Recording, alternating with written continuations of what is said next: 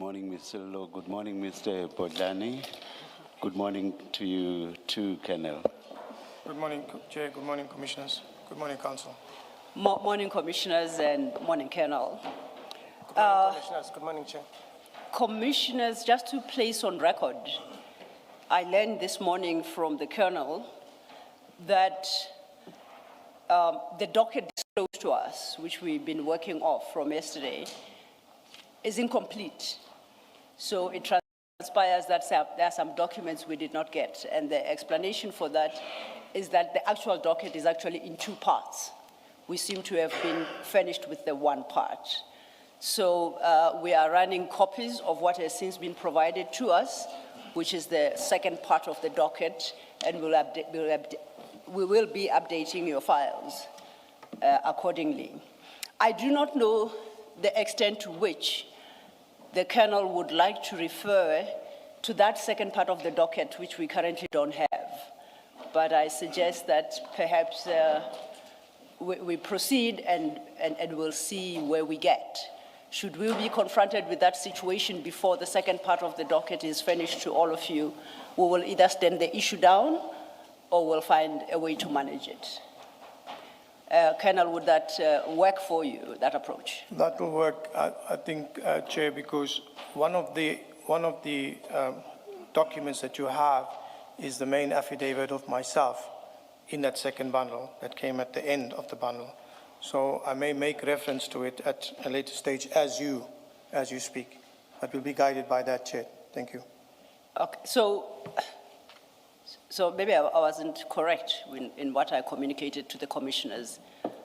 We might be missing, you say, some chunks within the docket. Because if we have the last one that I referred to, I had it, I think, as A32 in my files, which is what the commissioners have.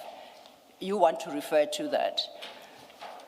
You are suggesting, if I understand, that we are missing. You explained that they go up to A36. And I thought that if our version goes up to A32, we therefore are missing 33 to 36. But you seem to suggest that there is more, or what I thought was missing, in fact, is in the file. So are you able to shed light exactly on what we're missing? It's okay. So it's all right. I paused. It's my mistake. I take care of Chair's word yesterday for the transcript, so I put back. You have 832. I think that is the main affidavit. So yes. The rest up to 836, we can deal with as we. You won't be needing them at least until tea time. Not necessary unless something comes to the fore from your line of questioning, then we can go there. But I think you have 832 and 819. So it's fine. I was under the impression you only had up until 827. Okay. Because that's the first disclosure bundle, and then the remaining came on the second disclosure bundle. No, thank you. That's fine. Then I think you accept my proposed approach.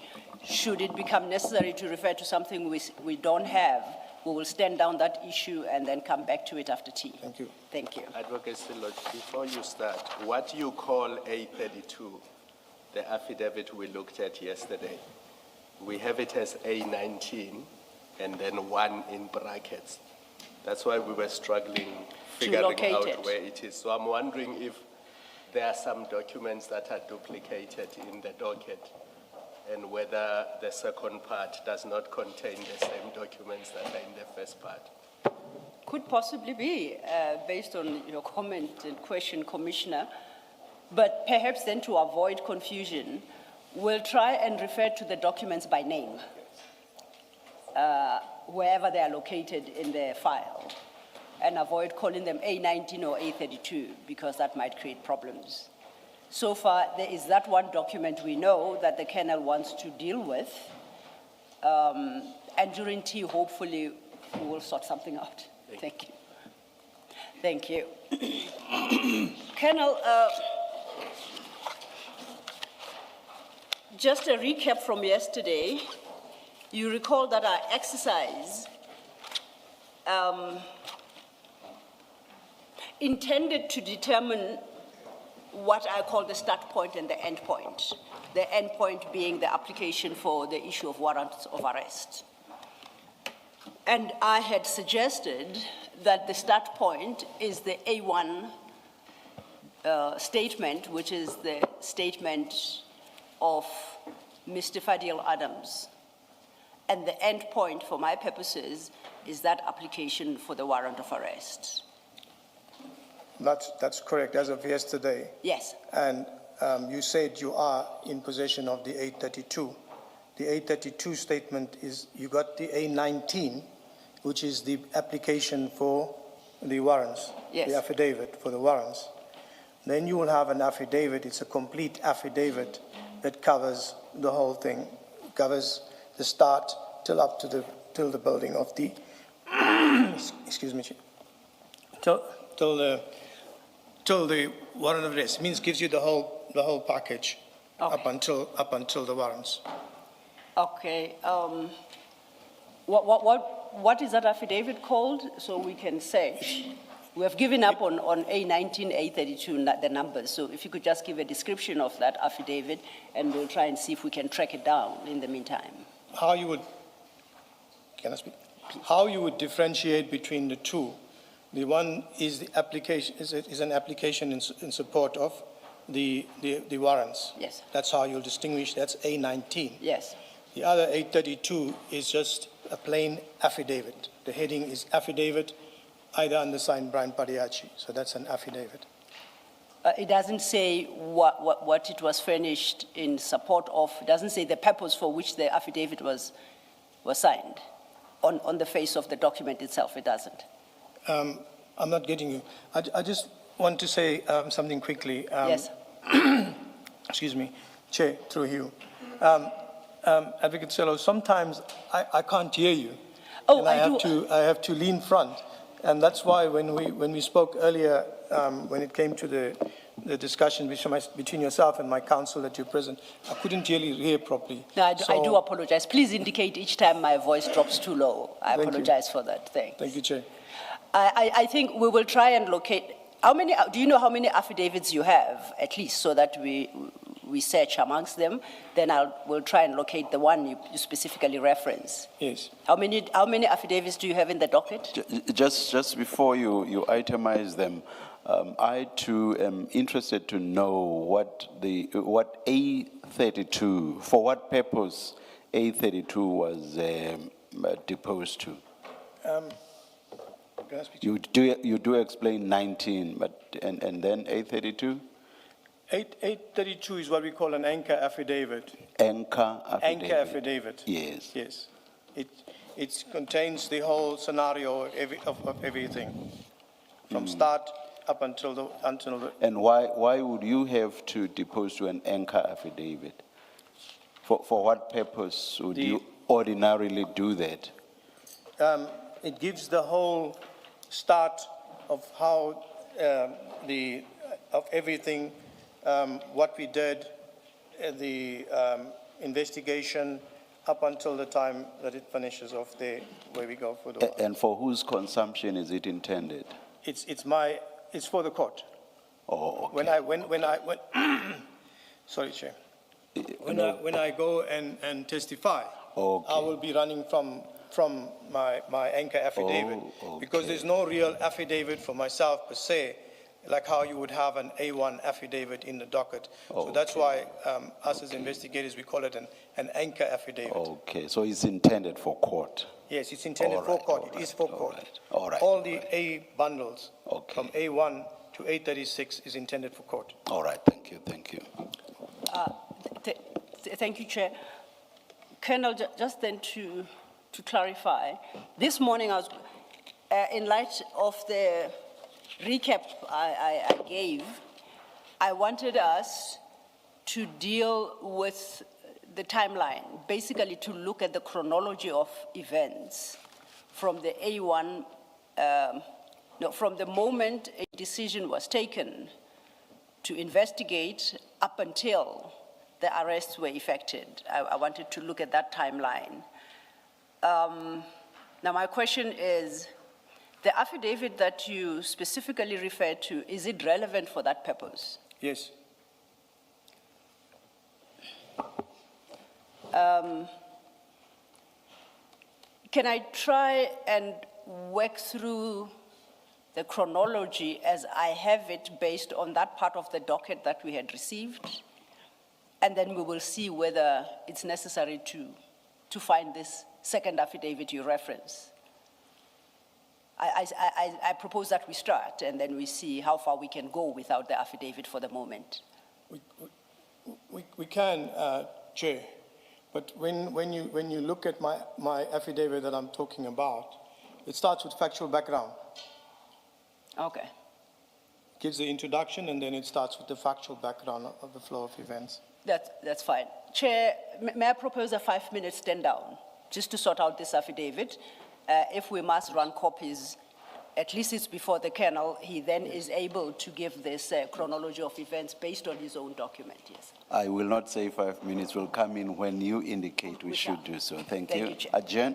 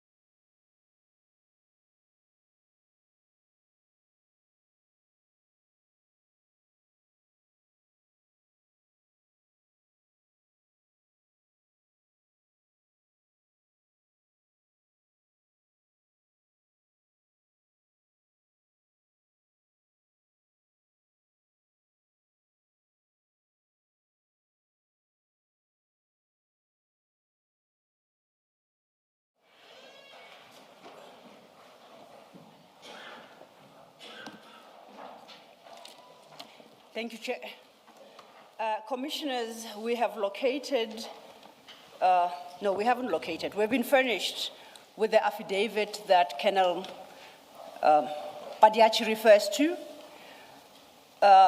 Just to confirm, Colonel, it's an affidavit dated the 11th of August, 2025. It's a 13-page document. It just names it as an affidavit. Is that correct? That's correct, Chair, Commissioners. For the record, can you describe the affidavit so that future readers will know which affidavit? How would you formally describe this affidavit, either by way of reference to purpose or otherwise? I will look at this affidavit, and I know for the greater out that side that they would not understand what an anchor affidavit is, but we call it an anchor affidavit, Okay. which gives you a background into the whole investigation. Thank you. And Commissioners, your exhibit file goes up to CJC 382. I propose, for the purpose of the record, we mark this affidavit CJC 383.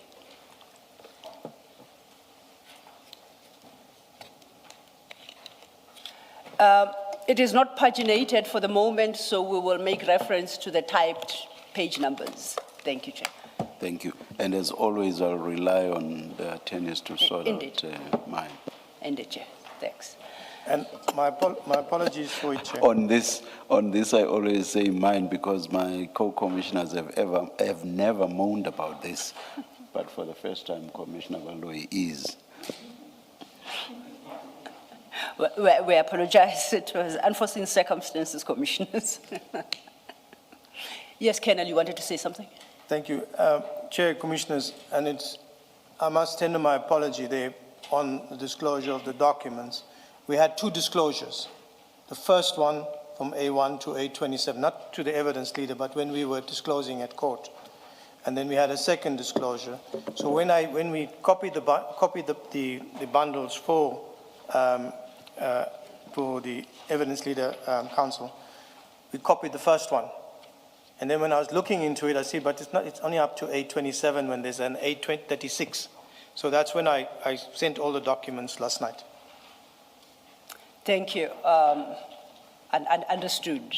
We have it now, so at least we have everything before us that would assist in determining the chronology of events. So I propose that we follow my chronology. You keep that affidavit to the side, and to the extent that you conclude that I have either skipped an important step in my chronology, which is reflected in this affidavit, you will reference the affidavit and then we shall include it. Would that work as an approach? Would that work? Okay, you distracted yourself somewhat. Okay, I'll try again. My proposal to you is we work off the chronology as I've prepared it based on the documents that I had. And if anywhere in that chronology or timeline, there is a step I miss because I didn't have a particular document, but that step is reflected in the affidavit we have just introduced, CJC 383, that's how we've marked it for ourselves, then please refer us to this affidavit and the particular paragraph or page that you would like us to take consideration of, and we will slot it in the chronology. Would that work as an approach? Yes, Counsel, I will point it out to you. Yes. The importance of it is that it gives it in chronological order, the factual background, how it started. Okay, then perhaps let's do it how it best works for you. I'm just quickly flipping through it to see the dates. You recall we start with a date sometime in December of 2024. That's my start point. It would have been the 27th of November, 2024, which is the date of the Section 27 affidavit. But you didn't see that one. You reference a decision made by the Case Evaluation Committee, which you say is in December 2024. So for the record, that's what we have, December, and that's my start date. Yes. So without going into the detail of the facts justifying the investigation, let's work through this affidavit and highlight the key dates that are important that you want the commissioners to have regard to. And I'll try and slot them into my timeline as we speak. Then we'll deal with my chronology of events. I'm happy to give you a first shot at this. Thank you. I remember that we are not dealing with who did what and when. We're just looking at the key dates, what happened on what date that is reflected on this document. Thank you, Council Chair. Thank you. Commissioners. I think it will give us a better understanding from when we started with the 27. And first of all, when it comes to the 27, as I indicated, I never received the 27. So there were people at management, legal minds, who made a decision that the investigation should be authorized. As a result of that authorization, we have the preliminary investigation, which comes down to our level. We are authorized to investigate the matter preliminary. So the investigation starts from there. It's a broad investigation from the briefing given by the Chief Criminal Investigator, who we directly report to. The briefing is done in the form of a briefing. This is the scenario. This is whatever is there. Do you want to give a date? Because as I understood it, Ms. Sillo is very much interested in dates. In dates? Yes. So, Commissioner, I cannot remember specific dates, but it was during December 2024. And as I must remind Commissioner that during a certain part of December 24 to January, I went on leave and I was out of the country. The investigation starts, preliminary investigation. Obviously, as an investigator, as I explained, that when something is given to us, it's an allegation. Sometimes the facts will be very, very minimum, but we have to investigate. So we start the investigation process, and when we, say for example, we start the investigation, and we find there, but there is nothing, then we will have to close the investigation because there's nothing. Or we cannot find anything to substantiate or support what is there. But if we find something, a crime that's been committed, we've already started the investigation, we've commenced with it. We will start now by proving, getting more evidence to support this crime that has been committed. So the preliminary investigation is what it's all about. That's why you'll find that some affidavits are taken in January, which is the start, but at the end of the day, when we look at it, the docket is registered in June, because the preliminary starts first. The investigation starts first and it builds up until the time when you are saying, okay, it's now a full-blown investigation, right, and we're going to start, we need to register this docket. So because IDAC does not have its own case dockets of IDAC, we use the SAPS dockets. So you would go and you would register the dockets, and you've taken a statement in January, but your docket is opened in June. So on your preamble, I call it the 3MA and 3MB, your preamble that we were discussing, that has to be completed. It's for the administration of the docket purposes on the system at the station. So therefore, you will have an affidavit that is taken earlier on, but it's in the docket or attached to the 3MA, 3MB. And that was the thing with the date there. So move on from... Sorry, before you move on, Commissioner? The preliminary investigation, what you refer to as preliminary investigation, is that the part that falls under an inquiry? Inquiry. Remember you mentioned an inquiry and you said it has its own number and Yes. own file. That's correct. Okay. And to add on it, Commissioner, that inquiry doesn't have a CAS number. It will have a CIN, what we call it, a reference number. So whatever we do or whatever we do, if we have to travel somewhere, the reference is that that's here. And if we take and apply for a summons or documents, that's the reference number. But once the case docket is registered, that inquiry number will fall off, and you will start using the CAS number. So that's the start. The investigation starts. There are allegations that are made. So the next step is to now go and look for supportive evidence. You will subpoena documents. So that is exactly what we did.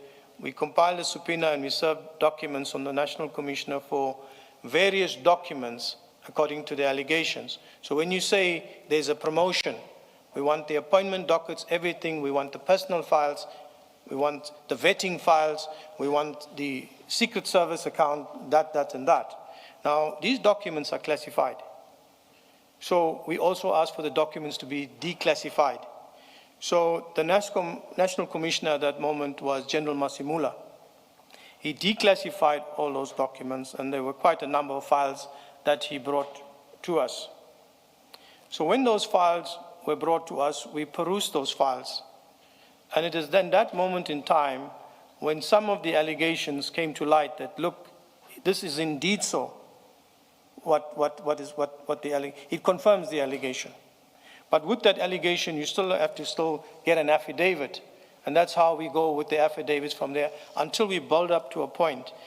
Now, Chair, Commissioners, we do the investigation. After we're done with the investigation, it is presented to the prosecutors.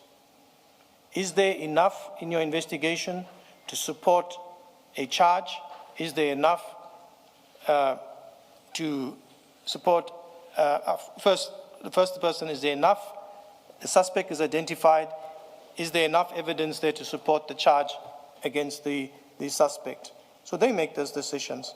Either they take what we give them and use it, or they reject it, or they say, go further, and this is what further we need.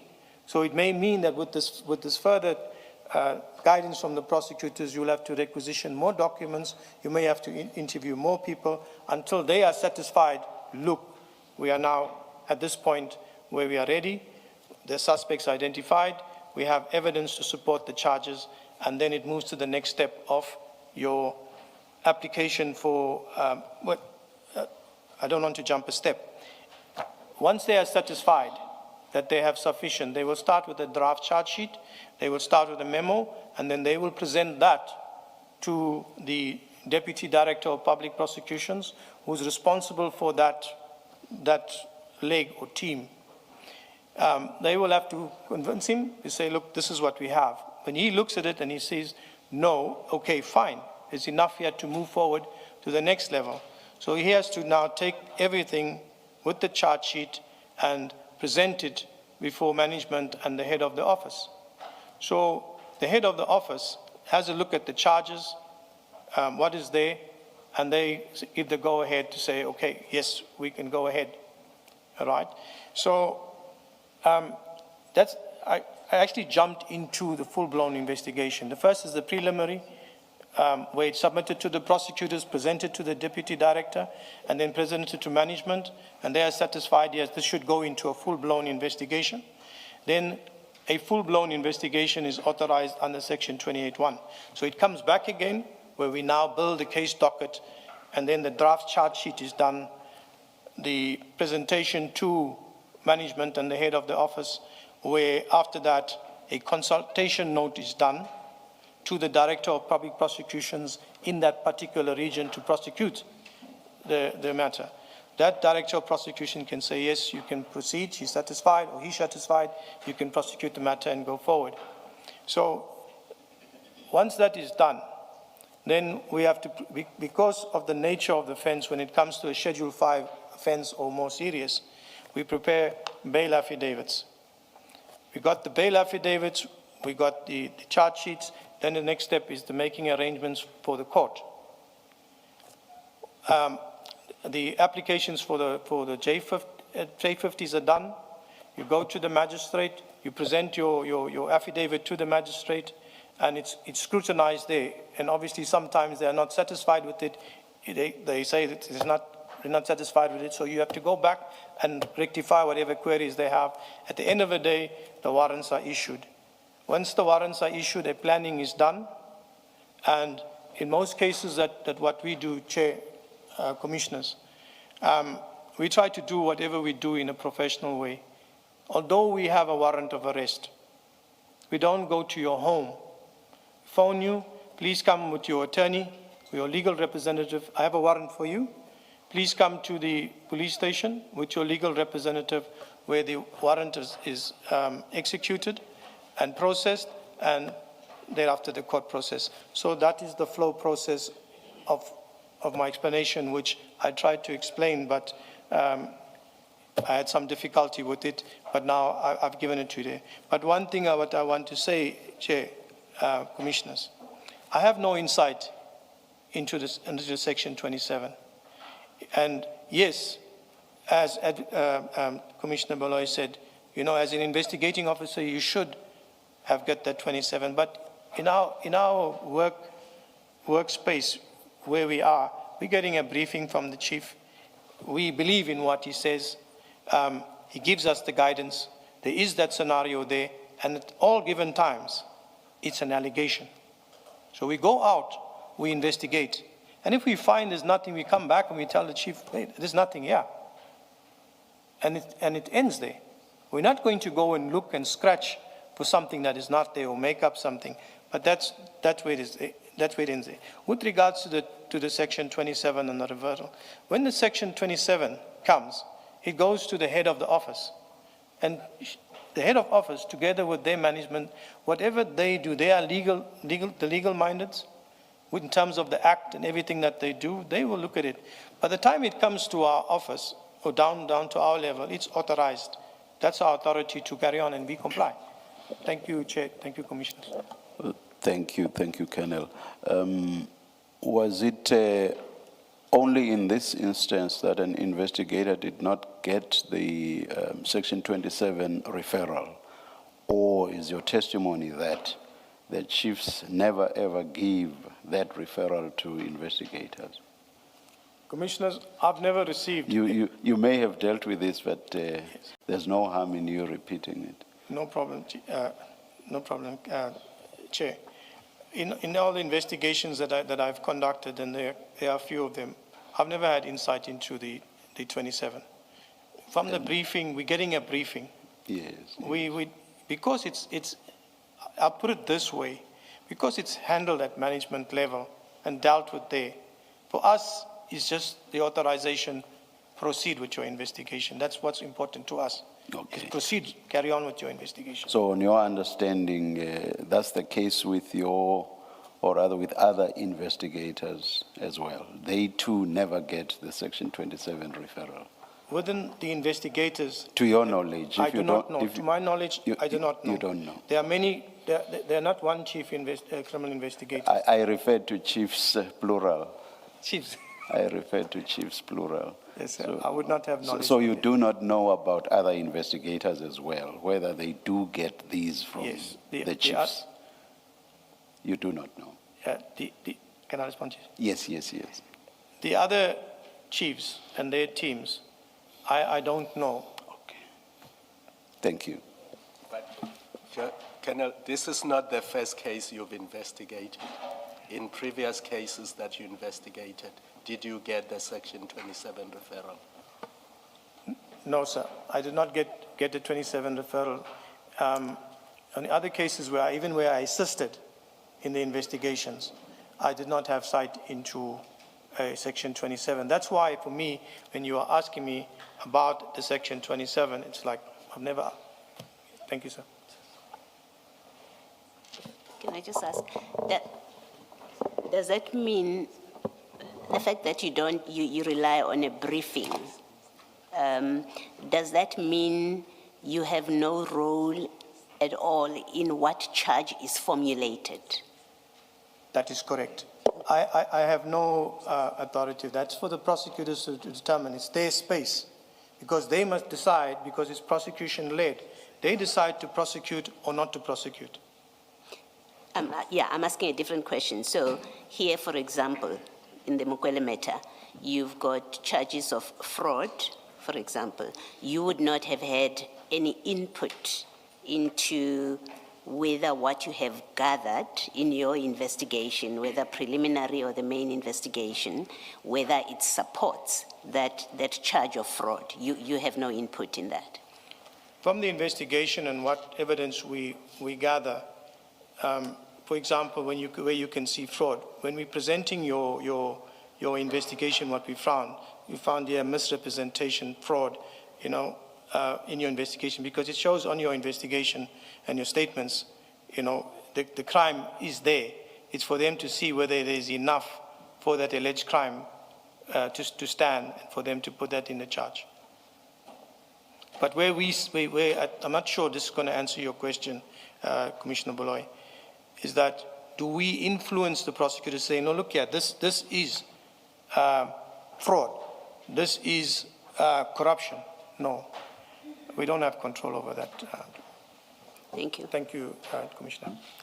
Thank you, Commissioners.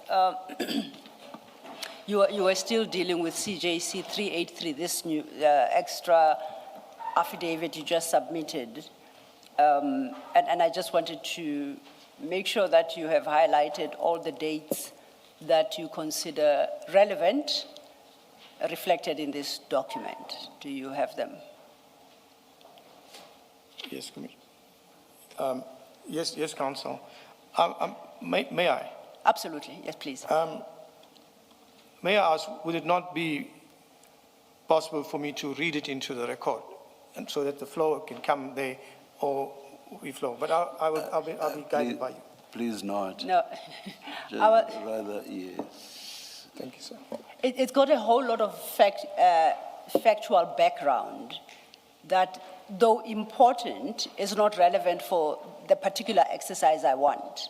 But I assure you, we will get to the factual issues that are reflected here, because I intend to deal with them during the course of the day. Just not now. Right now, it's just dates issues, to know what happened on what date. So is there anything in this affidavit? I don't see a date necessarily, but I could very well have missed it. Do you see a date that between December 2024 and June 2025, when the members of the panel were arrested? Is there any date in this particular affidavit that I should have regard to and make sure that I do not skip in setting out my chronology? I think I will be guided by you, Counsel, Okay. when you come to specifics, and then we Okay. can look to see if there's a date, or All right. can you remember a date, and then I will respond accordingly. Okay. Just then to remind ourselves, if you look at section 27 affidavit, which that would be at page 512.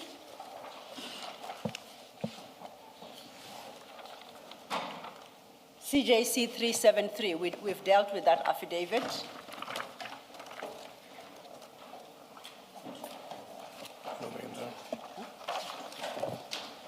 Yes, file 2. File 2.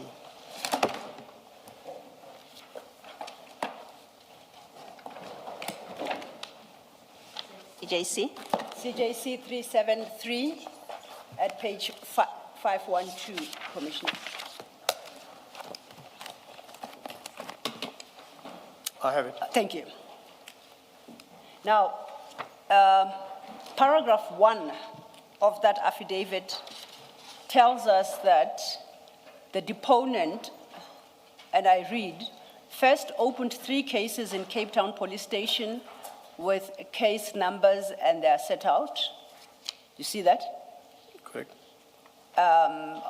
It's on your version, the case numbers are not blocked out, so you can see. And Yes. all of them bear, you remember that middle, in the cast number, that middle number, they all bear the number 10, which means October. That's correct. So they were all, the 3 we now know were opened in October. That's correct. Then the deponent deals with other issues. Do you know the dates on which these dockets were opened in October?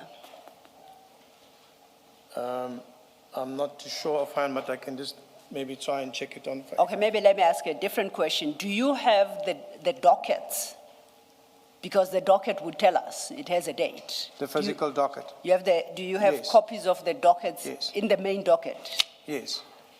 The docket you disclosed to us? No, that docket was not disclosed to you. Okay, The original dockets that were opened by Mr. Adams has not been disclosed to you. Okay. So I did think that I couldn't locate them in what was disclosed to us. So I propose another way of trying to determine the date, because that date becomes important. You have by your feet another file. It's Mkwanazi annexures. And we are looking for MK15 in Mkwanazi annexures.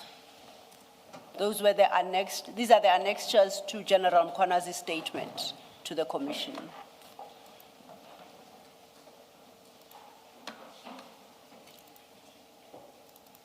And we are looking for MK15.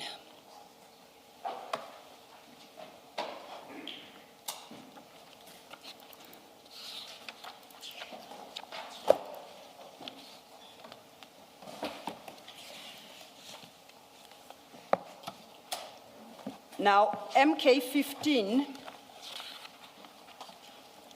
is a report by Lieutenant General Jacobs,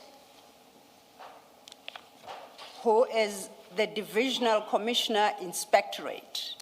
If you go to page 271, 270, that's where it starts, that's the cover page, and at 271, at the bottom, it gives his designation. This report you'll see is dated the 30th of July 2025. That's correct. But this report records everything according to General Jacobs that transpired from the moment they, as the inspectorate, became aware of the issues that are referenced in the Section 27, particularly the dockets opened in Cape Town. Yes, please, go ahead. Council Chair, Commissioners, when I looked at the documents I think you sent yesterday, additional MK, whatever, on that I've only have 2 pages. I do not have the remaining part of it. No, they were not sent yesterday. I didn't send any documents yesterday. There were documents. I think they were provided to you updated documents which on I saw. Friday, together with the exhibit bundle given to you on Friday. There was an email that came with updated documents and it said MK, but I'll try and Okay, yeah. let's not unduly detain ourselves. I'll accept that you only got 2 documents, Yes. 2 pages Yes. of a bigger document. I don't know how that transpired. We will see where the glitch was in their administration. But for the moment, let's work off this document. We will perhaps have to go slower to give you an opportunity to wrap your mind around the contents of the report. Okay. So then just to give you perspective, as you see, I don't know which pages you got the 2, but this is the report of the Inspectorate, Lieutenant General, the Inspector of the Inspectorate, if that is the one, Lieutenant General Jacobs. That much you were able to deduce from the documents you got, the 2. Yes, Sorry, that's Mr. Lilo.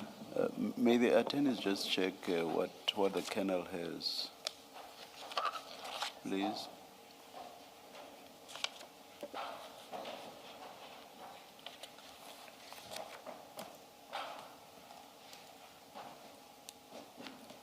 That's the document. Chair, I think the kennel is looking at the actual annexure bundle, so it would be the complete MK15. What I understood the kennel to point out is that when this document was shared, MK15, the annexure, was shared with him for purposes of preparation, he only got 2 pages of the entire bundle.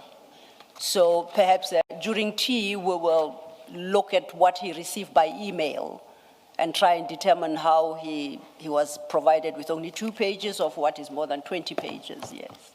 Okay, so he's got what we have, but Yes, in what he has before him now. in a different bundle. Yes. Do you agree with my explanation, Colonel? Council. Oh, no, I was saying, do you agree with the explanation I provided to the commissioners, which is the file you have before you Yes. is the original annexure MK15 and should be complete for our purposes, and that the point you raised earlier was that the same annexure, when was shared with you previously for purposes of preparation, you appear to have received only 2 pages of that. That's correct. Yes. So I was proposing to the chair that during the tea break, we'll try and see how that came to be. And I apologize for that to the extent that it may have happened. And that being said, Council, that I haven't had insight into it, I'd like to have the opportunity of looking at the annexures, and unless you're going to, if you're going to deal with it now, I'd like to have insight into it, because what I'm looking here specifically is the date. I'll take you to the date. May I make this suggestion? If you have something else you may deal with, why don't we do that and give the Colonel an opportunity over the tea break, perhaps? Yes, my but difficulty. If you have no difficulty doing it that way. I have a huge difficulty, unfortunately, Chair, and as the Colonel was speaking, I was trying to think very fast if there's a solution to the problem. The problem is the docket as it stands. It's very difficult to determine the chronology. What I've been able to establish in preparation is the chronology from October 2024 to, as I said, I'm aiming for June 2025. And one of the best annexures before the, on record already is MK15, which is what General Mkwanazi submitted. So May we stand down for him to acquaint for himself. 5 minutes for you, Mr. Bodlani, and the Colonel to have a discussion and see how long he would require to go through whatever material. We shall This exhibit and whatever else. We shall do so, Chair. I'm happy to. We'll come back when you indicate. Thank you, Let's Chair. adjourn.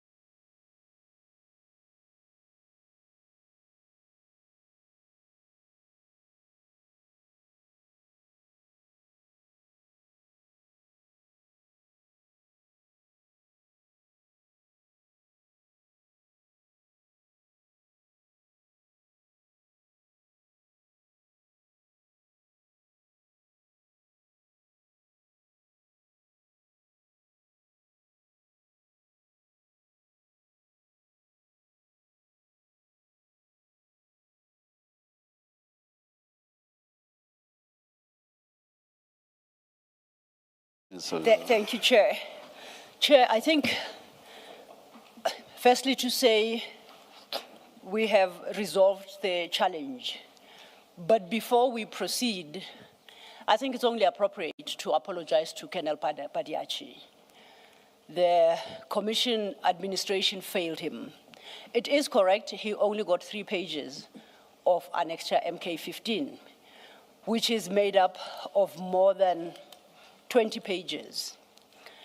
Technically, what appears to have happened is somebody decided to draw out only the first 3 pages of Annexure MK15 and provide him that. And that basically are the cover pages to the report that we still need to engage with. The dates that I wanted to reference in order to determine our timeline are included in the annexes to that report. The purpose, as the chair would, the commissioners would appreciate, of giving the witnesses the documents the evidence leaders intend to rely upon ahead of their appearance is to enable them to familiarize themselves with their contents and to consider them in the context of their own testimony. Now, we were denied that opportunity because of this administrative problem. But most importantly, it serves 2 purposes. We don't intend to prejudice witnesses. It's to make sure that the witness is fully appraised of the documents that the evidence leaders will rely on. But most importantly, it does not assist the Commission when we, quote unquote, spring such documents on the witness and hope for a meaningful engagement. So, Chair, I think before we proceed, it's appropriate I place that on record. Colonel Padayachee was quite correct. That's what he received. I don't understand how, but this is where we are. But I think he's deserving of the Commission's apology. Thank you, Chair. Which you are tendering. Which I'm tendering unreservedly, Chair. I think. Thank you, Mr. Lolo.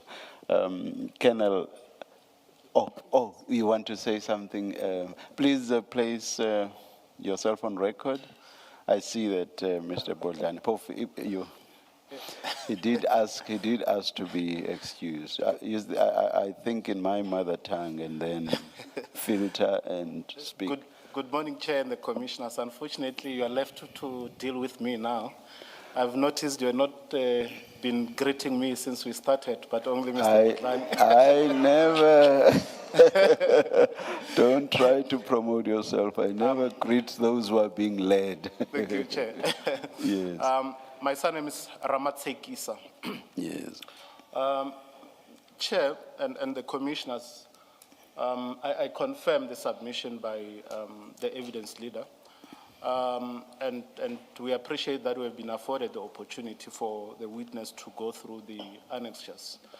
And the witness is saying that it's not yet done, and he was asking for a bit of few minutes just to complete perusing the documents that he has been given.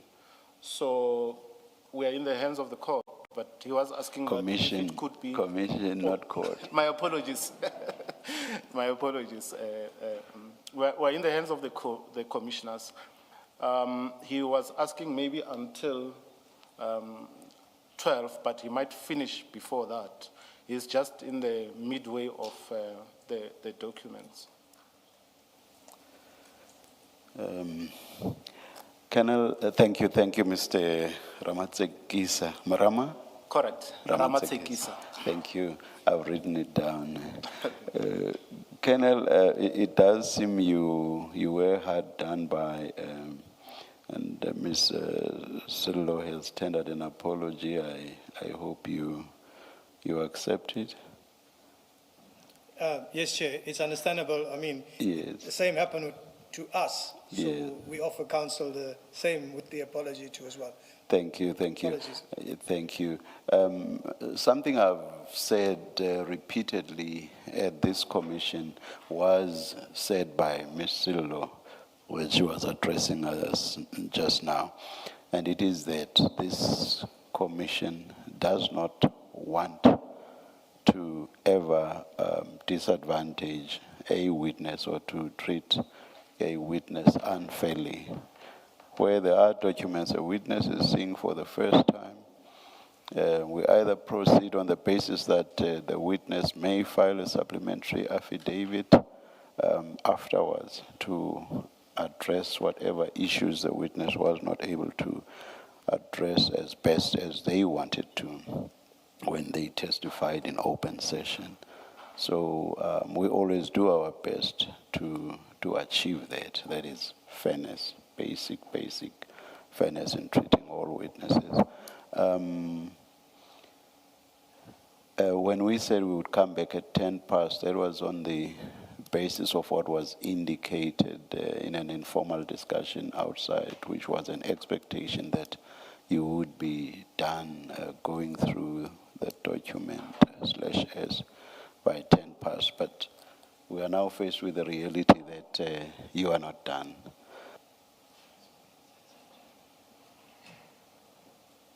Sorry, how much longer, or should we just adjourn and come back when it's indicated to us? What should we do? Should we, how much more time do you require? I don't think it's, can I speak, Chair? Yes, yes. Chair, Commissioners, I don't think it'll be much time. So as you always indicate, when you're ready, call us back. But aren't you see where you are and you see what's left. Please indicate how much longer you require. Perhaps 20 minutes. 20 minutes.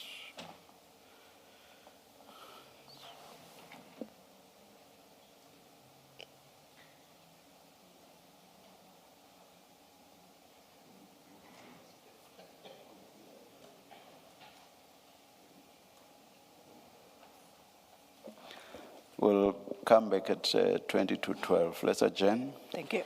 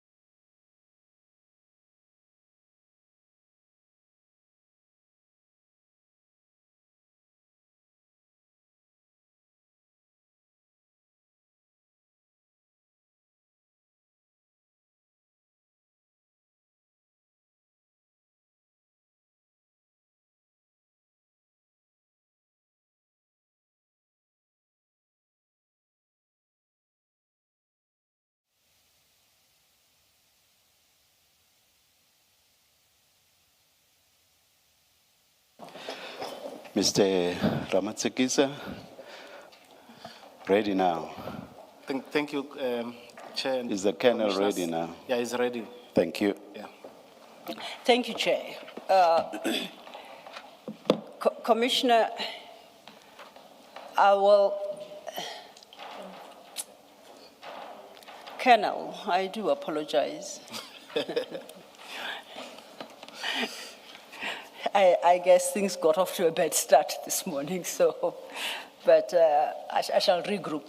Colonel, as you now have become familiar with this annexure MK15, you do notice that it's actually a report in its entirety. It's a report of Lieutenant General Jacobs, as I'd indicated, dated the 30th of July 2025, and you were able to establish that attached to that report are a series of annexures that he references in his report. So, in working through this annexure, MK15, I will jump to specific documents for purposes of my timeline. You remember we still try to establish the timeline, and I do apologize that we're only starting to do so now. Please bear in mind the affidavit you submitted in the morning, CJC 383, so that if I skip any particular event in my timeline, we can pick it up from your affidavit. The one that you submitted this morning. Mike, please. Your microphones. Thank you, Chair. Thank you, Commissioner. Yes. So the one you submitted this morning, and for the record, we marked it, we give each a specific marking, exhibit number. So it's CJC 383. So I'm saying as I work through my timeline based on the documentation I had, if there's a specific date that I miss somehow, and it's contained in your affidavit, please feel free to refer me there, and I shall include it in the timeline. Your anchor affidavit, as you called it. Thank you, Chair. Okay. So now, you recall we referenced, I think, paragraph 1 of Mr. Adams's Section 27 affidavit to know that he said he opened the dockets in Cape Town in October. That's correct. Now, as you saw in this annexure MK15, there are cover pages of those dockets, and I would like to refer to the first. The first is at page 303, and that same pack, MK15. And that it's got a case number. What's important for my purposes there is the date on which it's opened. And that should read, it reads on my copy 20/24/10/29 at 1430, I think. You confirm that? I confirm. So that's my first date. I've confirmed that the first docket in Cape Town was, or at least that one of the dockets in Cape Town was opened on the 29th of October at 2:30. I then have the next one, which would be at page 305. And that too bears the date of 29th of October 2024 and inserted a timestamp of 1430. I confirm. The third then would be at page 308.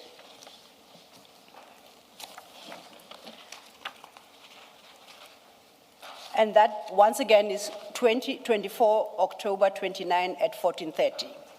I confirm. So now we know our Cape Town dockets were opened on the 29th. I then try to understand the next date. The next date would be when Mr. Adams, as he indicates in his affidavit, came to Gauteng to open what now we call the Orlando dockets. Unfortunately, I don't have those dockets.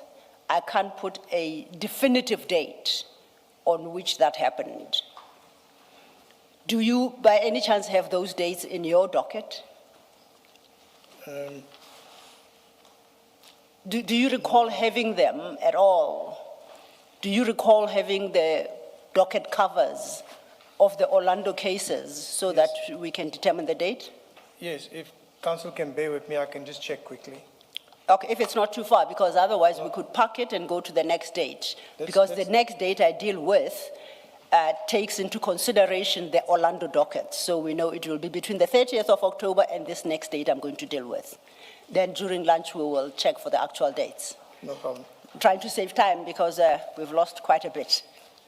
Okay, then the next date I have, we're still with MK15.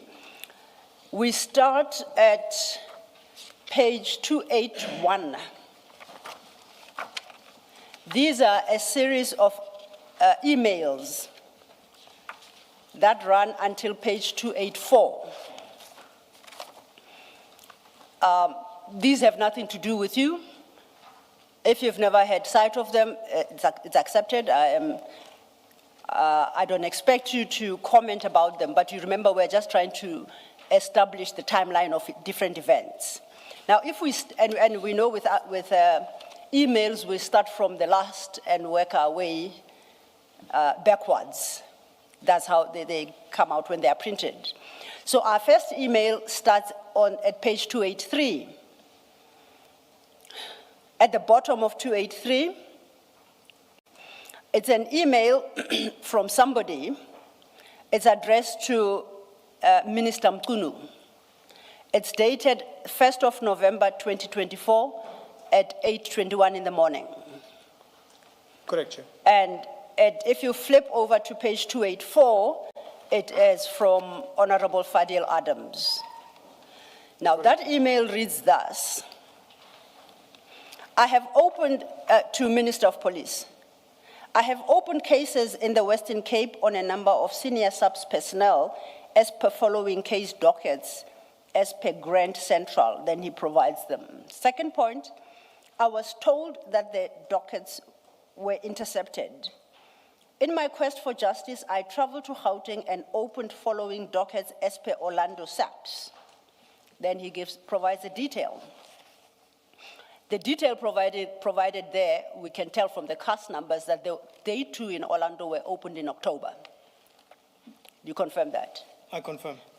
Then he continues, however, I've also been notified that the Gauteng Police Department has followed the same modus operandi as the Western Cape PC and is interfering in the investigative process.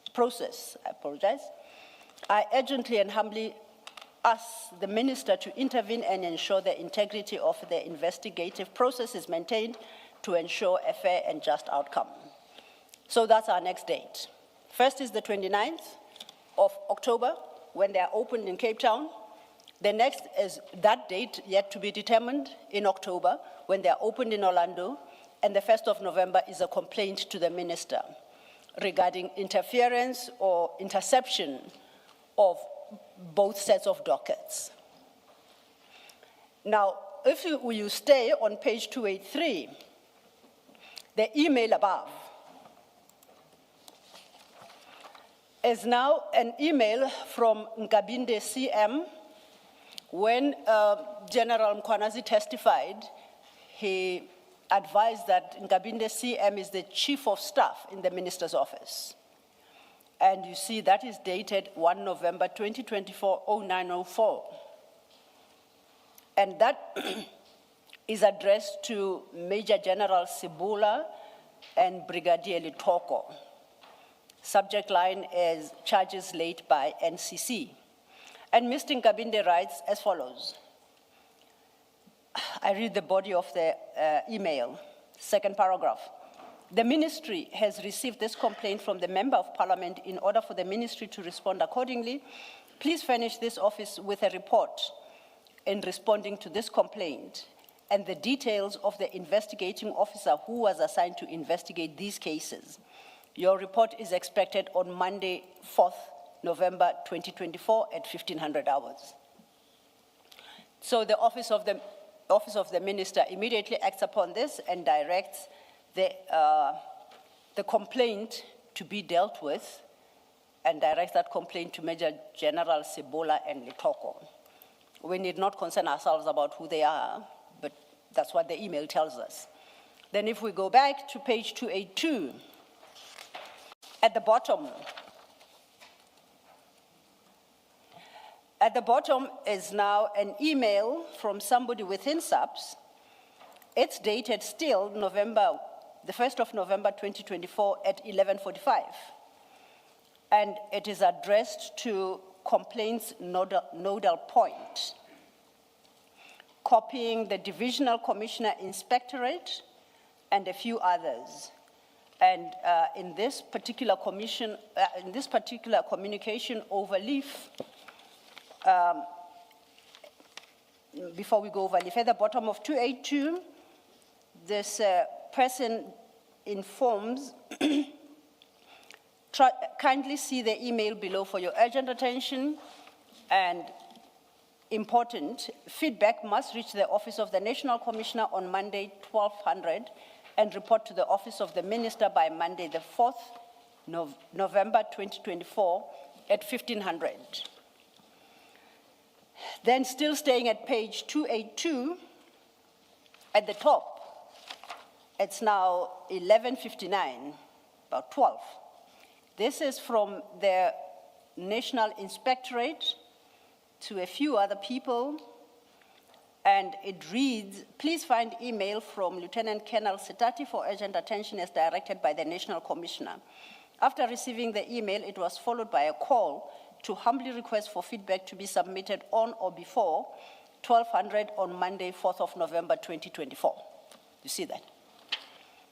Then lastly, at page 281,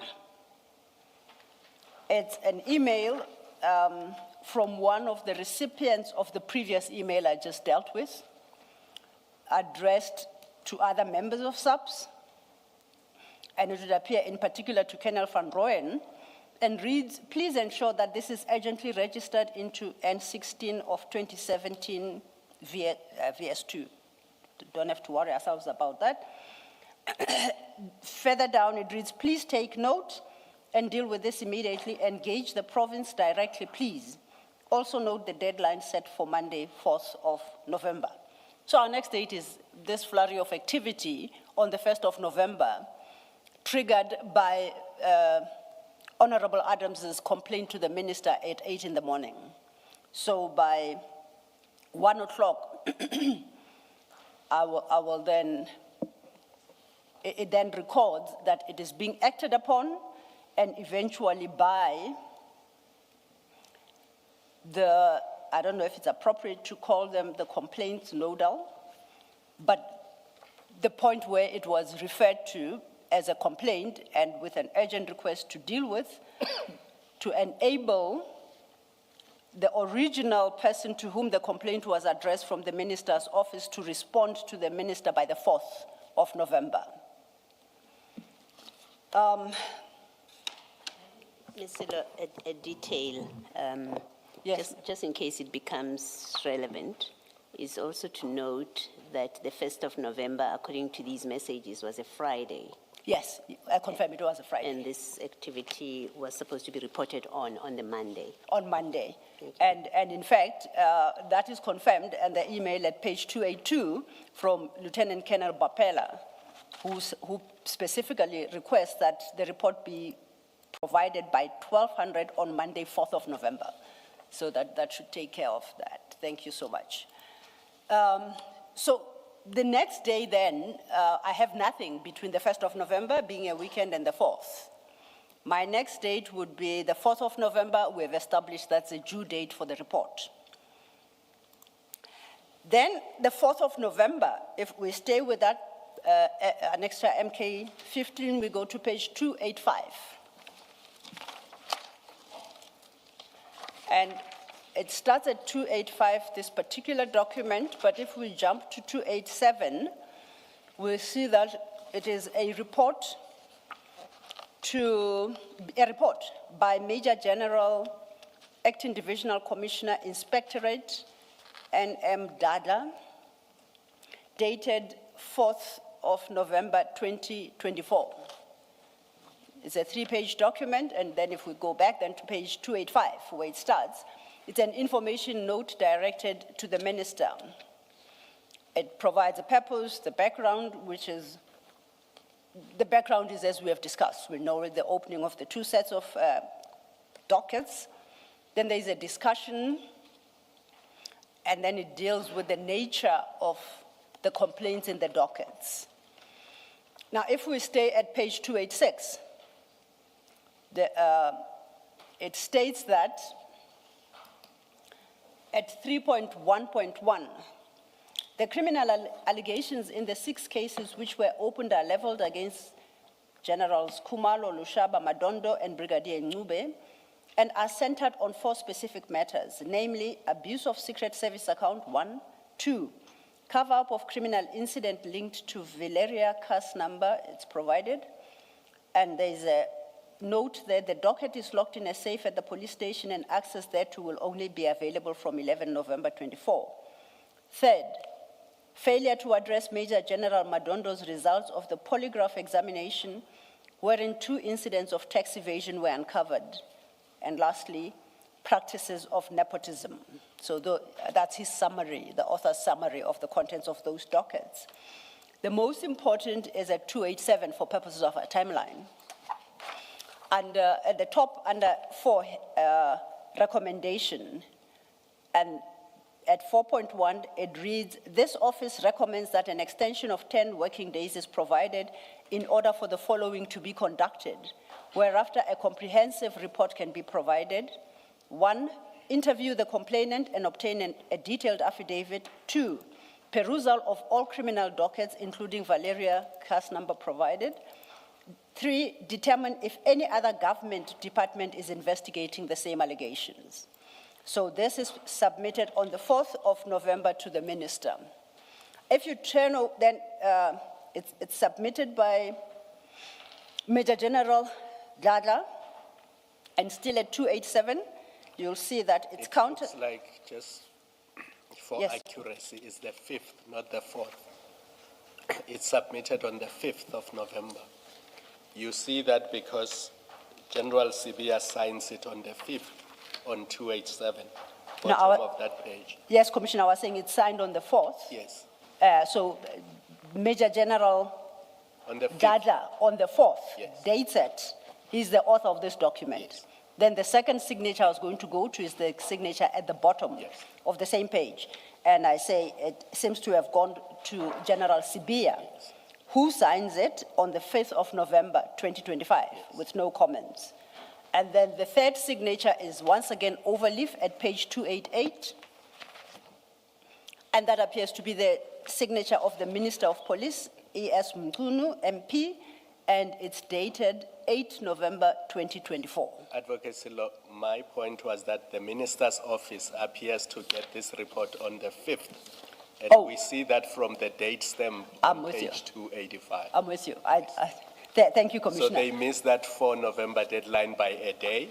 Indeed. And then on the 5th, the stamp suggests On that the that's first when page. the minister's office received it. I misunderstood you. I thought it was the date on which Major General Dladla signed, so I was reading the 4th. I completely agree with you. It would appear then that after General Sibia had signed, it then presumably got to the minister's office where it bears the receipt stamp of 5th November 2024. And then the minister's final stamp, final signature at page 288 on the 8th of November 2024. Now, where the minister signs, there is a space for comments, but he doesn't seem to have made any comments. Now, whether or not the minister granted the request of an extension, I don't know. I can't tell from this batch of documents. So I then look for my next date. And my next date would be the 11th of November. But that one now I find in a different document. And it's the second annexure that you were supposed to have been given, together with MK15, but unfortunately we're not. It's MK16 in General Mkwanazi's annexure bundles. And that MK16 is a 2-page document, mercifully. And it's the other document you had opportunity to consider. Now, this document it's page 310 of MK15. This document is, if we go to the second page of that, second page of that, it's signed Mtokozi Ngabinde, Chief of Staff, Ministry of Police, and it's dated 11 November 2024. Now, when we go to the first page of this particular document, it's addressed to the Investigating Director, Brooklyn, and the subject line is referral and request for investigation in terms of Section 27 of the National Prosecuting Authority Act, Act 32 of 1998, read with the National Prosecuting Amendment Act, Act 10 of 2024.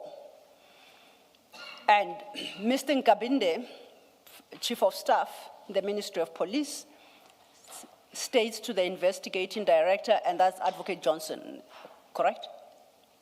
That's correct. Yes. States, attached here to please find for ease of reference a copy of written correspondence addressed to the Honorable Minister of Police, Honorable Senzo Mgunu, by Member of Parliament, Honorable Fadiel Adams. The allegations contained therein implicate very senior members of the South African Police Service and are viewed in a serious light, and case dockets were registered as follows. Then he provides one Langlaagte case and 3 of those Orlando cases that Mr. Adams registered between the 29th of October and the 1st of November. And overleaf, most importantly, it concludes, Honorable Fadiel Adams was advised by this office to await your decision in this regard. So this document purports to refer Mr. Adams's complaint to IDAC, specifically to the ID. You note that. I say you note that. I note. Okay, thank you. Counsel. My next date. I may have missed it. This letter from Mr. Nkabinde refers to a Langlaagte case number. Did we deal with it when you were doing the dates? Is it one of the cases? There are 3 Cape Town cases, there are 3 Orlando cases, and there is a Langlaagte case that we don't deal with because the complaints that culminated in the charge against General Khumalo and others seem to involve the Cape Town and Orlando cases. There is also a 2022 Valeria case referenced, but once again, we don't deal with the contents of that particular docket because it's not relevant to the charges. But yes, there is a Langlaagte case. I don't know if the Colonel has a better understanding of what that case was about, but we know of its existence. If I can explain these case numbers, it is a mess in the sense that when you look at the actual docket, it says Valeria case 403, 404, 405. It's from the way we look at it is that he went to a station and he opened those dockets there, but they were in a different police precinct. So this Orlando station was supposed to forward it to the respective station which it belongs to, and then they would register it under their station name. So that's why when you look at, I see Orlando CAS 402, but I know the docket as Valeria CAS 403 and 404. I know them as Valeria. But when you check in the Valeria CAS system, these CAS numbers don't exist. It's because it belongs to another station, not Valeria. So the docket cover is written Valeria 403, and it did cause a bit of confusion for us because we were looking at and investigating Valeria CAS 403. And when we get to the station, after we finalize everything and we're going onto the system, we find it's not Valeria 3, but a search on the system corrects that case number to Valeria case, for example, 278 of 10, same month, same year, but just a different station, and both the dockets match with each other. Okay, all right. Maybe then let me just ask my question this way. The Langlaagte case number, is it one referred to in the affidavit, the section 27, Adams affidavit? I guess that's what I was trying to clarify. Where does it In the come section from? 27 affidavit? Yeah. I don't believe so. That is CJC 373. Yeah. At paragraph 1 of that affidavit, Mr. Adams refers specifically to the Cape Town cases with their case numbers. And beyond that, at paragraph 8, yes, he states, a few days after I opened the 3 cases at Cape Town Police Station, I decided to go to Gauteng. And I went to Orlando Police Station where I opened another 3 cases based on the 3 cases I opened in Cape Town. I did this to ensure that what I had reported in Cape Town doesn't disappear. I also opened a separate case at Langlaagte Police Station, and that's where he stops. He doesn't say what the Langlaagte case is about. That's as much as we can establish about that one. So unless there's another section 27 affidavit, Mr. Nkabinde would have obtained this, which contains a Langlaagte case number.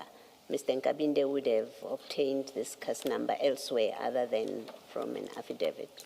I guess it's a question for him to answer. Yes, where he got that. In fact, I think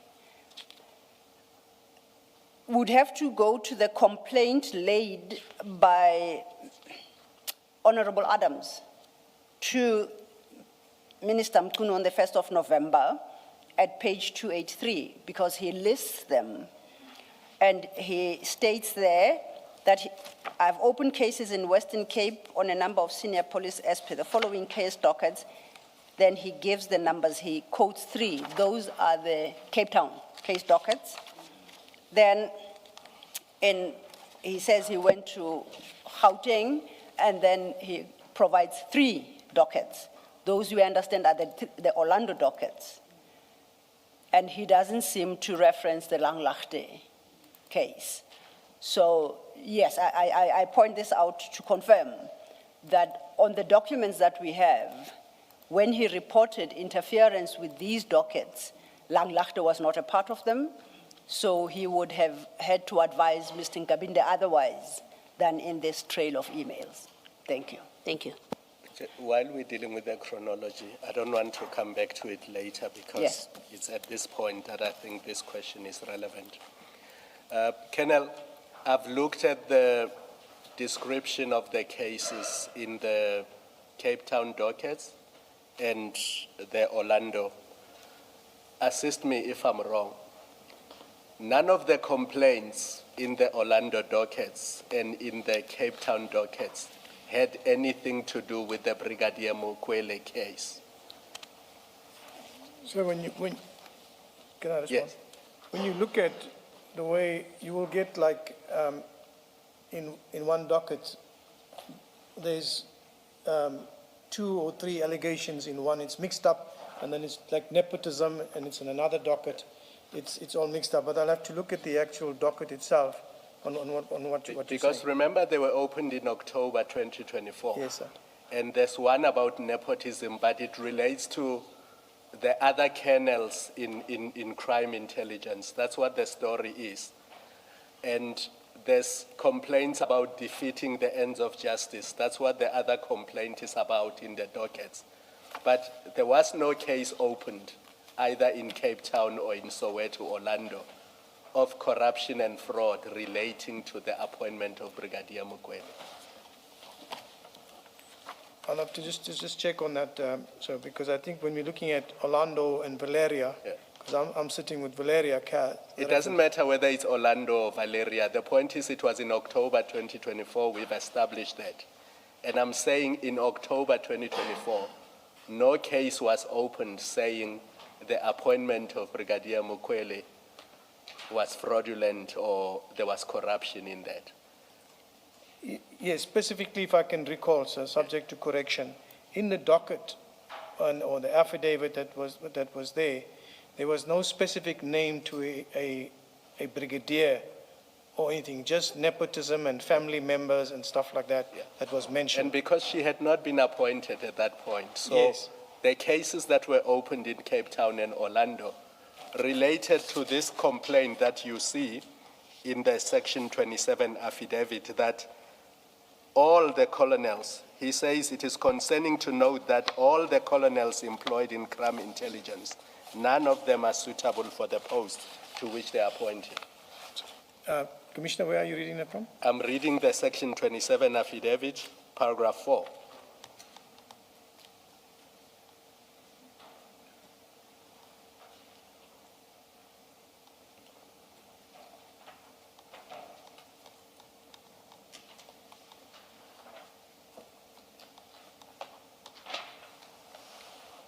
Colonel, maybe we can do this in it's the... fine. It's fine, sir, I'm with you. Yes, in the interest of time. If I am wrong that the Cape Town cases and the Orlando cases did not concern the complaint about the appointment of Brigadier Mokwele, you can, after lunch, I assume you would have looked at this after lunch, you can say to me, Yes. Commissioner, you are wrong. That was one of the complaints in the dockets, or you are correct. None of the dockets had to do with that case. Yes. I will respond to you then, sir. All right. We've made a note of that, Commissioner. We'll look into that. So the next date I'm able to locate is the date of the 20th of November. And now I ask us to go back to MK 15. So we are done with MK 16, which is that referral letter, quote unquote. We'll come back to it in a different context, but for the moment, at least we've established a particular date there. My next date I could locate is the 20th of November, 2024. And that date is at page 289 of MK 15.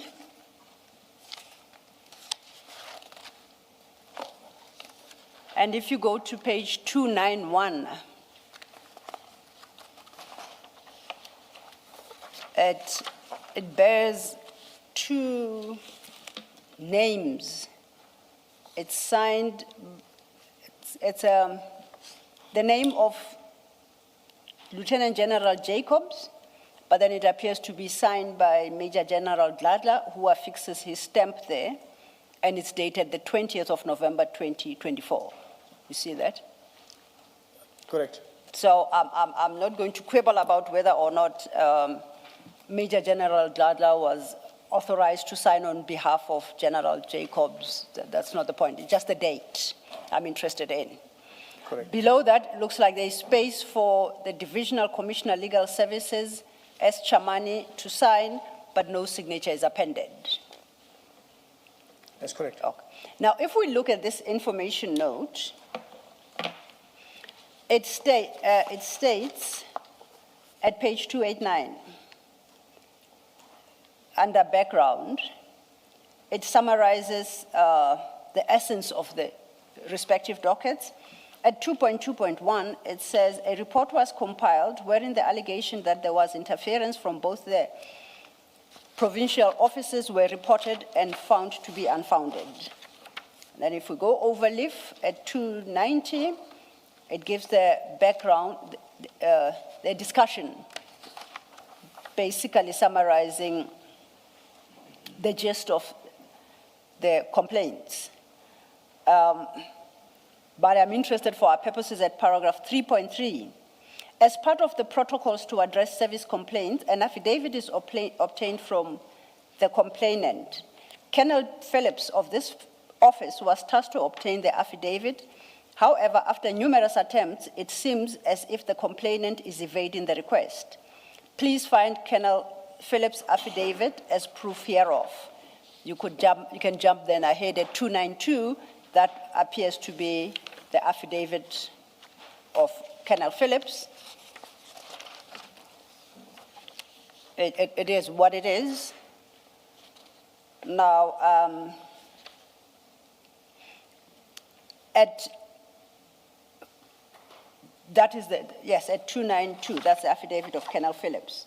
Staying with this particular document, at page 290, it concludes with a recommendation at 4.1 and states, due to the sensitive nature of the allegations which has been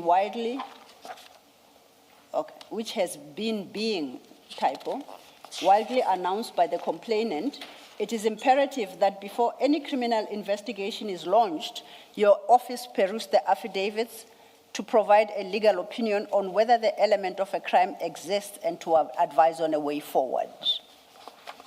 And overleaf at 4.2, the author states, if your office is in support of the request, please find the dockets for perusal. So we are now on the 20th. On the 20th, within... And this is addressed to? And this is addressed to the Divisional Commissioner Legal Services. SAPS. SAPS, within SAPS. My understanding of this chain of correspondence is the inspectorate is still seized with the complaint and trying to establish facts and to determine the complaint as proffered by Mr. Adams. And for that purpose, at this point, they are now seeking a legal opinion from internally from the SAPS Legal Services Department. So that's where we are at. Correct. By now, they have failed, according to Colonel Phillips, to meet with the complainant, being Mr. Adams. And most importantly, before we leave this document, in 3.2, it notes, and I quote, the affidavits in the dockets are basic and in the opinion of this office lack the elements of a crime. The author expresses that view, sends the dockets to legal services and say, can we get an opinion whether or not what is in the dockets discloses a crime? You agree with that? Crime was in 3.1. Yes, as summarized under 3. I don't know the crimes. Yes. Because 3.1 has got a number of complaints. Yes. As I read them out from the other document, but those are basically the crimes. It would appear they were able to deduce from the contents of the respective dockets. Yes. Expresses a view, as I say, at 3.2, it says the dockets are basic and in their opinion lack the elements of a crime, but directs all the dockets to legal services for an opinion. Okay? That's correct. Then we get to our next date, and our next date is the 21st of November. That is the date on the referral affidavit of Mr. Adams. We dealt with it. Annexure CJC 373.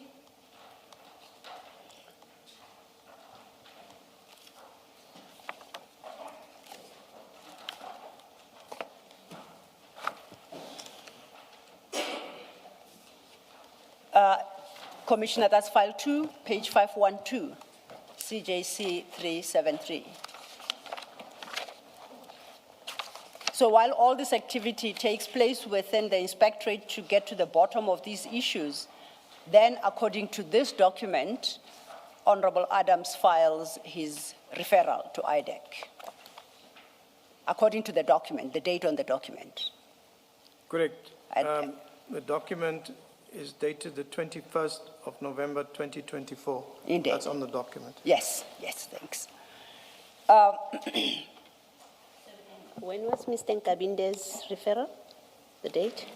MK 16, that is dated the 11th of November 2024. So it would have been before the date of Mr. Adams's affidavit? Indeed. Thank you. According to the documents, yes. Then we have the 6th of December.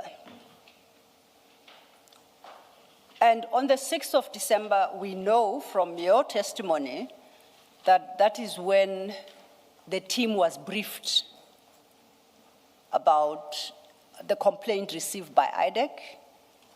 And if I recall, that's when the investigation team was constituted, and you learned that you were one of the investigators or the lead investigator.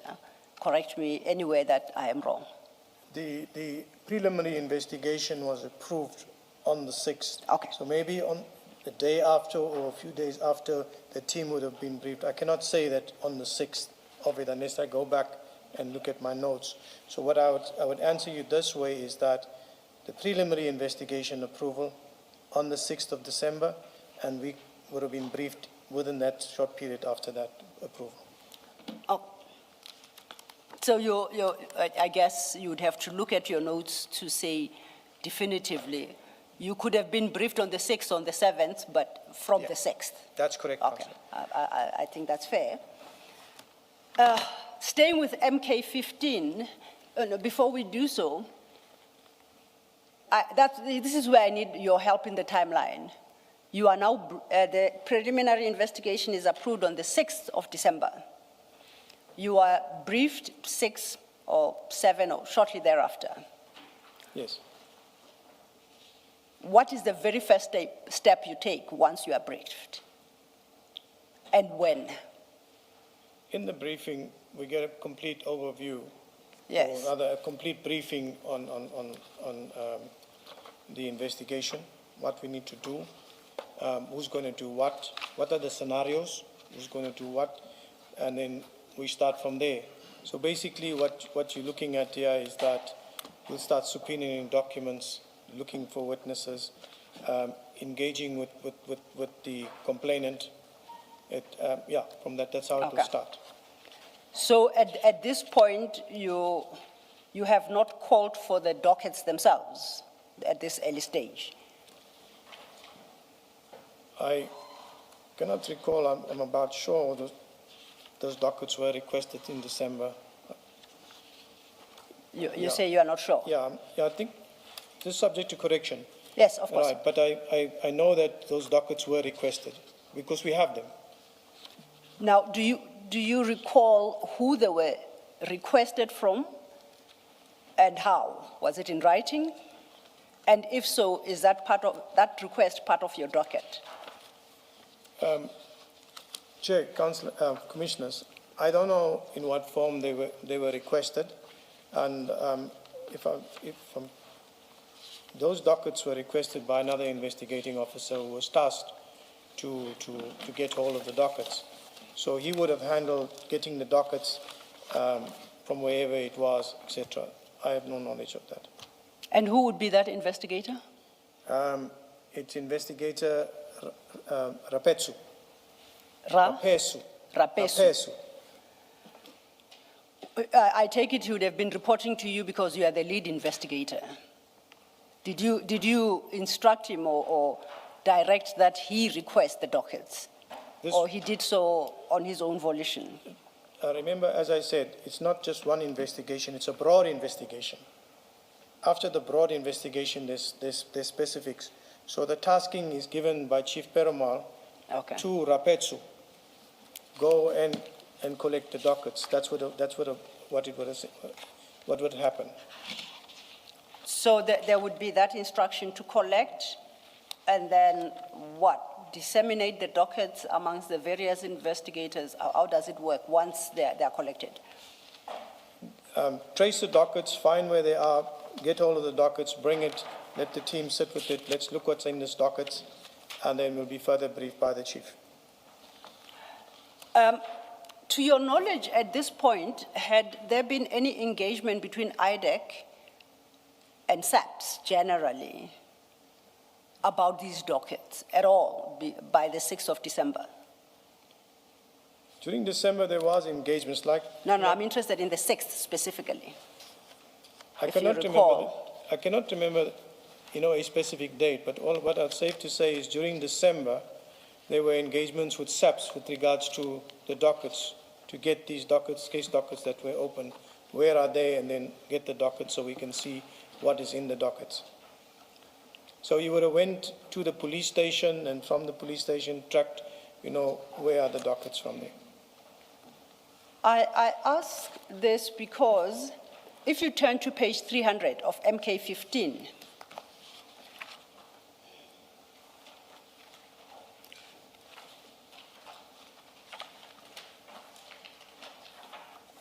that is a screen grab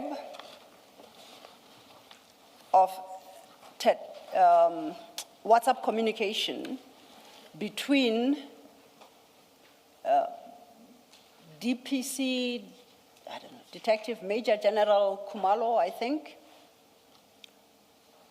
If you look at that screen grab and you keep your finger there, and let's go back to page 272. You don't have to.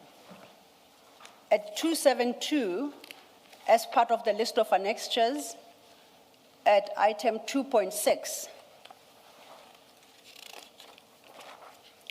that is described as WhatsApp message to Major General Kumalo, Gauteng DPC, crime detection.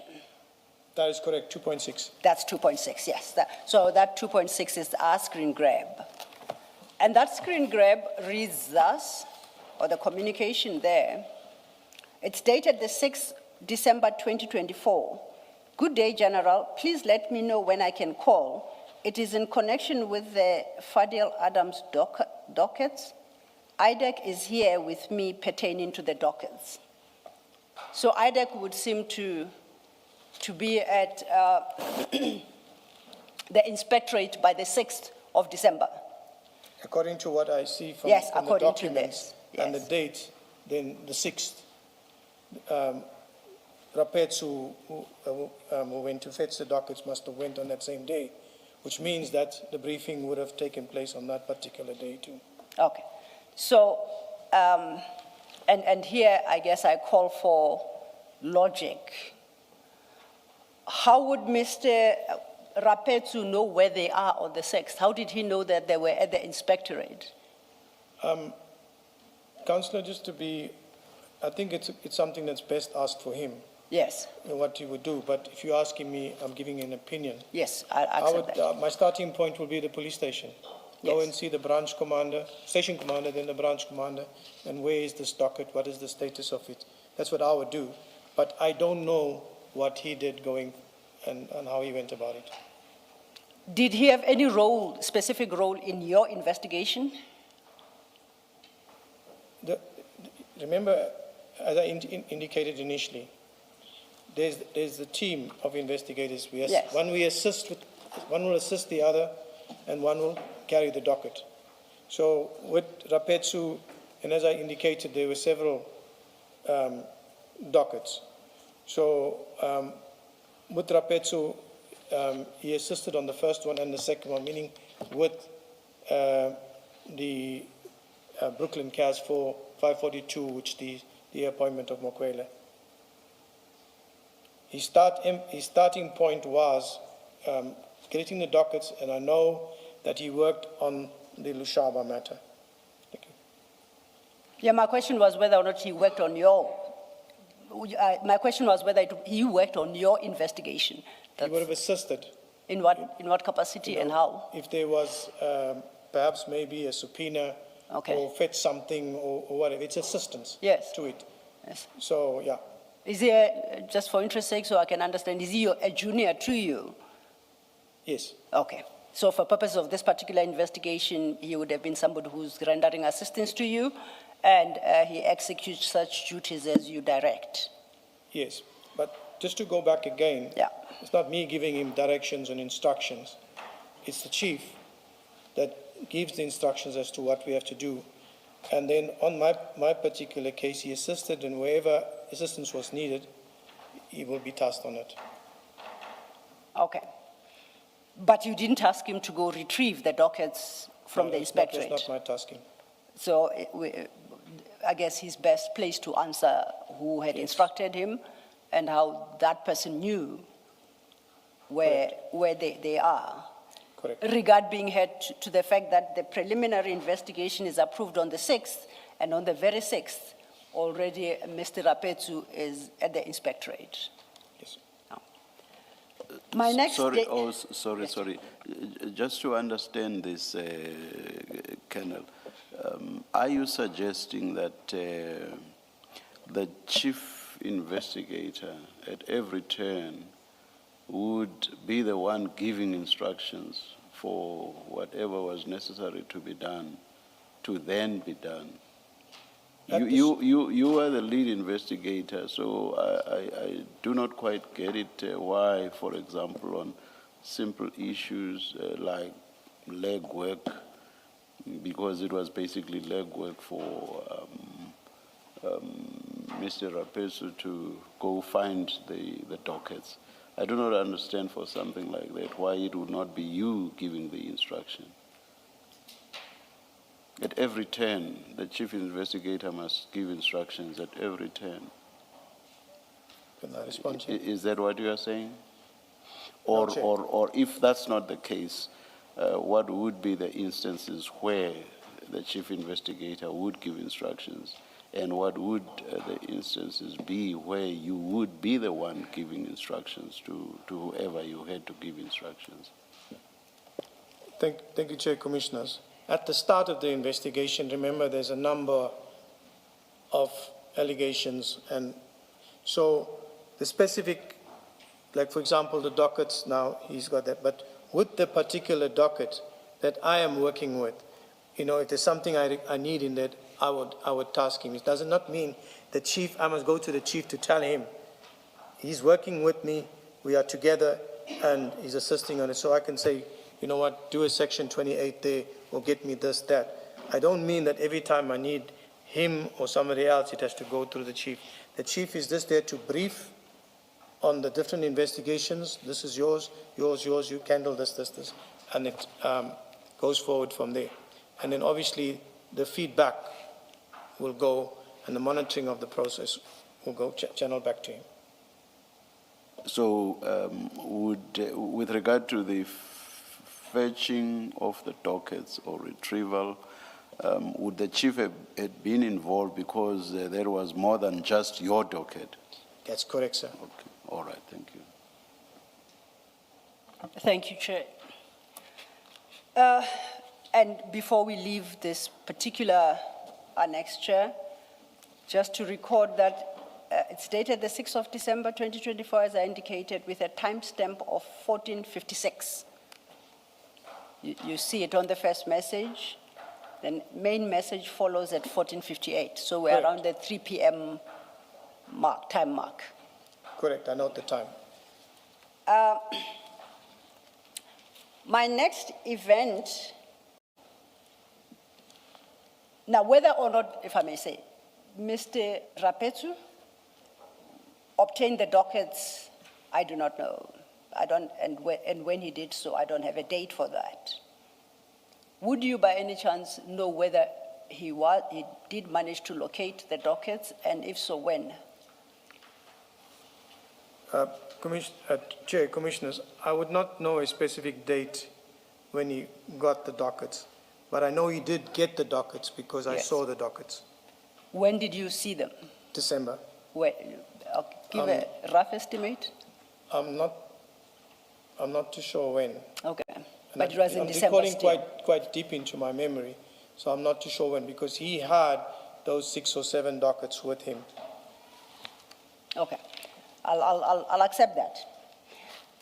My next timeline, we are now back into SAP's internal system, staying with MK 15293. This is, if you go to page 296,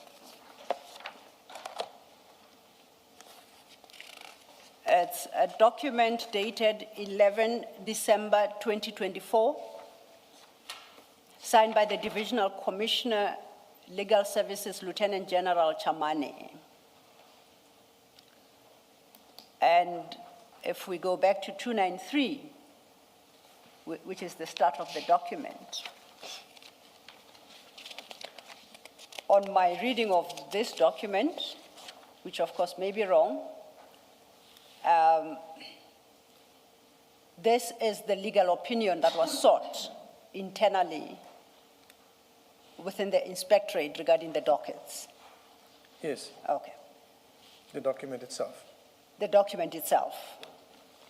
Now, this is the last of the documents as I have to establish a timeline, because my next date is the 6th of January, 2025, which, as we know, is the date on which Chief Perumal obtained this A1 statement from Mr. Adams.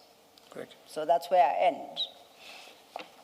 So I take it, is it fair to assume that by the 6th of January, 2025, you at least had the contents of the docket, of the dockets?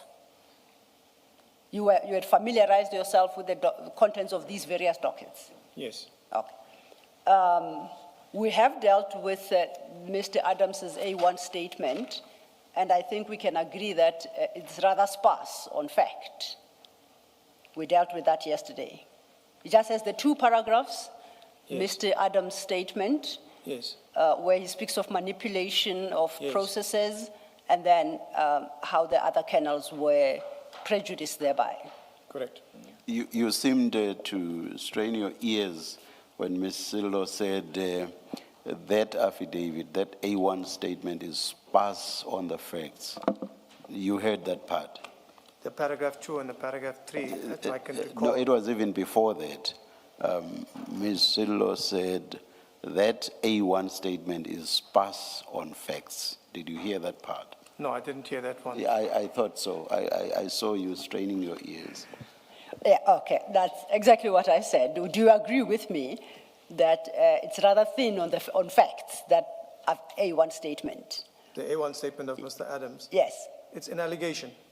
And I want to know, I'm more interested in how much it assists with establishing facts, and I'm saying it is rather thin in that regard. It's a fact what he said.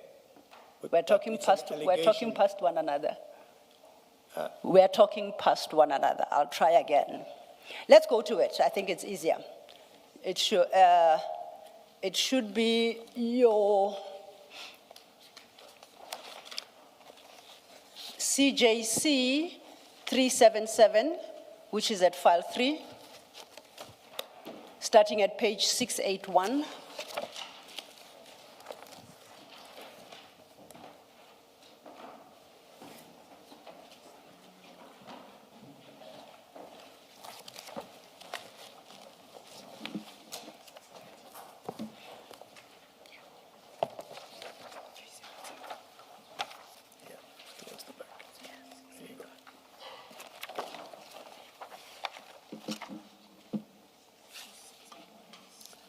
Have you located it? CJC 377, starting at page 681. That's correct. We dealt with it yesterday. It's got the cover page, 2 pages. The actual statement starts at page 683. You recall in dealing with this affidavit, it's a 2-page document. We concluded that the issues are addressed specifically in paragraph 2 and paragraph 3. That's all it tells you. The other paragraphs are either introductory or they give a conclusion by the deponent. So our key paragraphs are paragraphs 2 and 3. And that's all it tells us. Yes. And it is on that basis I say, if that's the totality of it, it is rather sparse on facts. It's very thin on facts, this document. Would you agree? The paragraph 2 and 3. Yes. It's when I read it, and as I explained previously, it's an allegation, a serious allegation. And what I see here is an allegation. Yes. There's no fact in it. Yes. It still has to be investigated Yes. further. Thank you. So I'm saying, yes, there are allegations, but those allegations are not based on any stated fact here. There are no facts to support the allegations expressed here. It's an allegation at that time on the document. Okay, does it have facts, this document? Sorry, Chair. Let me take you through this one by one.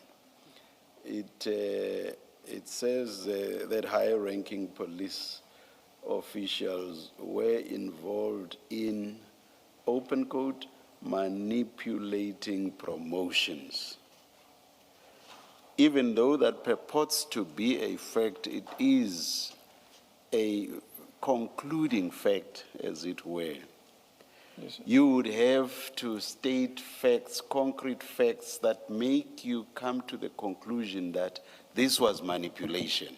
Yes. Otherwise, standing on its own, it's bare and basically says nothing.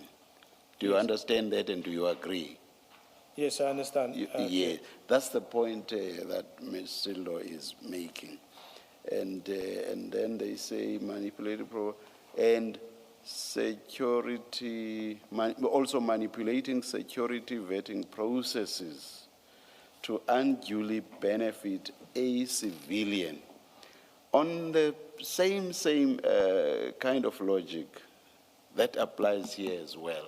Because you would have to establish what the facts behind saying that you are manipulating security vetting processes to unduly benefit a civilian. Otherwise, you know nothing. Yes. So you agree, it's bare, it's thin on facts. Do you agree with that? I agree with it as it is That's there. the point. That's the point Mr. Lo is making. Yes, Commissioner. The who and the what is still missing from there. That's what I'm trying to say. Thank you, Chair. Then we found each other. So this was, you get this A1 statement on the 6th of January or soon thereafter, 2025. 2025. Yes, or soon thereafter. And at that time, you are armed with the dockets. I would like to believe you said you received them sometime in December. That's correct. Are you able to say what conclusions you drew based on the contents of the documents and this affidavit to inform whether or not a case had been made out for an investigation?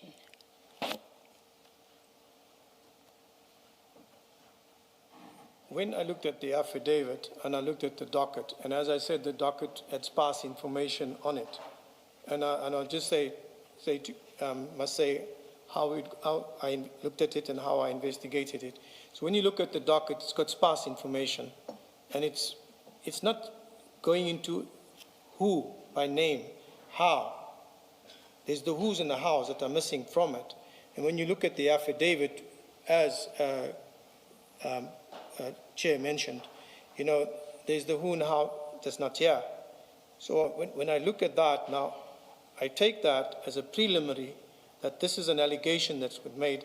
I need to now go and investigate and confirm what this is, right? This particular post or appointments or whatever, further investigation to get more information. So they therefore went about to get the documents, but I do not want to go further. I'm just saying to you that the information on the dockets itself, the initial documents, was the complainant would have to be interviewed again. What are you talking about? So from that, there's a second affidavit that is now taken on this specific regarding this appointment process. But still, there are things that are missing from here that needs verification and investigation. So not on this now, you can go now and take it and just start arresting. You've got to look at it, investigate it. Is there something there? And you work from there. Okay. Progress from there moving forward. Thank you. So we have the benefit of the A1 and we know what the A1 states. What I don't have is the benefit of the dockets. So regarding head to the A1 statement and what it tells you, what other extra information did the respective A1 documents in the dockets inform you? The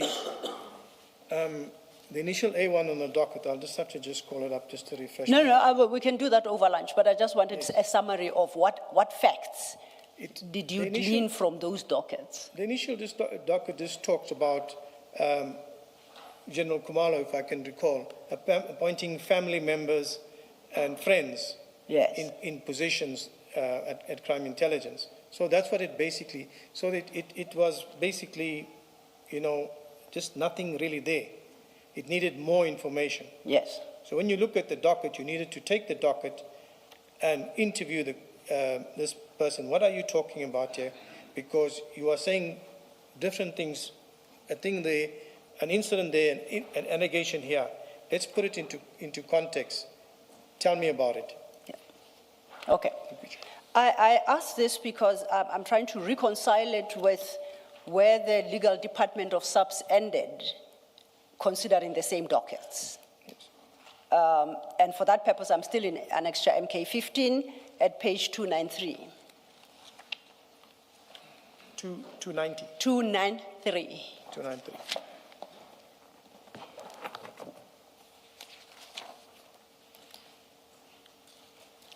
This, if we go to 296, you'll see that we have touched on it. It's dated the 11th of December 2024. So this is where the legal department lands with nothing but the content of the respective dockets. That's just my summary of what this document is about. Yes, you wouldn't quibble with that, would you? Specifically, paragraph 13 that you are referring to. No, I want to start at paragraph 1, if you permit me. Yeah. Now, we can skip for our purposes paragraph 1 and 2, and then from paragraph 3.1, this document addresses the respective dockets. Lists the dockets and gives an overview of what it's about. At 3.2, 3.1, 3.2, those are the same dockets. The two dockets, the Cape Town docket and the Valeria CAS 40410/2024. And I think that is the point you made earlier, because that specific CAS number relates to the Orlando, it's what we call the Orlando docket. Yes. Correct? Yes. You did mention then that somehow Valeria creeps into the description of the docket. Yes. Yeah. That's So normal. those two dockets, they are the same. At 3.3 overleaf, it states, the complainant states that evidence is available regarding the alleged cover-up of Valeria CAS 38/08/2022. No supporting evidence is contained in the dockets to substantiate the claim or to afford the further investigation of leads in support thereof. That's the conclusion of the legal department. You see that? Correct. At 3.4, it states, no details are provided regarding the identity of the friends and family members of Lieutenant General Kumalo, who was allegedly appointed in the division. In parentheses, this would at least have enabled the investigation into the allegations. 3.5, neither the particulars or statements of the senior members of the service who were allegedly instructed to ensure that Valeria CAS 38/08/22 is not investigated, nor the statement of the sex worker are filed in these dockets. Then it points out that this legal services department didn't have this specific docket. At 3.6, it deals then with the next docket. Once again, Cape Town and Valeria, which we know to be Orlando. The complainant alleges that Major General Madondo failed her polygraph examination in July 2024, whereafter the head of vetting, Brigadier Ngube, was tasked to ensure that the matter would not be addressed or investigated. 3.7, the complainant does not reveal the identity of the person who allegedly tasked Brigadier Ngube not to investigate the failed polygraph.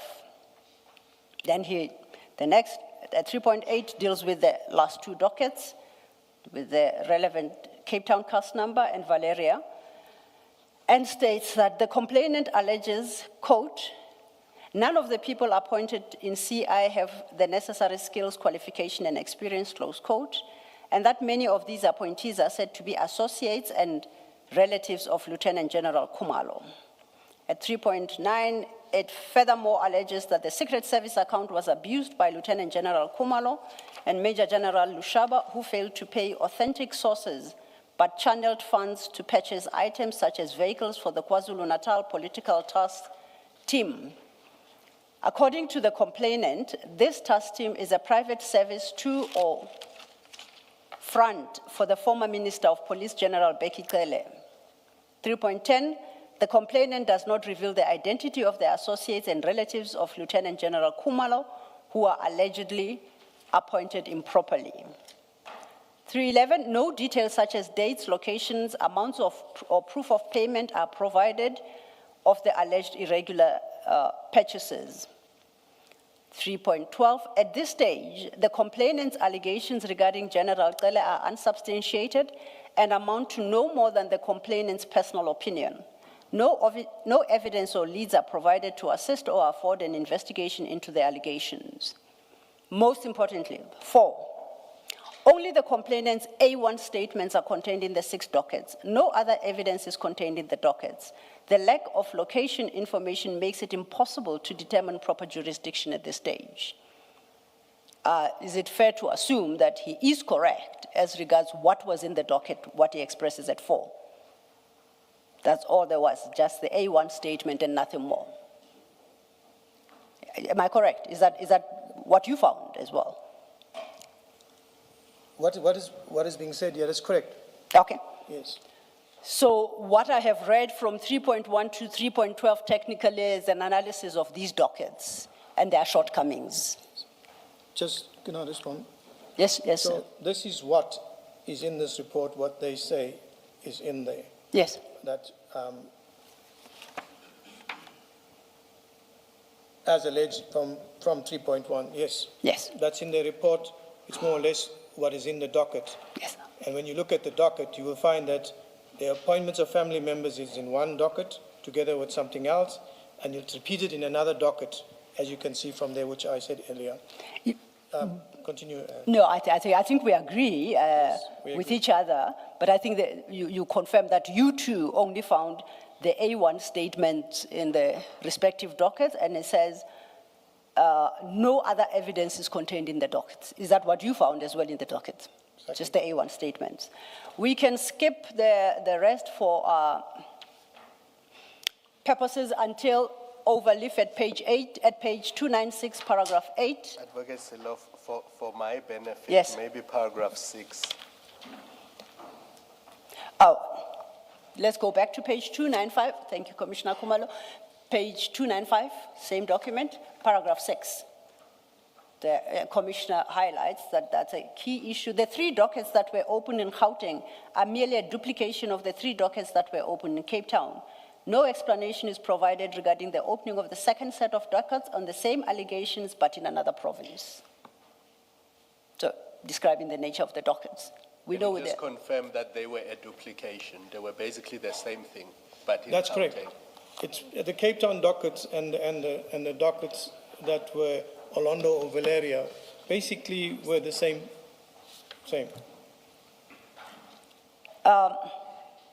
Perhaps I shouldn't run ahead. It's not, I run ahead of myself because the contents of this particular document are important. Can I ask us to backtrack to 5, where the following point is made, paragraph 5.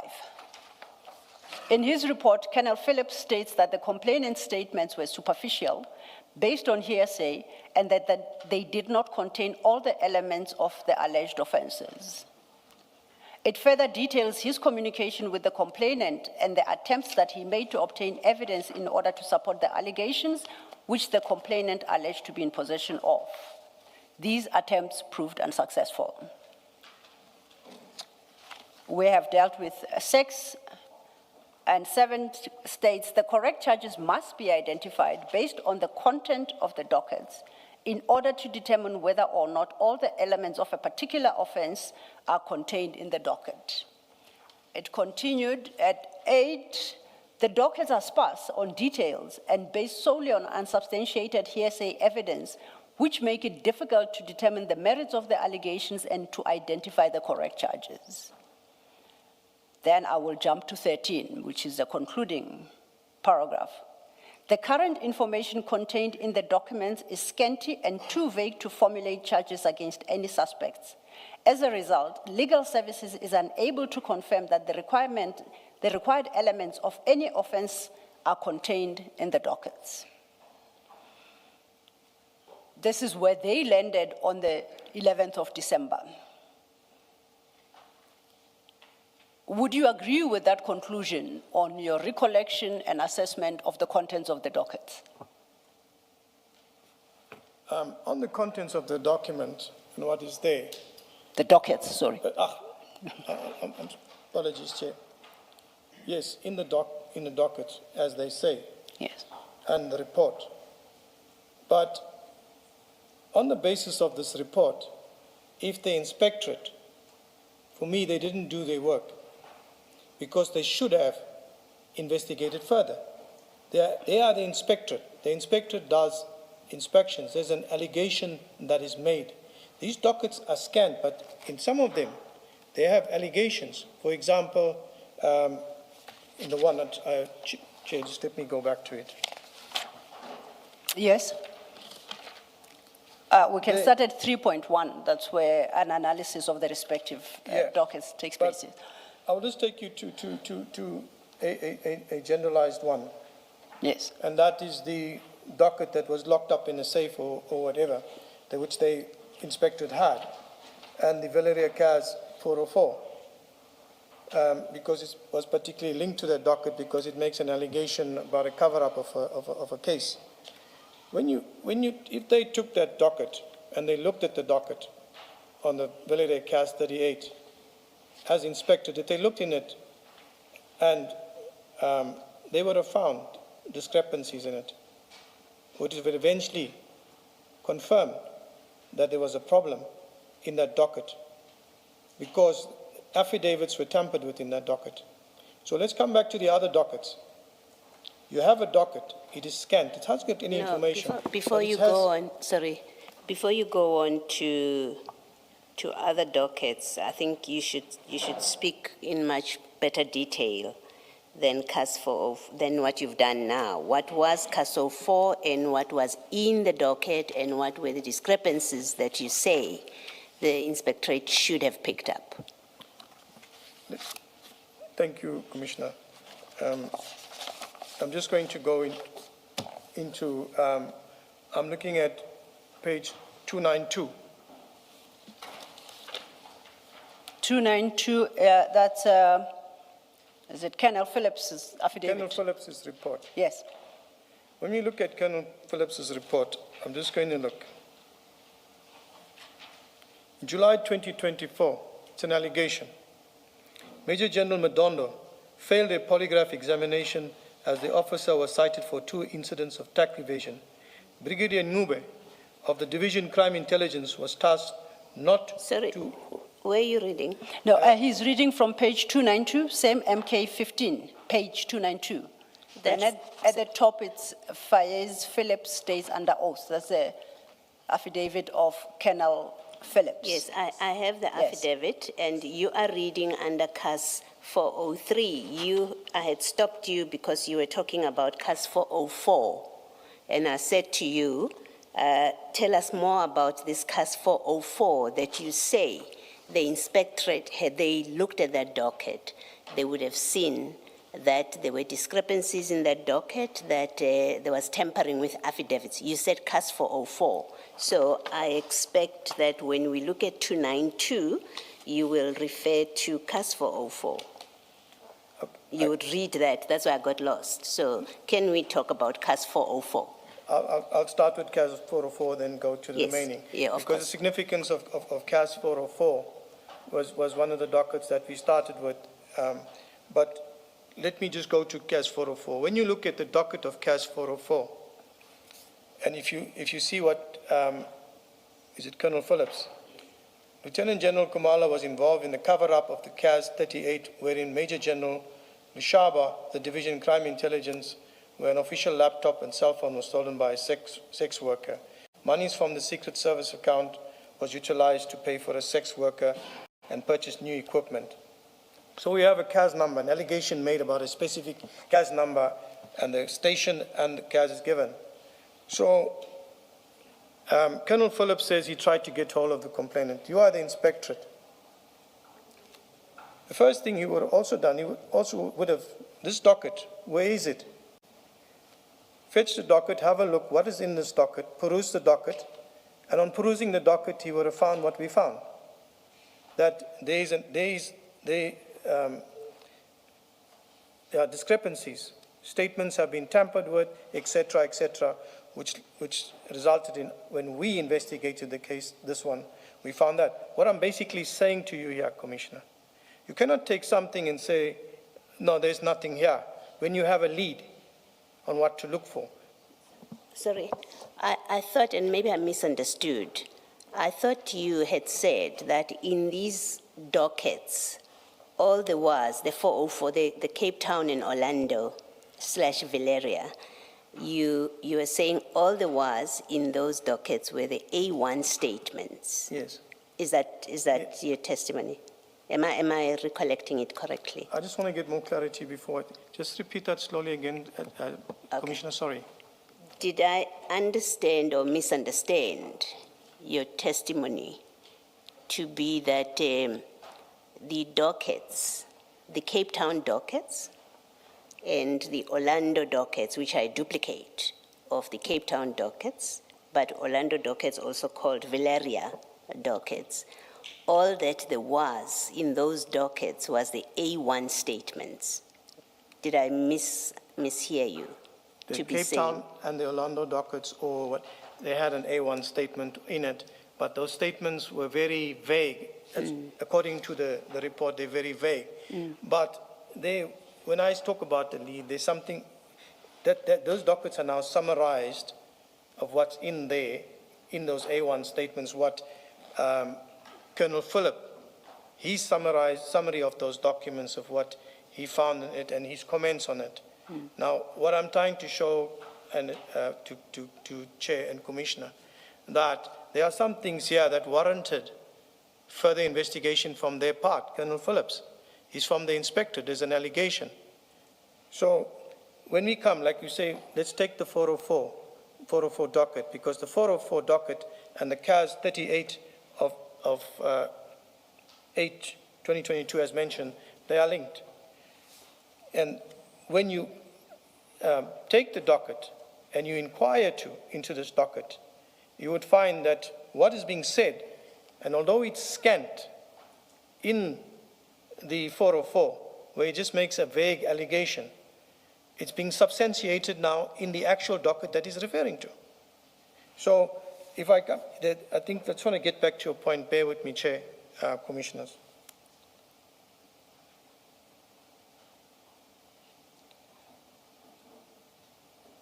Remember that 404 says that General Khumalo was involved in a cover-up, and the summary, as I understand it, of this docket 404 is it lacks the necessary facts to support the cover-up complaint. Yes. That's how I understand the issue to be here.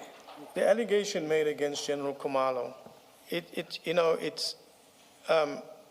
he's saying that General Khumalo, but there's nothing there to show on his original affidavit to say General Khumalo, no substance. So that's why I say, as I said now, what I'm talking about on the CAS, go to the start of it. He makes an allegation of a docket. He mentions the CAS number, that there's been a cover-up, and this is what General Lushaba has done. So this is the inspectorate. The inspectorate, any complaint that is given to them, they receive many complaints. They will go and look at what the complainant is saying, even if it's scanned. Go and look at it. Try to determine what is this person saying. So, but here you have a CAS number, a starting point, a link. Go to the station, you don't even have to go, you summon the docket. And when you look in it, then you verify that what is being said in CAS 404 is indeed fact. You're saying if the inspectorate had done its job, they would have found evidence in CAS 38 Yes. that says General Khumalo covered up. Is that what you're saying? CAS 38 will show us that. No. So if today we were presented with CAS 38 docket, are you saying, looking at it, we will see that General Khumalo covered up, we'll see the cover-up facts? No, Commissioner, not at that point. You see, that's the difficulty I have with Yes. what sounds like a criticism of what what Phillips says, because as I understand what Phillips has done in his affidavit is he looked at docket, because remember, Member of Parliament Adams, what he complains about here in 404 is not against Lushaba. Sorry, I forget his rank. I don't mean any disrespect. His complaint in 404 is not against Lushaba, it's against General Kumalo. Yes. So Colonel Phillips says, I've looked at 404. It does not contain any facts in support of the allegation of a cover-up, not the loss of a computer that you find in 38, but allegation being there's been a cover-up, and the 404 statement, A1 statement, doesn't provide any information that points to that cover-up. What do you have a difficulty with that Colonel Phillips has done? With regards to what, why I have difficulty with it, let us leave the allegation against him. Look, if he goes and look at an allegation that General Kumalo covered that up, just like that straightforward, he's not going to find it there. It looks at further investigation. But the starting point of it is a docket being mentioned. What is in this docket? When you look in the docket, but hang on, this part is been found in the docket. That has been found. Certain reports don't go with what he says. That is there. There is defeating the ends of justice or whatever in this docket. He would have picked it up, and in his report, he would have said, I went to look at this docket. There is a problem with this docket. There are allegations here which have substance, but in this docket, I cannot find anything that links General Kumalo to a cover-up. So that is where he would stop, because that's where he is. So I hope, Chair, Commissioner, you got what I'm saying. He cannot find an allegation there that General Kumalo covered up. When you take the docket on its own, like what we done, and we investigated it, then we found specific evidence there that points to defeating the ends of justice. From there, it led us to an internal investigation that was conducted by Major General Pinar, where she makes a report to say that Major General Shaba was a victim of so-and-so, that he was drugged. When we looked there, Major General Shaba says he went to the hospital for examination. That hospital examination report, nobody looked at it to confirm whether he was in fact drugged. So when we took that docket, we first found that the affidavits have been tampered with. We found defeating the ends of justice. We went to the hospital. We got the report. The report says there was no drugs in the system. And then when we went and spoke to this is all the follow through, and I'm coming to a part now. When we went to Major General Pinar, and we asked her, you went on a fact, you were tasked by General Mosikili to go on a fact because this matter has been in the media, out there in the media, person taken home, etc., etc. You conducted a fact-finding. You went to the station, you interviewed the station commander, you spoke, and then I said, but did you ask for further information? And that's when she responded to me to say, no, I'm not an investigating officer or whatever, but we leave it there. There was no proper investigation done by General Pinar on that particular case. So the disciplinary of that fell away. So I want to move on without taking too much, because we dealt with that docket there, and I want to move on to the other links or starting points which Colonel Phillips should have looked at further to substantiate. All right. Okay. I think we can stop here. We may have to continue. We'll see if we continue after lunch. It's 1:10. Yeah, I'm still interested. I'm not sure. I don't think you've answered my question, but we can have a discussion after lunch. I want you to think about this before lunch. It seems like what you have done, the complaint in the docket is Kumalo has interfered with a case. You don't investigate that. You say, let's go investigate the original case and the investigating officers in the original case, and let's go see whether their investigation was proper or not. Because that's what seems to have happened. So you ignored your referral and you said, oh, there was an earlier case that they say Kumalo interfered with. Let's ignore the interference allegation. Let's go get the original docket and see if investigating officers in that case investigated it correctly. That's what you seem to be saying. Chair. No, you will comment. Please think about it. We are adjourning now and we'll come back at 2:10. Let's adjourn.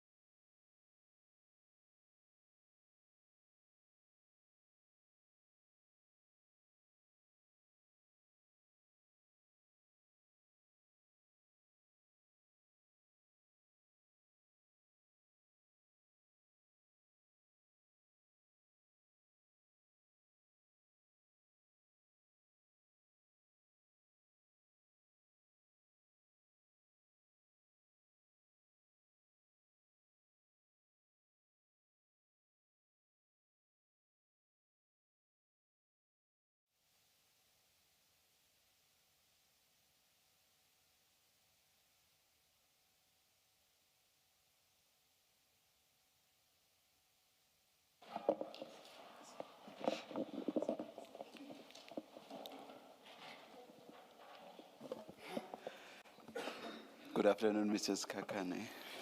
Good morning, Chairperson and the Commissioners. It's afternoon. Oh, it's afternoon. What did I say? I wouldn't say it's a long day. Today we had, or under subpoena was Warrant Officer Mpangase in relation to the Port Shepstone stream. He's present here under subpoena.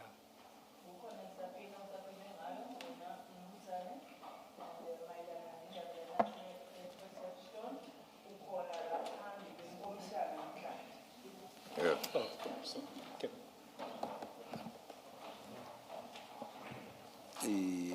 Yes.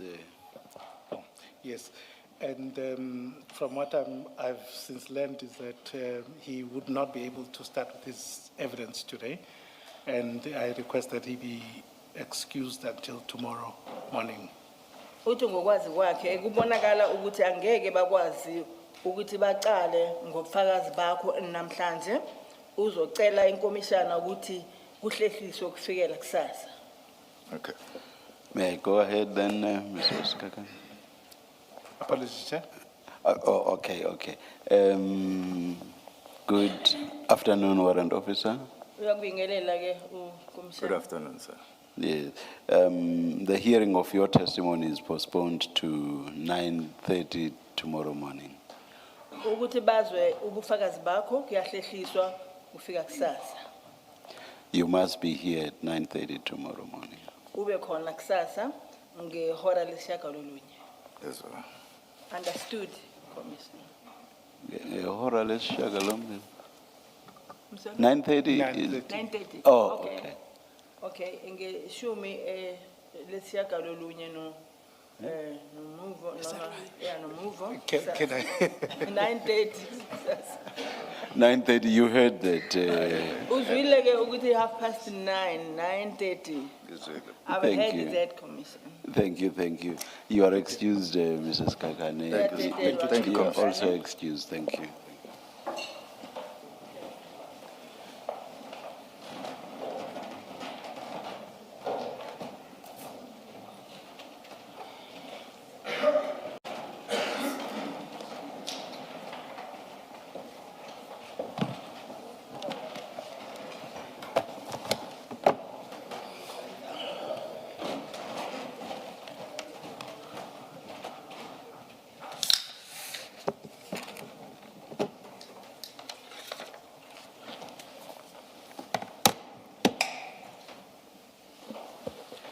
Yes, Mr. Law. Thank you, Chair. Colonel Padayachee, you are displaced for a minute there. Settle down just to make sure you have everything with you.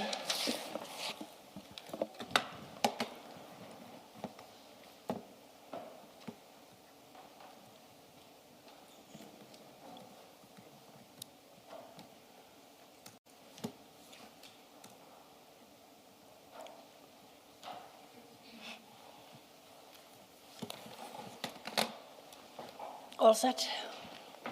Thank you. Colonel, before we broke for lunch, there were two questions from Commissioner Baloyi and Commissioner Kumalo, and they had requested that you apply your mind to them and you'd provide an answer when we reconvene. Is it safe to assume that you remember the two questions, or would you like them to be restated? I prefer that they could just be repeated again so that I could answer them. Okay, thank perhaps Commissioner Baloyi, because that. Yeah. Let me start because Commissioner Kumalo was following up on to assist me.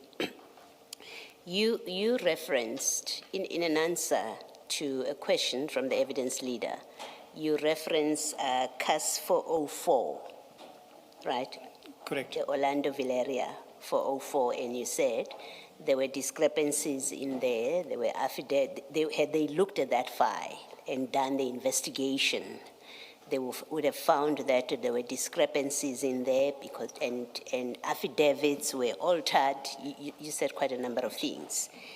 And so what Colonel Philip speaks to here is because they didn't do the necessary investigation when they say the docket didn't have anything. You recall that's the background to my question.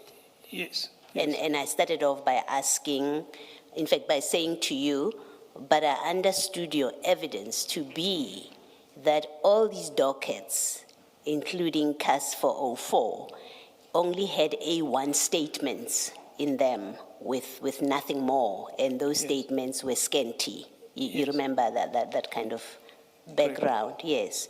So what I wanted to clarify with you is surely you are not criticizing, or you cannot criticize Colonel Phillips for saying that if that is what the docket 404 was about, if CAS 404 had only an A1 statement, which is scanty, and he says because it's scanty and they don't make allegations of who did what did Khumalo do? In fact, this is where the allegation is about Khumalo cover-up. That 404 A1 statement doesn't say what General Khumalo is supposed to have done. That is a cover-up, okay?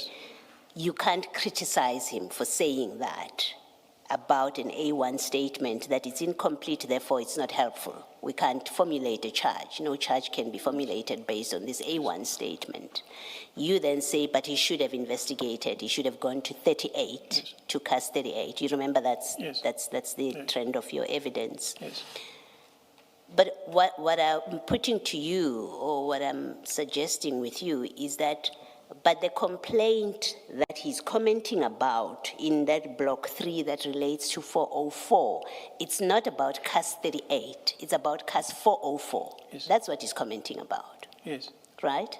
Yes. So that you went and looked at CAS 38, well, it's your decision. You went to investigate a docket 38, but it doesn't make a lie that he comments the way he does about CAS 404, that it had only an A1 statement and that A1 statement was scanty and it didn't provide any details of the allegations and therefore it couldn't be investigated, that General Khumalo interfered and covered up in the way that it is alleged. You understand that? That's all I needed to clarify with you. Commissioner, I hear your question. Yes. And I hear you what I said in the affidavit, which was scanned. It didn't have enough information. And yes, it didn't have enough information, but there had to be investigation. So what I'm coming to here and pointing out here is that in the docket itself, which we got later, which only had an A1, the statement is such that there should be further information gathered from there. But when you look at, just bear with me, when I'm looking at the report that is placed before me, right? This is the Philip report. It's 292. Yes. Same docket 404. Yes. And whilst I'm at that point, the 404 is connected to two cases, two allegations. One is Lushaba, and if you see under... And 404 says what about Lushaba? What does 404 say about Lushaba? 404, I'm calling it the Lushaba matter, but his name is not here. I know it's the Lushaba matter because I already been there and had the docket with me. Yes, so but, let's just say, but what does it say about it? What is the complaint in 404?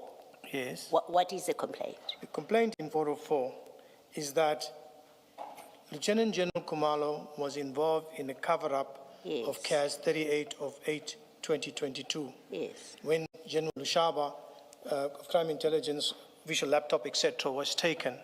So here, the involvement of General Khumalo, you can't pick it up from the statement. You have to go and look at the docket itself to see how did General Khumalo, you go with that in mind. He's talking about a cover-up in a docket. So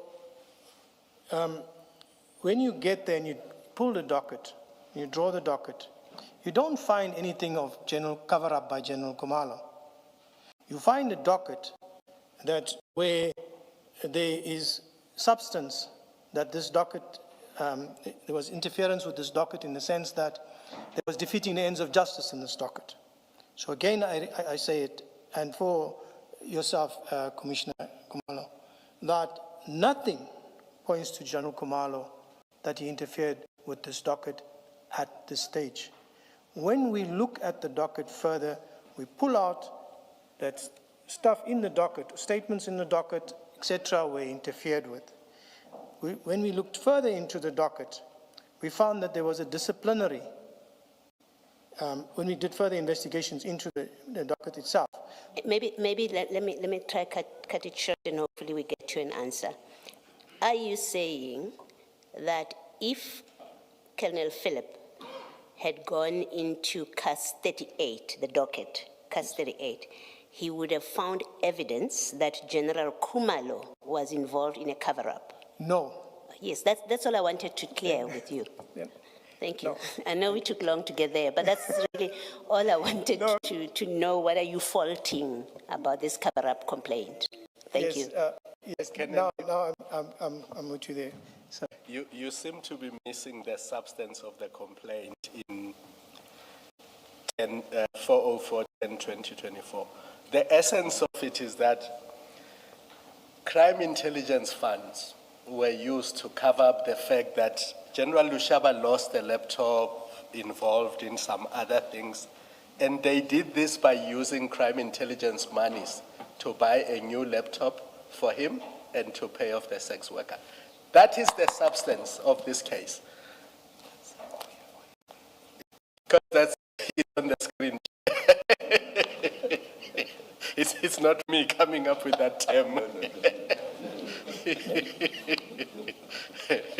I don't want to use other terms, it's on the screen. So that is the substance of it. Not whether the original docket, there are discrepancies in the dockets, there are statements missing, there are this and that, because that's not what is referred to IDAC. What is referred to IDAC is abuses at crime intelligence. One of them is this specific incident where there's this cover-up. It's as simple as that. yes, Commissioner. Can I go from your question and go into it now? I hear what you say, that this and the 20, you referred to the 27, the referral, or where we must act within the boundaries of the 27. So this is my explanation for you, that here is an allegation here with regards to General Khumalo, interference with the docket, right? And we go to the station, we pick up the docket. Now, picking up the docket, it's not showing anywhere when you look into it that General Khumalo factually interfered with this docket. No, that's not even there's no complaint of interference with the docket. Or covered up the docket. There is a cover-up in relation to that case, and the substance of it is that monies from Secret Service account were used to pay off the sex worker and to purchase the missing laptop. That's the essence of it. Not that he tampered with the original docket or there's anything in that docket. No, so you seem to be missing that, the substance of the complaint, because all these complaints are about crime intelligence and what's referred to IDAC. And what's referred to IDAC is abuses of crime intelligence monies. And one of the cases cited is this one. Can I So respond? the simple question is, were monies of crime intelligence used to cover up the loss of the laptop and to pay off the sex worker? That's really it. Commissioner, I hear your question, and I appreciate the question. Thank you. So what I'm saying, Commissioner, and help me to go forward, I hear what you say, I understand what you say. You're also taking it that with the referral, there's an allegation Secret Service funds money was utilized and General Khumalo covered up this thing. So it says here, in connection with a CAS 38. So looking at this CAS, go to the station, I go to see how or what is here in the allegation. Remember, you're talking about abuse of Secret Service funds, and you're talking about General Khumalo covering up a docket. I'm going on the premise that what cover-up is this? What is this? So I call for the docket. I have a look at the docket, and I can't find anywhere where General Kumalo covered this up yet. When I peruse the document, the docket, I find, but hang on, this docket has been interfered with. Statements have been whatever, etc. So my focus in there, now I asked, Commissioner, because this defeating the ends of justice or this docket doesn't fall within my mandate of let's call it the Act or the 27, do I leave it and go? No. I looked at the docket, I looked further into it, I investigated it. As I went on with the investigation, I looked at a disciplinary report, and I looked at the disciplinary report in comparison to what we found in the docket, and I found that the disciplinary report was actually, the word there is that it was not done properly. So I interviewed. This is followed through with something that I found, which is a crime. I'm following through. Leave the 27, the mandate of IDAC, I found a crime. So I interviewed Major General Pinar, and I asked her certain questions, and she didn't come through with those questions. I asked her, did you see the report from the hospital? Because you said that he was drugged.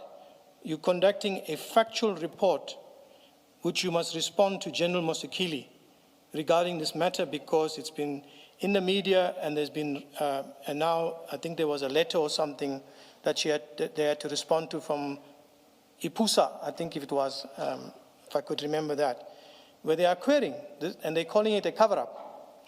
So looking at that, I could say that General Pinar didn't conduct a proper investigation.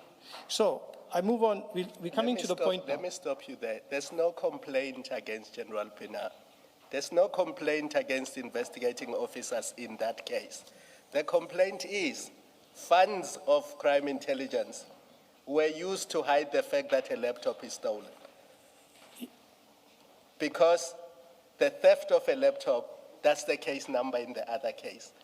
Not that investigating officers in the original case did something wrong and they must be investigated. And I think that's what you seem to be missing, because you are now investigating Pinar's case and not investigating the referral sent to you.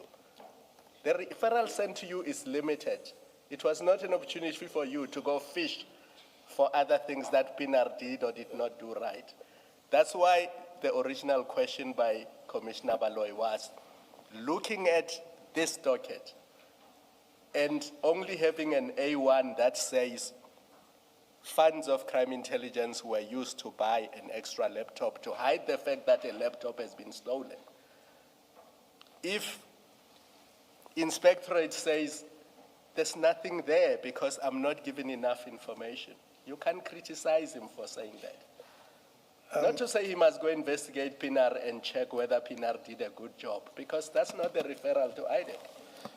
Commissioner, I'm also finding it hard to relate to your question. And I ask, please, that you hear me through until I get to the point, a point at the end. The first of all, as I said, yes, there's a Section 27 referral. Yes, there's a mandate. So I start this part of it where General Kumalo was involved in a cover-up of a docket or cover-up of Lushaba or however it is. So for me, that is a starting point. Colonel Phillip is the inspectorate. He has this complaint with him, or the docket with him, it's a complaint. How did this allegation that General Kumalo covered up a docket? Go to the station, go for the docket, check what is there. Is there a cover up? Did you check the docket? All right, I'm just talking about there. Can I interrupt you? I don't think we're going to get anywhere, because what you seem to be doing is you are adding a new complaint to this complaint, because you are now saying the allegation is the cover up of a docket. And I've already read to you what the allegation is. It's there on your screen. Yes. And because once you say what I was investigating is a cover-up of a docket, then you must go to that docket. But the allegation here has nothing to do with the cover-up of a docket. And I think that's where we're missing each other, because you seem to be talking about something totally different. And just to sake of progress, I'm going to leave it there and allow Advocate Silo to ask the questions she wanted to ask. Because the simple point we were making on this document is that the allegation of abuse of secret funds to cover up the theft and to use those funds to buy equipment and to pay off the sex worker. Those are the allegations, not the tampering with the original docket. And your focus now is on the tampering with the original docket. So for the sake of progress, I think I'm going to leave it there. Thank you, sir. Thank you, Commissioner. But I just want to respond. It's twofold. Lieutenant General Kumalo was involved in the cover-up in Valeria Cas 38 of 8, 2002. What is Valeria Cas 38 of 8, 2002?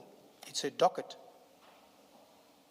That's that. You're saying it's not, the way I'm understanding you are saying there's nothing to do with covering up of a docket. But I'm reading it from you, it's a docket. The second part of it is monies were used from the Secret Service account to pay a sex worker and new equipment for General Lushaba. That second part of it. So I'm going to restrain myself just to what is here. And when we come to my part of the investigation as to what I did and how further I went to confirm that this indeed happened, that monies from the secret fund was used to buy a new laptop for General Lushaba. But for the purposes of Colonel Phillip, the fact that they wrote this report, and the way they wrote this report, there's nothing there, we didn't find anything here. The fact remains is that you did, from the way I see here, you didn't really try and do something. It's a complaint. And therefore, Commissioner, when we look at it as the South African public that write complaints to the police and sit in vain and wait for years, they get no response, or they get, no, we don't find something there. This is the very thing what I'm talking about. The police don't do proper investigations. We thought about a link, a lead. Follow the link, follow the lead, and see where it takes you. So I'm giving that part of it to give it into context. But when it comes to how I started with a scant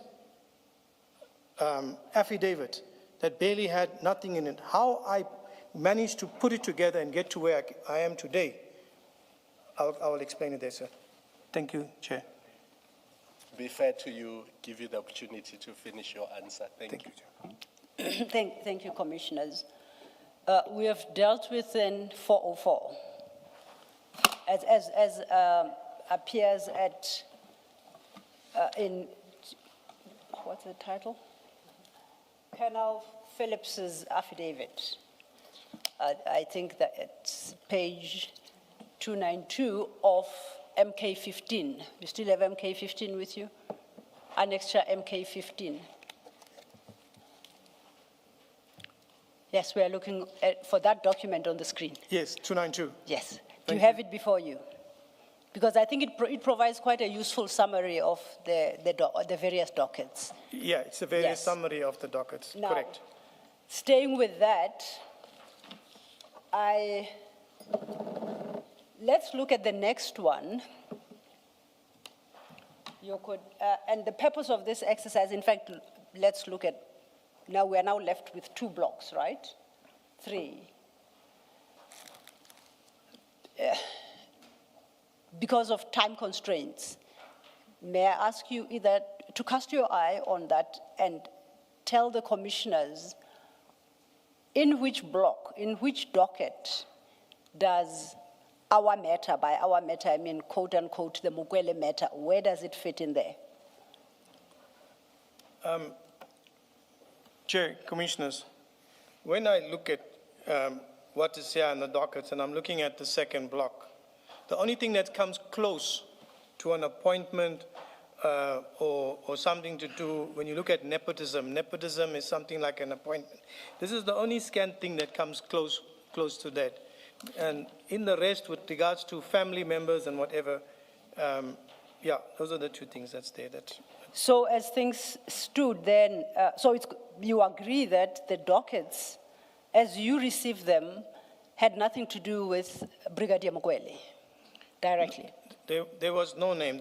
There was just allegation that a person, a civilian from BMW, was appointed. Where was a civilian from BMW now? I'm saying in the docket. We know that a civilian from BMW is in the A1 that is yet to be obtained in January 2025. I'm saying the dockets don't seem to have anything to do with Brigadier Mukwele. The A1? The dockets. The docket? All of them. The 403, 404, and 405. Yes. You agree they've got nothing to do with Brigadier Mukwele? On the face of the docket. There's nothing about that I picked up on BMW. So the only time we get to meet Brigadier Mukwele and the appointment of Brigadier Mukwele is in the A1 statement of January 2025. Yes. And we know it's those two paragraphs. I want to suggest, I would like to share with you what I would consider to be armed with an affidavit such as Mr. Adams provided in January 2025. Scant as it is, accepting that it does not, the dockets don't assist us as regards Brigadier Mukwele. For an investigating officer such as yourself, who is looking into the manipulation of promotional and security vetting processes to unduly benefit a civilian person, what would be the logical starting point of your investigation? You've got nothing except that two-page A1 statement. What is the first step you take? What that information that is given there? In the A1 statement, yes.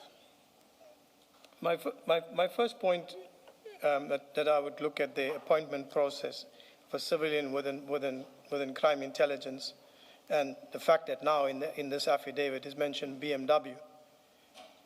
Sorry, please say that again. Sorry, Are we talking about the A1 of January? we are armed with the A1 of January. Okay. Scant as it is.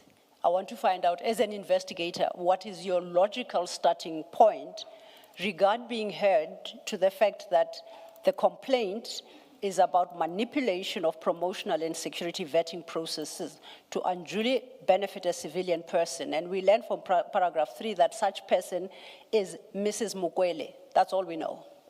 Where do we start? Okay. So we're looking on the A1 statement. That's paragraph 2.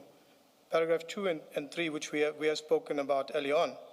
So here's an allegation of a high-ranking officer involved in manipulating promotional and security vetting to the undue benefit of a civilian person who worked for BMW South Africa before being appointed as a brigadier and CI. She had no policing experience, no management experience, and was appointed as the head of technical support services. So here's the starting point. Number 1, the head of technical support services. That's the post within crime intelligence. So that's my first lead with regards to this. Second, she's from BMW, brigadier post, head of technical support. I will start by subpoenaing the documents from crime intelligence on the TSSU post, and which I indeed did.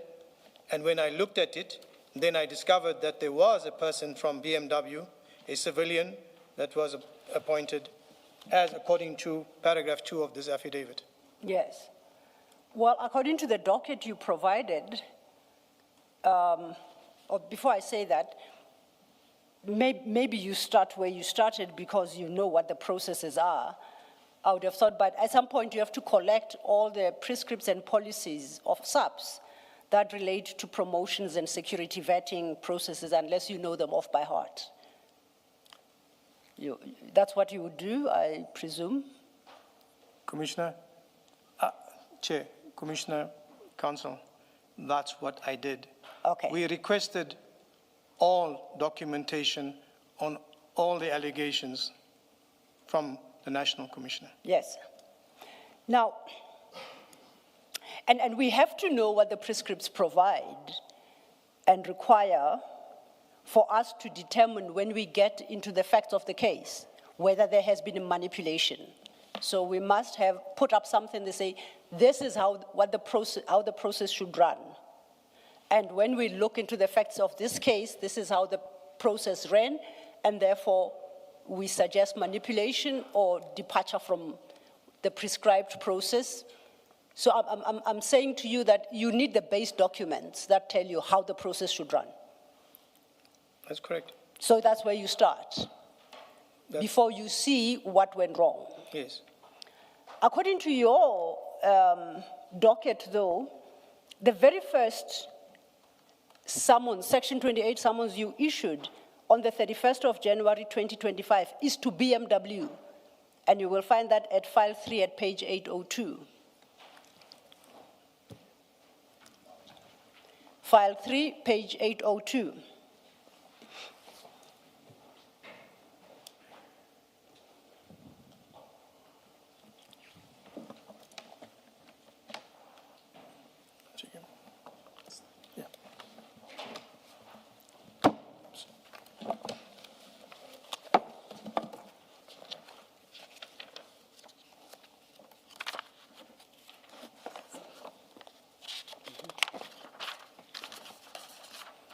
Thank you, Council. Thank you. There are a few Section 28 summonses in the docket, but when I look at all of them, this is the first, based on the date stamp. This is the first you issued, the 31st of January, 2025. You have a few following on the 6th of February to the National Commissioner, on the 3rd of April, and so forth. But this is your starting summons, and it's to BMW. If you go to page 804, that's where you list the documents you require. From Mrs. Mukwele.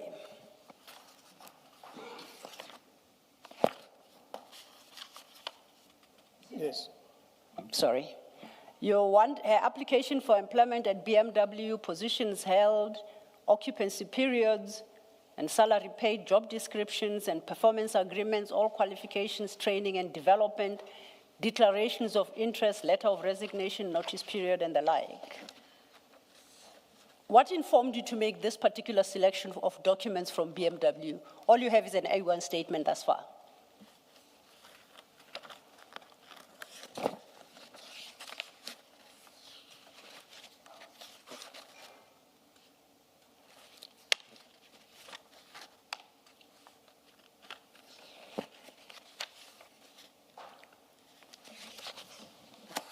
Your question is what made us request this? These specific documents on the 31st of January 2025. The applicant, or rather Mrs. Mukwele, worked for BMW. Yes. By the time we prepared the summons, we knew who she was. Through investigation, we had identified her, and we knew who she was. Well, I apologize for interrupting you. We know her name from the A1 statement by Mr. Adams. Yes. We know she's from, she worked at BMW. I can't find anything else that tells me about Mrs. Mukwele in the docket and her employment at BMW until I come across this Section 28. And I assume that if that is the case, you were in exactly the same position on the 31st of January 2025. All you knew was her name and BMW. And remember, the target is to determine whether or not there was manipulation of processes within SAPS. Yes. And I'm trying to understand, why do you start at BMW with these specific documents? request for these specific documents? What informed this? Thank you, Chair. First of all, on the A1 statement, paragraph 2, there's no name of Mrs. Mokwele on there, just BMW. It's at paragraph So- 3. Paragraph 3 of the A1. 3 of A1. Of whose CI A1? management Of Mr. Adams' favored A1. Mrs. Mokwele over them. Paragraph 3 of A1. CI management favored Mrs. Yes, Mokwele over my the apologies. IDAC. Yes, yes. But we already knew, beside the name Mrs. Mokwele, we already had details at that time through the investigation processes that we had. If I may interject, because this is very important for my understanding of what happened. What in the docket tells me that your investigations revealed the details? What in, In your docket, your first document is the A1, dated 6 Yes. January 25. yes. In terms of the date stamp, your next document is 31 January 2025, which is this document. What did I miss in your investigation file? In my docket itself, there's Yes. no witness statement there. Witness statement comes, I think it's further down in the docket amongst Yes. one of the statements where the full details is. Yes. But up until leading of that, we had the name and surname of the person, and therefore I requested the documents. Where did you get that name and surname from? And what in the file tells me you have the name and the surname? Through the investigation process. No, I hear how you obtain them. I want to know what in the docket tells me when you acquired her name and her ID number. Because it's not in the docket, unless it's one of those perhaps that, because we started off with an incomplete docket, something was missing. An investigation goes where you conduct inquiries, where you get the name, whatever, and the surname. On the police system, personnel system, you get details there, and you carry on with your investigation from there. The next part of it is to get. Sorry, before you get onto the system, you know what you're looking for. You already Yes, we have look- some information, and the question is, how did you, or from whom did you get the name? Now you say you have the parcel number, if that's what you used, your ID number. Where did you get that from? How and where do we see that in the docket? Thank you, Commissioner. What I'm saying is through inquiries, speaking to people, and during the course of the investigation, you speak to people, and the talk is, who is this lady? Through that investigation and asking questions and stuff like that, I got these details. But it was not full details. Did you speak to human resources? Did you speak to crime intelligence that you end up knowing the person that is referred to in the complaint, in that A1 statement, is Dineo Mokwele? Somebody told you that, Yes. right? We know that. Somebody told you that. The question is, who told you that?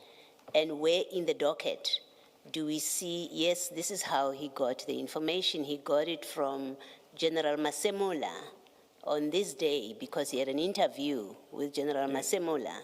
You're being asked that kind of question. Thank you, Chair. Thank you, Commissioner. I would have spoken to people from crime intelligence from the environment who are working in that environment. It could have been Colonel Holstars and one of our witnesses that's whose statement is in the docket. I could have got that information from her at the beginning stage of this investigation that's conducted. But where do I have to put a statement and an affidavit that I identified this particular person from so-and-so? That's not in my docket. I didn't put it there. I didn't feel that it's necessary because I'm still busy with my investigation. So through those bits and pieces that you pick up together, I got that information and I utilized that information. My question then, how did you know who to target at crime intelligence to determine her name? There it is, Ms. Dineo Mokwele. and to determine her ID number.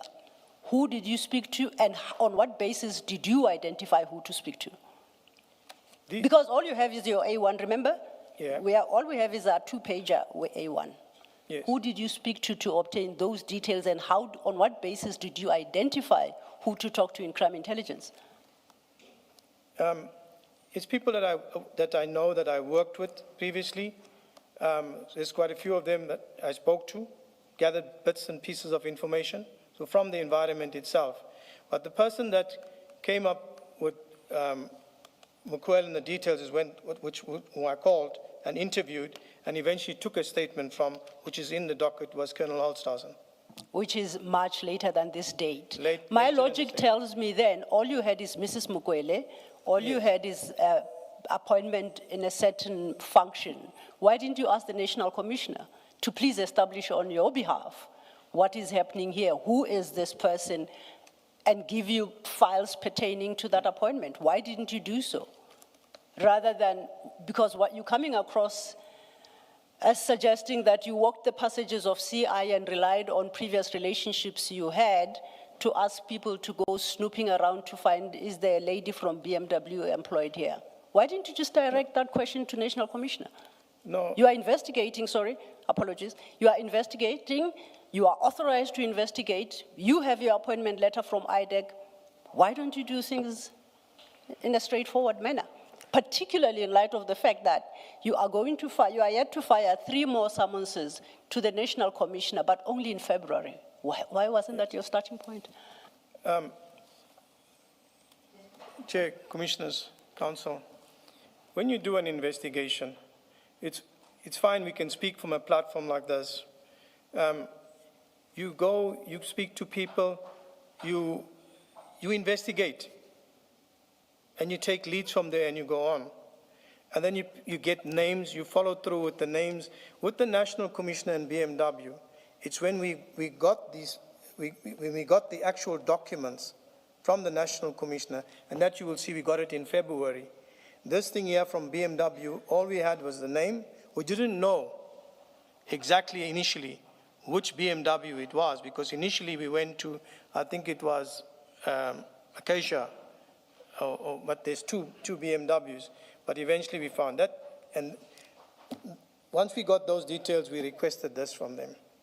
That's in January. Remember, I'm trying to get the message across to you when you conduct an investigation. It's not just, you investigate, you speak to lots of people, you're busy, you're trying to confirm allegations, and where you can find and you can confirm allegations, you reduce that into an affidavit when you are confirmed and you are sure that is that. Because if we go around taking affidavits from every Tom, Dick, and Harry, and most of those will just be, you can't use them.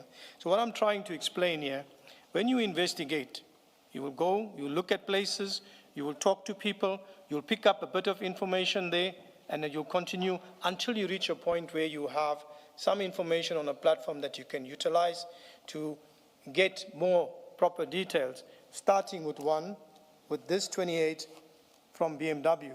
The next one was to get now broader information, and that is when we subpoenaed the National Commissioner for relevant documents that was applicable for this information.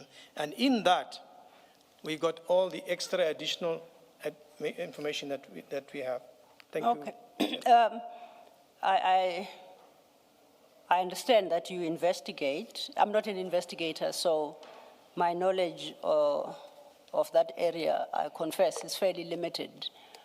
But I'm talking to a lead investigator of IDAC whose conduct is informed by a letter of authority, who's got authority to investigate such matters, who doesn't direct his first salvo of questions to the person responsible for the institution that is affected by the investigation, but who does it otherwise by talking to people.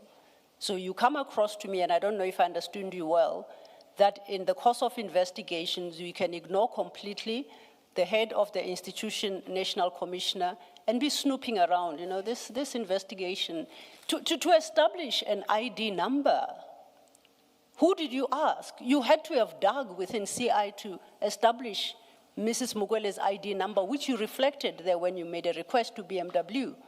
You could have gotten it in exactly less than an hour from the National Commissioner.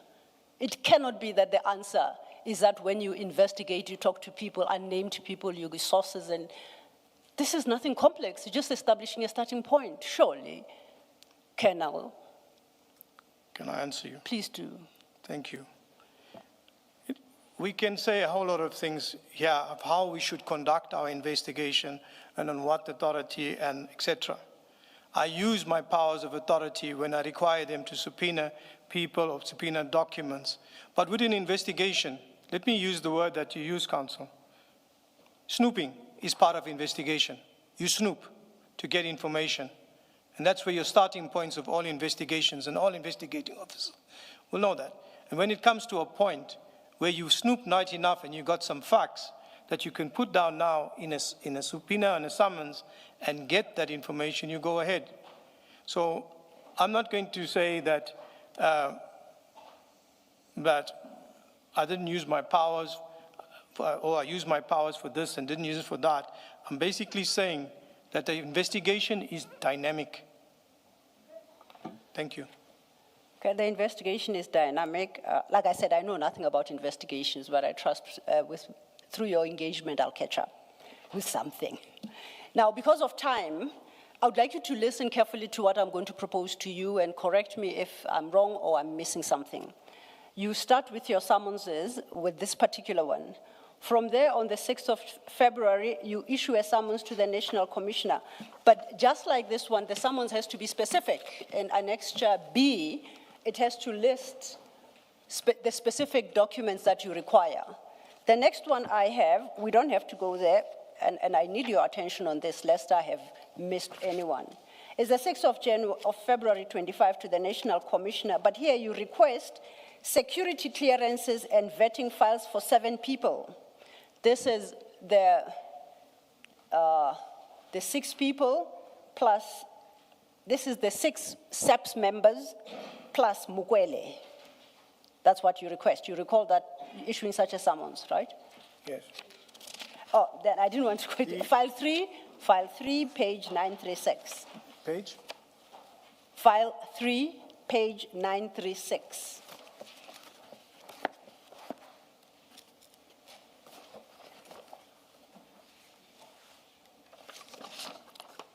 I have it, Constable. Okay, if you cast your eye there, you'll see, I think you could go to the end of it, Annex or B. in the front of it. I think it has got, you'd have a stamp, a date stamp. I have it as 6th of February 2025. Is that what you have? 2025, 6th of February 2025. Yes, yes. And that particular summons, if we go to Annexure B, we'll see what it requests. It's security clearances,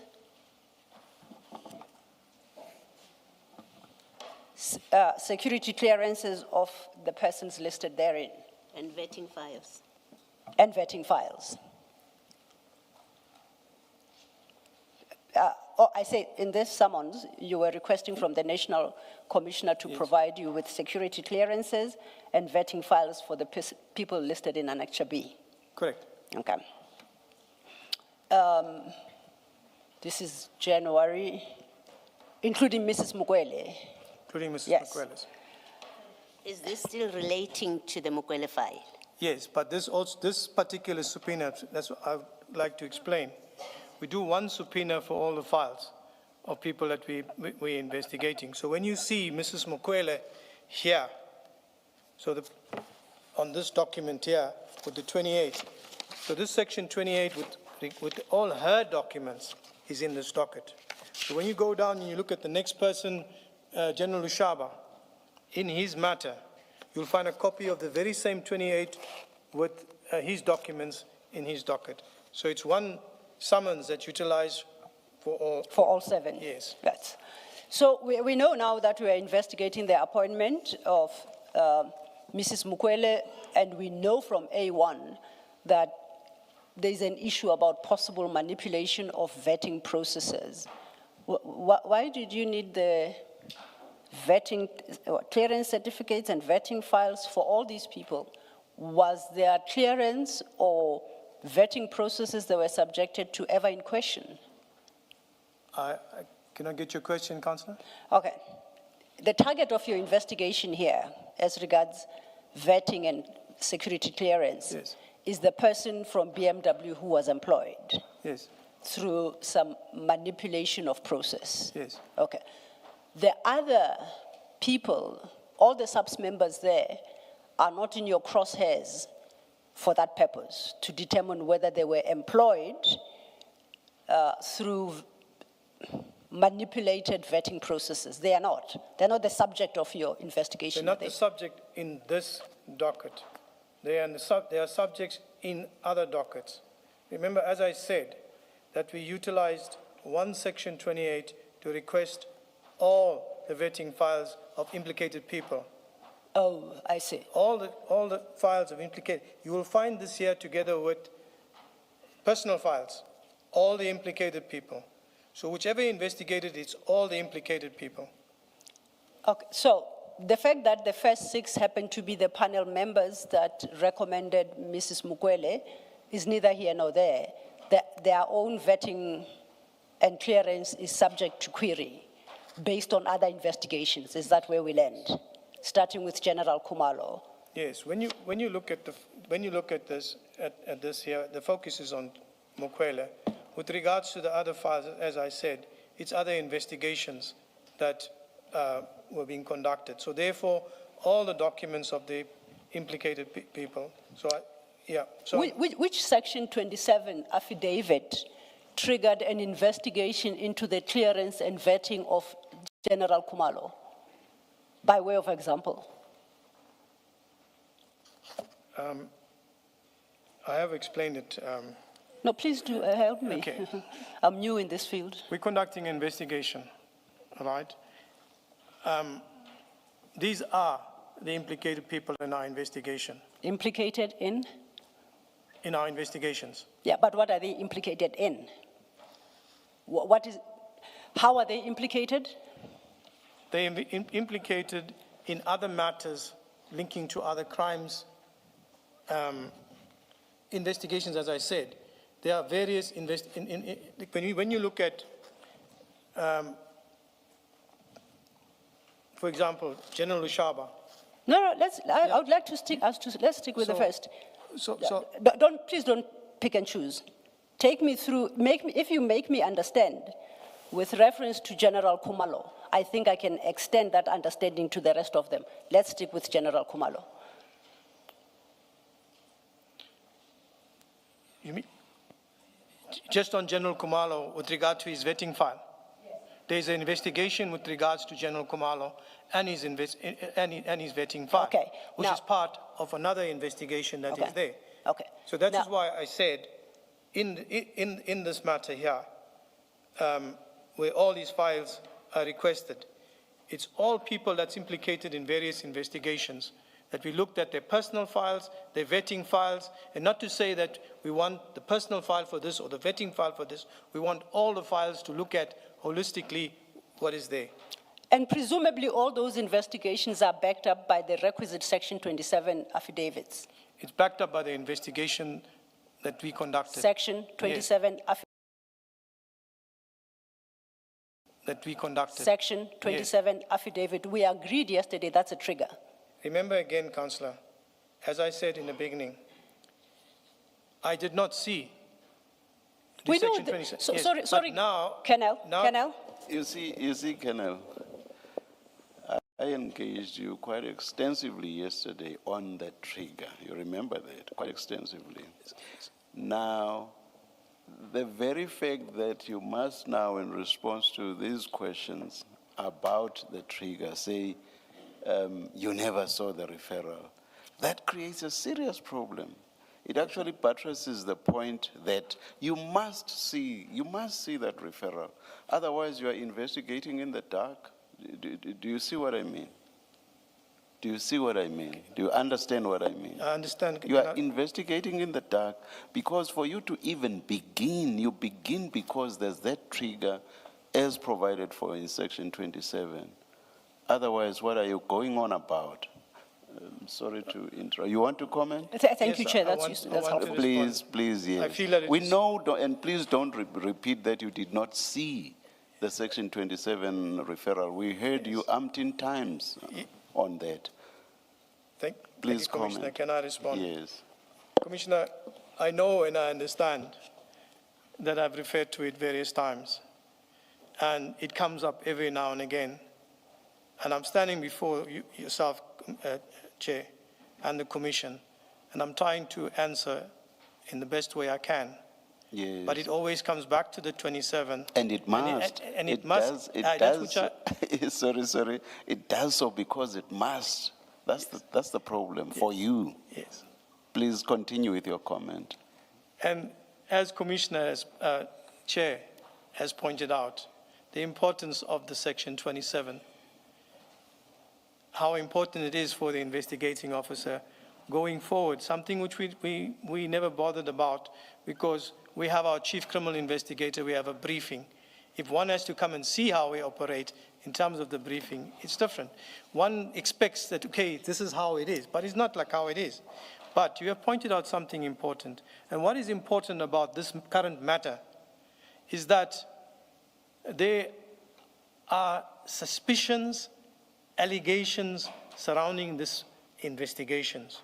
So moving forward to avoid this type of stuff, and it is a fact, Commissioner, that around IDAC, there has been many allegations.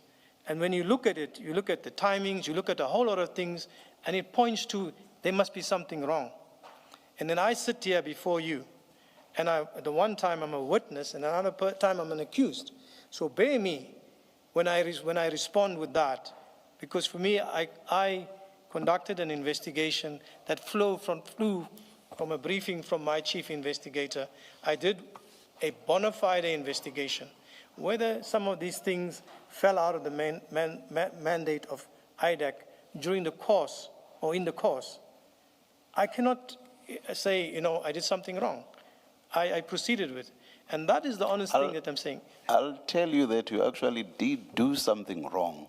You get the A1 after the briefing by your chief, which I'm sure did not tell you much.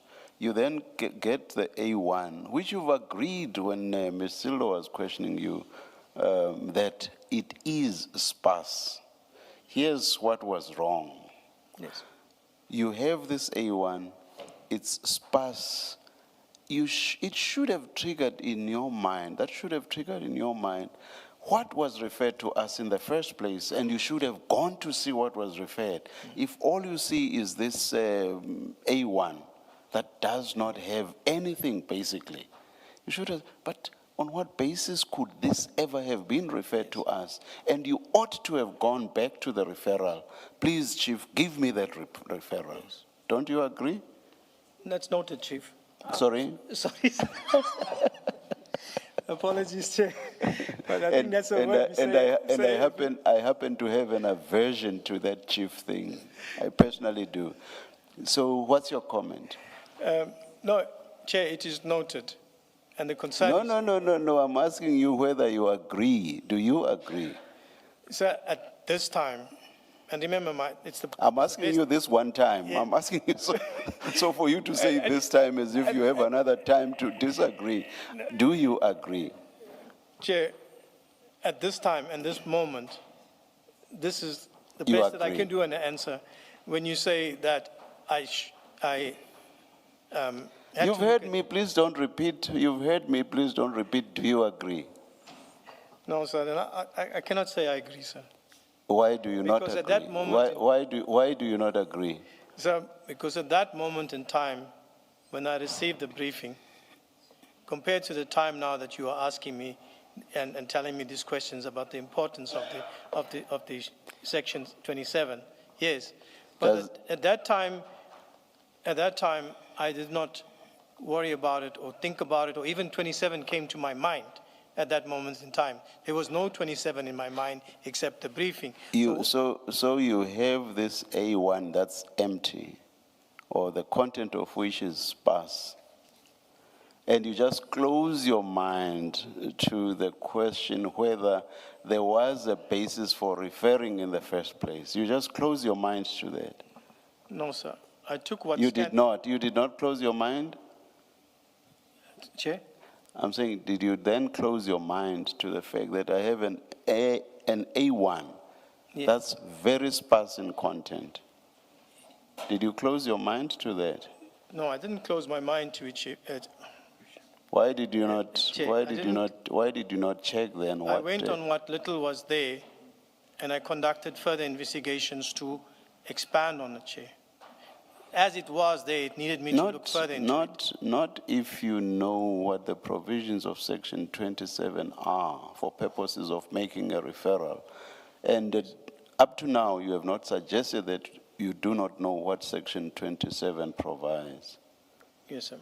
So you could not proceed on the basis of this A1 without satisfying yourself, is there enough to proceed at all? And the basis for proceeding would have been the referral. This is sparse, then what was referred in the first place? That you would find out from the Section 27 referral. It's on that basis that I'm asking you, so you closed your mind to that?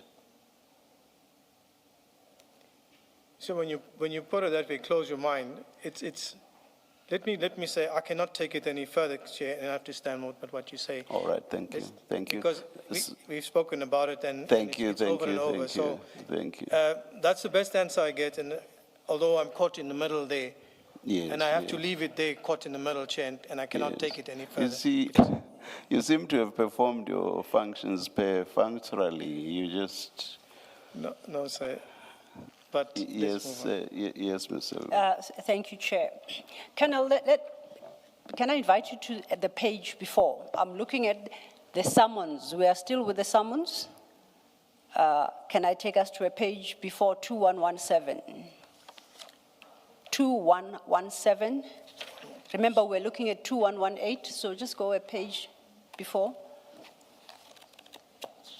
2117. Wait, Looking at the summons on 938. or 936. Then I'm looking at a different version. I want us then to go to a page before. It's a duplication.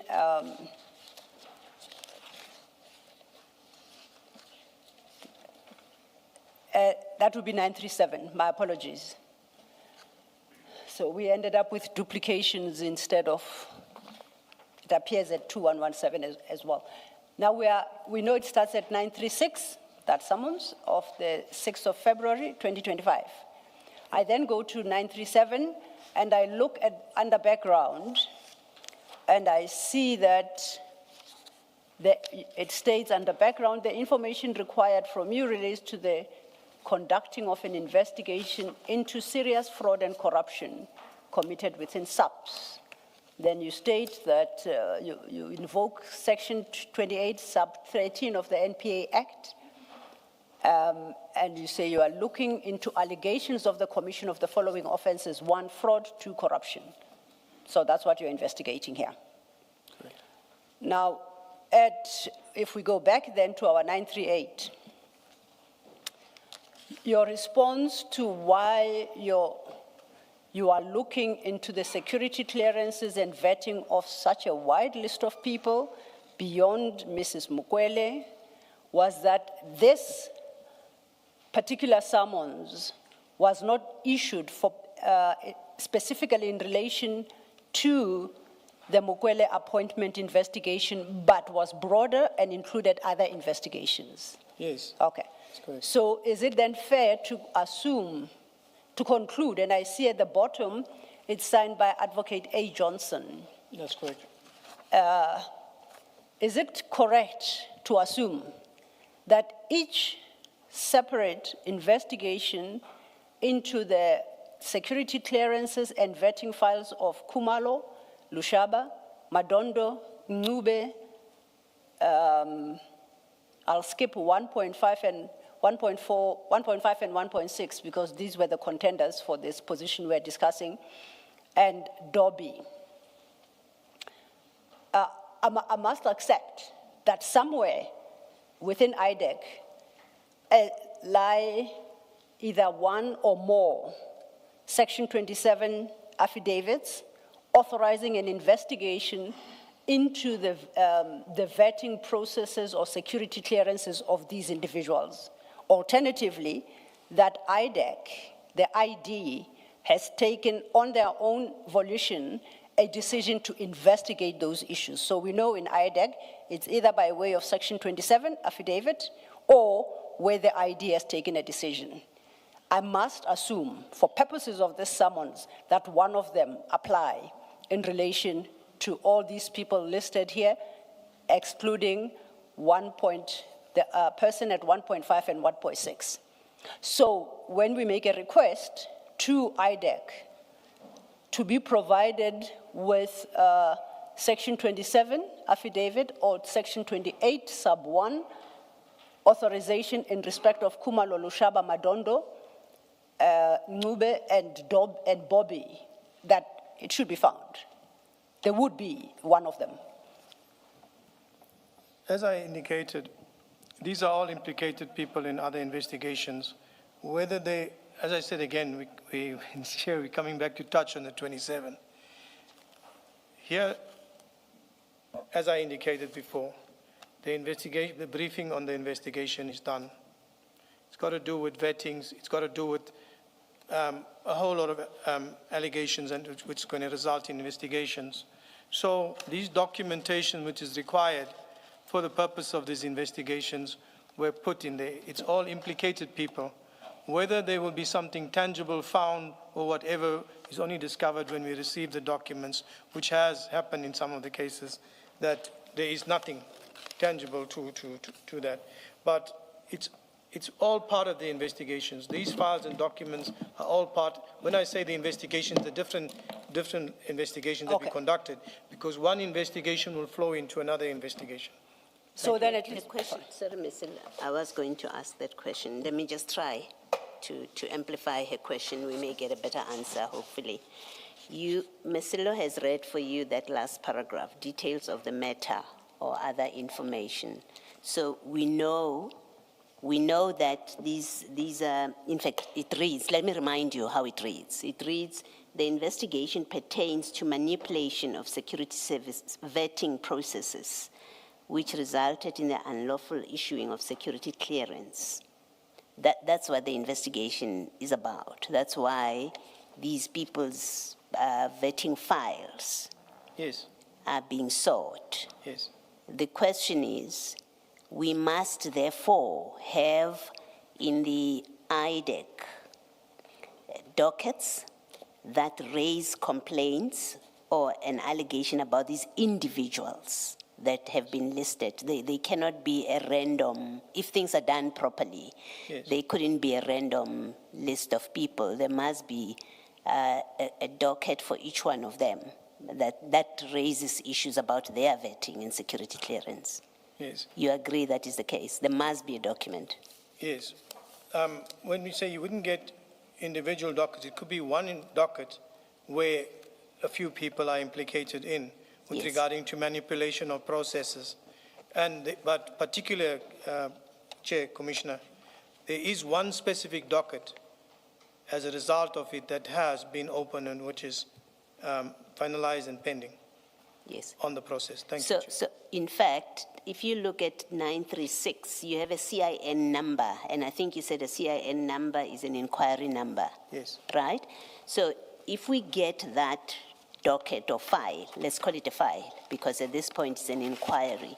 If we get a copy of that CIN file, we should find in it the allegation, the original allegation about the vetting and security clearance, whatever complaint it is. We should find it in that file. It will be CIN first, and then it will change to the docket number. I'm still at CIN because this summons here It's not yet at docket stage. It gives a reference, a CIN reference. So if I go into the CIN file, we should find the complaint that lists all of those people as involved in vetting and vetting manipulation. Yes, you will find the allegation and the summons and everything in the file. Okay, thank you. Thanks, Mr. And if I may just follow up on that, in the very same files that Commissioner Baloyi references, we will find an authorization to inquire into their own personal security clearances.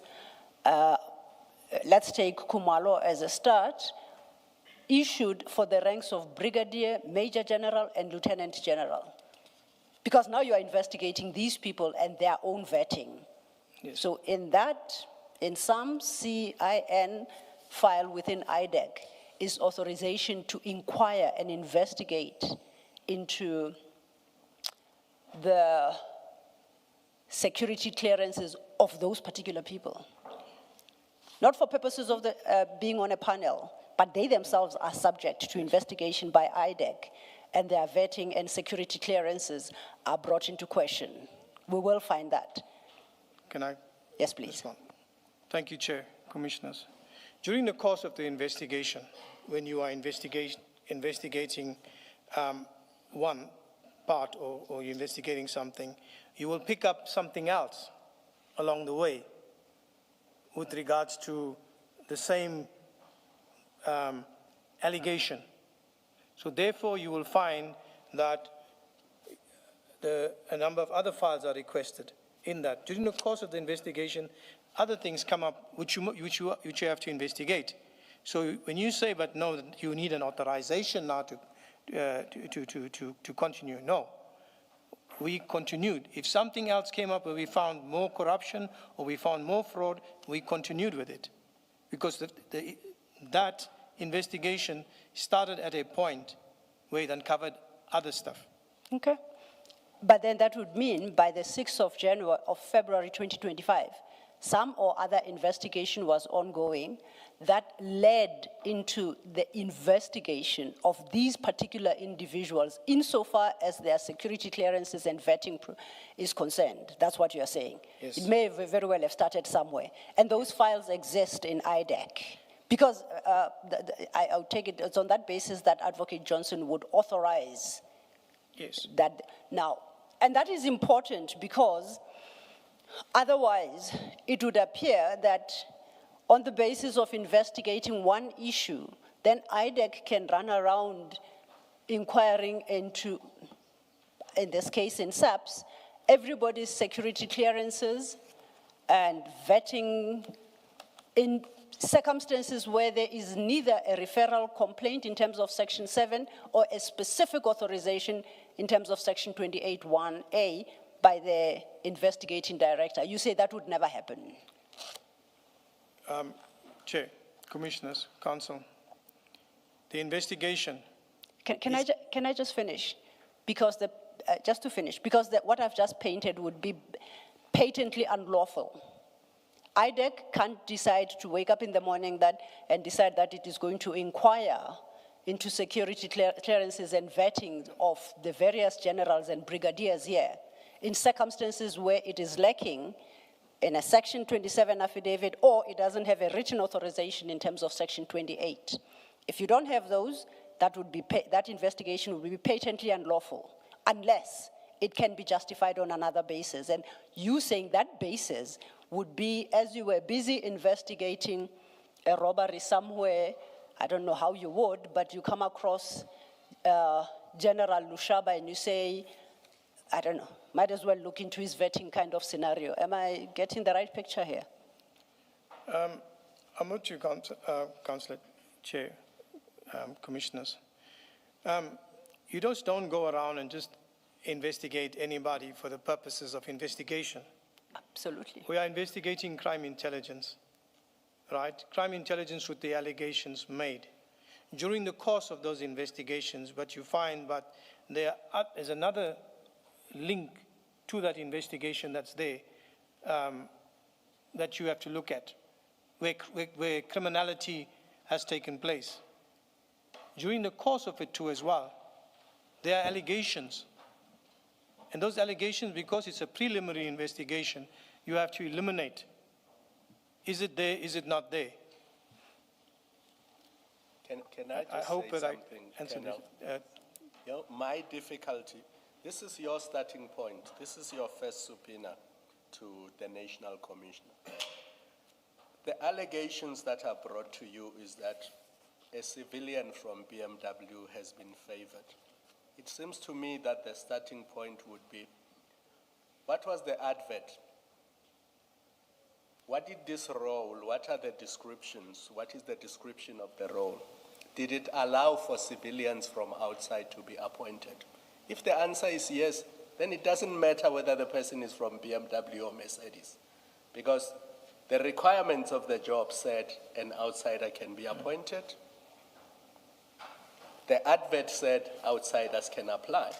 So the first leg of your complaint gets resolved. Then you look at what are the minimum requirements for the role? What is required of the applicants? It requires a B degree. Does the person have it, yes or no? What kind of B degree? Is it an engineering degree? Does the person have it? And you find that in the application for the job, yes or no? If they don't have it, there's a problem. If they have it, that box is ticked. Then you close that leg and you go into, was there anything untoward in the vetting? Then you approach it that way. The fact that the very first subpoena you sent to the National Commissioner, you are looking into security clearances of people from brigadier level to major general level to lieutenant general level. That's your starting point. Remember, that's where advocacy law started, that the first subpoena, according to the record, is to BMW. The second subpoena is this one. Immediately, you ask for security clearances issued and all the other things. And then you justify that by saying, well, other investigations led you to this. That can be because you're starting in January. End of January, subpoena to BMW. Within 4 weeks of you being given this file, or at least you getting the A1, then you are already investigating security clearances of all the generals and brigadiers at every stage along their climb within subs. Can I respond, Commissioner? Commissioner, I'm trying as hard as possible to get the message out, and I'm trying. The investigation with regards to the request for appointments, when I initially said, when we looked at this investigation, we looked at the allegations, and as we continued with the preliminary investigations, this came out as the capture of crime intelligence through various appointments.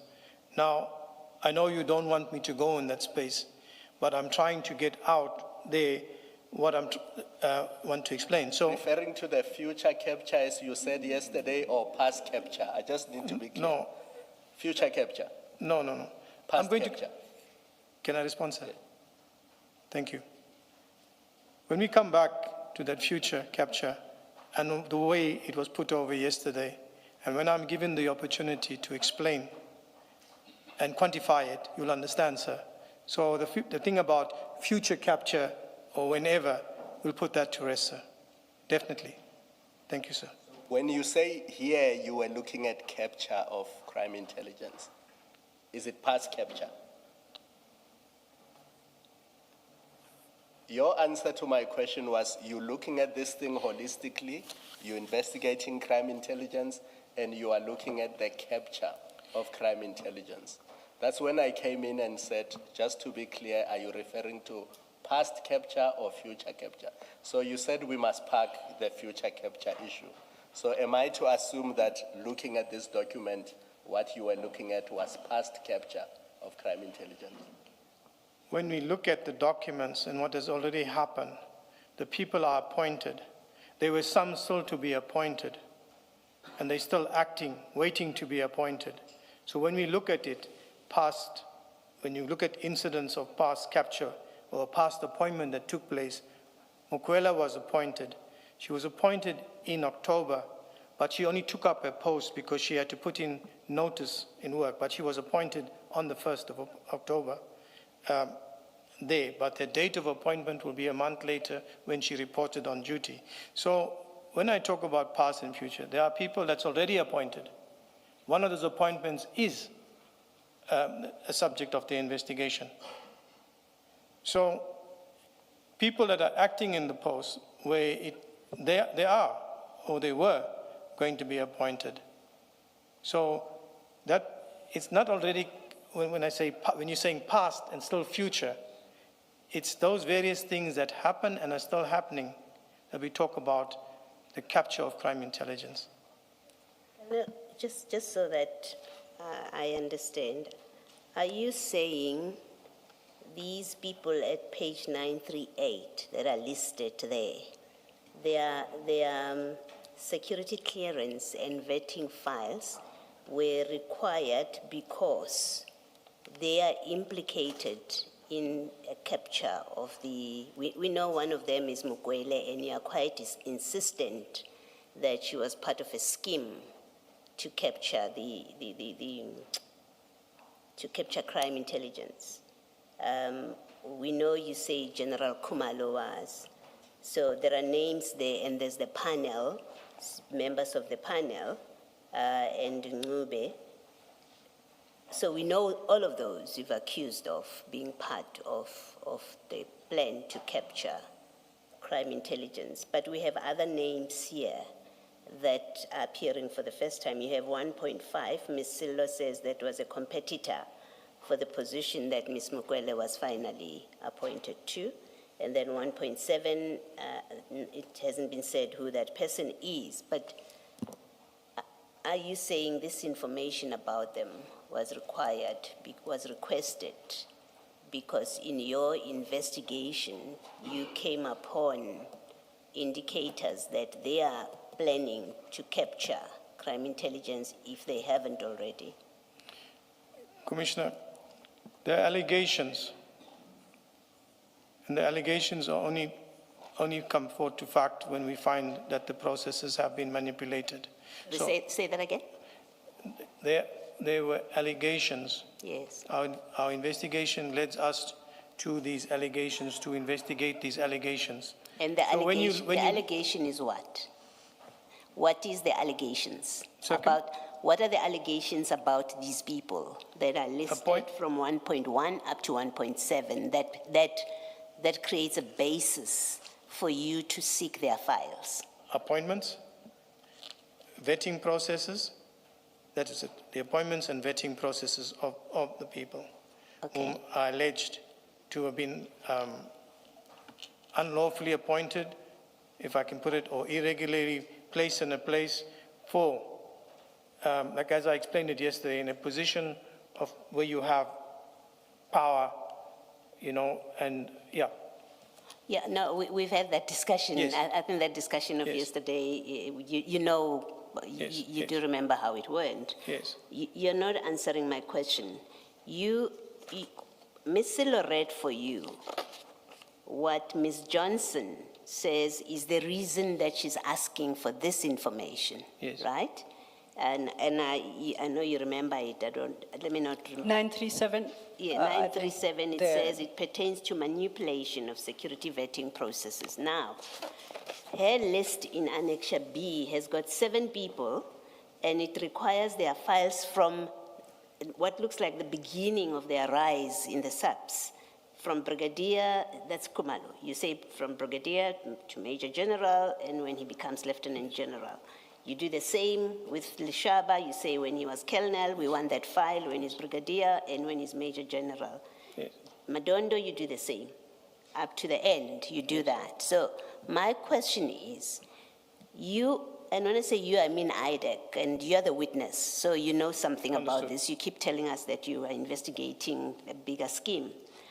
Are you saying to us that this information required of these 7 people, it is because they have been identified in a complaint or in allegations or on some reasonable basis of the investigating director that they are involved in a scheme to capture crime intelligence, these people, these 7 people?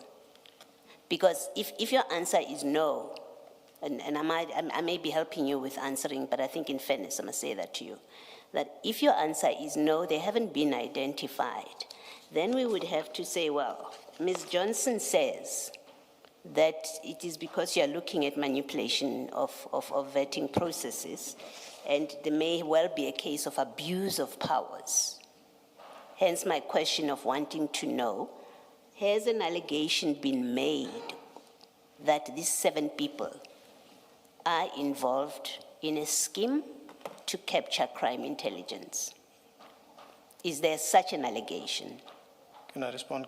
Yes, you may. When we say the persons are involved in the capture of crime intelligence, when I say the capture of crime intelligence, is that the activities that are taking place there through the head of crime intelligence with the appointments, these appointments are strategic for the capture of crime intelligence. It's not to say that particular person they have got together and now they're going to go on the capture of crime intelligence. It's the way the appointments took place. Then the other thing, there were reasonable grounds to suspect that these people were involved in some of the allegations. So therefore, on reasonable grounds, these documents were requested to verify and eliminate.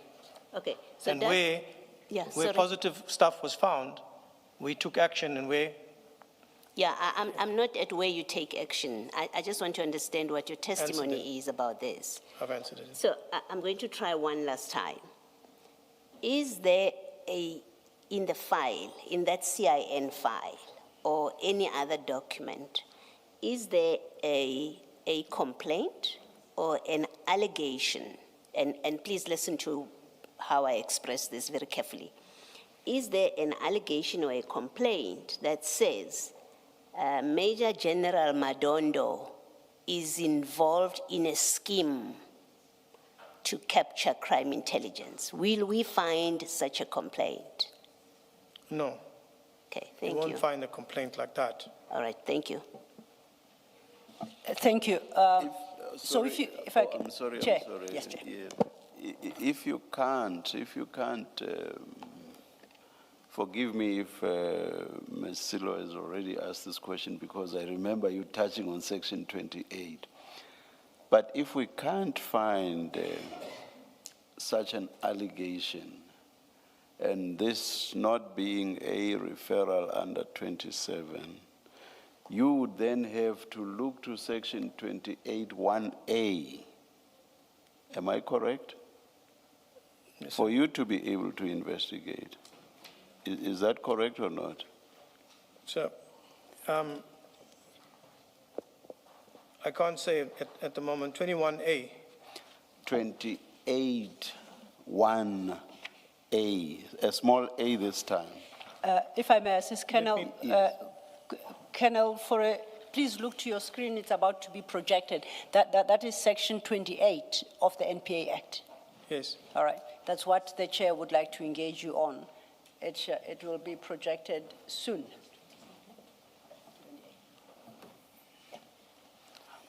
I hope you can see from the screen close to you. Enlarge.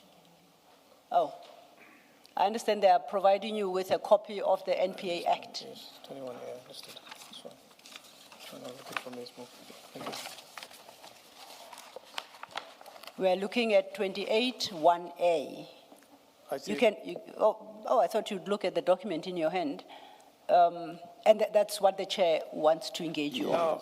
So No, I I'm understand. saying, because there may be a referral, but now the focus is on what was not in the referral. Yes, sir. And that came out quite clearly when Commissioner Baloyi was engaging you. You have agreed that we will not find this anywhere in the documentation that we have before us. Yes. Now, My question is, if it is not a Section 27 referral, Yes. your next point of entry would have to be Section 28(1)A. 21A. Is that correct? Do you agree? That's correct as I read it, sir. Is that what happened here? I wouldn't say I referred to 21A, but the way I It would, conducted. it would not be you anyway. It would not be you anyway, because it is the investigating director that must be satisfied that there is a reason to suspect. Yes, of course, that doesn't mean the investigating director would then have to investigate personally. She would be inundated if she were to try to do that. Yes. But when it comes to you, would this have been on the basis of the satisfaction of the investigating director that there was reason to suspect? Would that, was that the basis? Of the further investigations Yes. that's been Let conducted. me call them the additional investigations. Additional investigations that came out of it.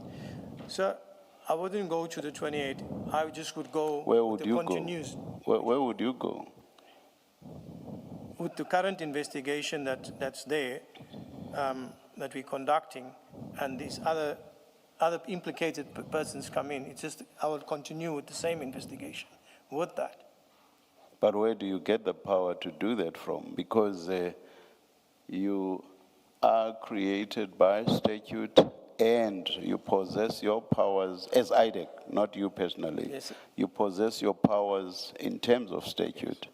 So where would you get this power from? If it's not a referral and if it's not in terms of Section 28(1)A, what would your power be So then I would revive, as a functionary within IDAC? yes, sir. As I say, that if I'm investigating something and it's related to this investigation that I'm conducting, let's say, for example, it's a process of I just want to just pause for an example. You see, as you are thinking, I do understand the legal principle that when you have a power Yes, sir. to perform X, you also have the power to do something that is ancillary to X. So it's taken as being part of X. You are still basically exercising the same power. That I understand. Yes, sir. But I'm not so sure that going on to vetting and so on would be something ancillary to what had been referred in terms of Section 27. That I would not understand. So it's on that basis that I say, if it's not a 27 referral, then it would have to be on the basis of Section 28(1)A. Do you follow me? Yes, sir. So I go back to my question, where would you get the power from then? Are you suggesting that this vetting issue is ancillary to what had been referred? And if you do, I will find that quite strange. So, as you mentioned, Section 21A, that the investigating director is empowered there. It would have to come down as an authority for us to investigate further. Did you get that authority? No, sir. Then I'm saying- on what basis then in law did you do so? In law, sir, look, you're investigating an allegation here, or you're investigating something that has taken place there, but further stuff coming, I will continue on the same basis. On the law part of it, it's there's a crime being committed, so I'm applying that to that specific thing. If there was a criminal offense committed there. Like, let me just jump on the box. So are you basically saying, despite the provisions of Section 28(1)A, you have a free hand to investigate whatever you come across, even if you have not been authorized in terms of section 28(1)A. And I'm talking authorized because that section does not refer to authorized. I'm saying that purely on the basis that I accept that there's no way that the investigating director can investigate everything herself. Yes, sir. So you are saying even without authorization, you come across something and it's not even ancillary to, for example, what had been referred, you have a free hand to investigate as you please. Is that what we are saying? No, sir. It's What not are you about, saying? What are you saying then? it's not about a free hand to investigate everything and anything. We are in the same scenario or the same investigation of crime intelligence within there, where the allegations is falling within crime intelligence, and within that same investigations you are picking up similar stuff that is there, similar some similar offenses that are there. We continue with it because it's still there. But if it's something else, Let's outside, focus on the appointment of Ms. Mukwele. I don't see what's similar between that and investigating issues around vetting. I don't see the similarity. So, like I said, there's the investigations of Mrs. Mukwele, and there are other investigations related to other Just show matters. me the similarity between issues of vetting and the allegedly improper appointment of Ms. Mukwele. Where's the similarity? Let me take you to another example, sir. No. Let's just deal with this one, Similar please. with Mrs. Mukwele. Yeah. If we find, for example, there's another brigadier, right, a person that's appointed and irregularly, processes were manipulated, appointments too were manipulated in the sense that there was corruption, there was fraud, there was misrepresentation. We will investigate that too as well. Whilst we're there, it's in the same component, it's in the same. Colonel, when you said you were giving me an example, I refuse to accept that. You've gone to an example anyway. I'm saying, show me how the issue of the allegedly improper appointment of Ms. Mukwele is similar to the vetting issues that you then proceeded to investigate. Show me the similarity. You have the appointment of Brigadier Mukwele. I'm trying to answer you, Chair. You have the appointment of Brigadier Mukwele. You have the allegations of the vetting process too as well within that she was a civilian and there was a certain process that followed that didn't follow the normal process. For example, she did not have a personnel number, but it is stated there that her vetting was captured on a system. Does all of that then take you to vetting? Yes, it's the vetting part. And it's Yes. and the two are similar. Yes, it's coupled together because your appointment goes through All right, vetting. I'll leave it. Ms. Sildo. Thank you, Chair. That would be the one summons, and now because I'm terribly pressed for time, let's look at the next Section 28 summons. How much time do you do? A lot. A lot, unfortunately, Chair. Okay. No, I was going to say let's sit late. Yes, thank you, Chair. I'm indebted to you. So that I wanted to have an idea how long we will sitting late. No, I think we'll be here for quite some time. I apologize. Colonel, then we go to file 4. File 4, you'll get assistance now. I'm going to page 1083. 1083. And this is once again a Section 28 summons dated the 6th of February 2025. File 4.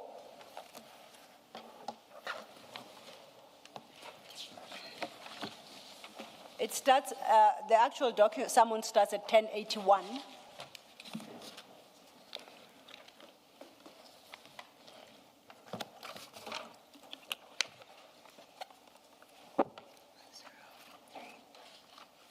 And if you see to the bottom of that page at 1081 is a date stamp, 06/02/2025. So that's when it was issued, signed by Advocate Johnson.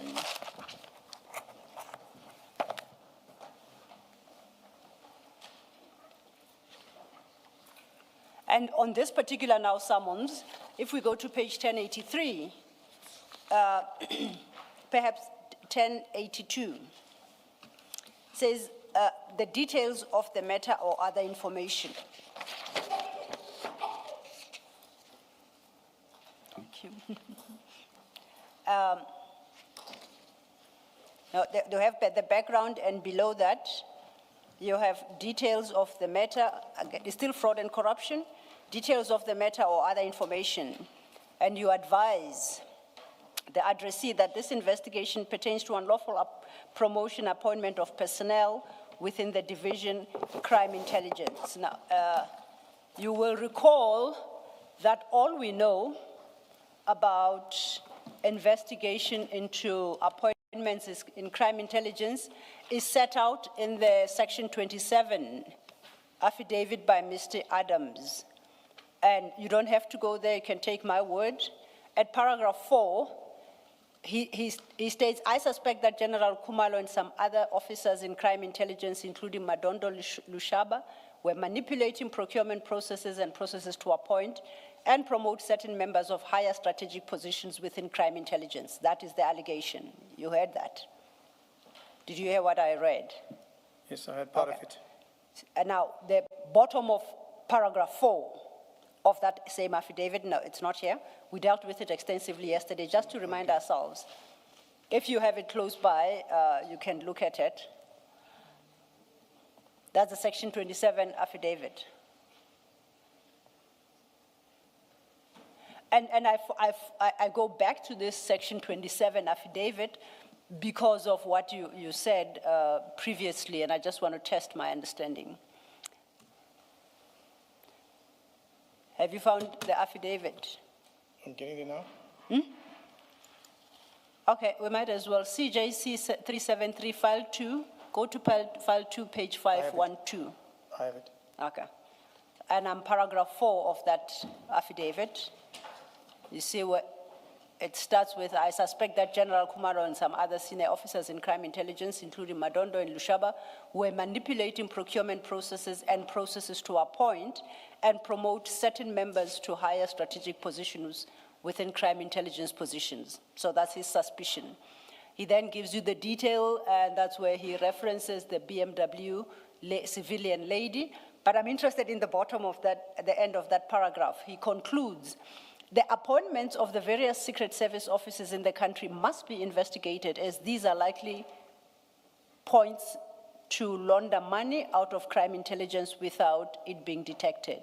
So, Mr. Adams would like IDAC to please investigate appointments of the various Secret Service officers, not officers, officers, in the country, because that is the likely point for that money will be laundered. You can cast your eye through the rest of the affidavit. I didn't see anything else about appointments, general appointments into investigation into the appointments at CI. That's all I see. Is that a correct understanding of the affidavit? Just repeat the last one, Councillor. I'm saying, all we have is this section 27 affidavit before us. Yes. And insofar as appointments other than that of Mrs. Mukwele, what Mr. Adams says is at paragraph 4 at the conclusion thereof, where he suggests the appointments at the various Secret Services offices in the country must be investigated. Yes. You agree that's what he's asking for? Yes, he's asking for the appointments of the various Secret Service officers in the country must be investigated. Yes. As they likely points to launder money. Yes. So this he asks, we know now on the 21st of November.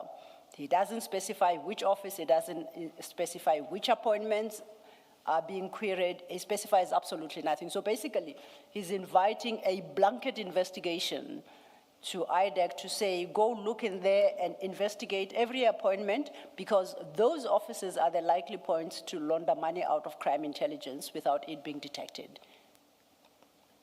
You can't quibble without that interpretation of mine. You agree with me? That's what he's asking.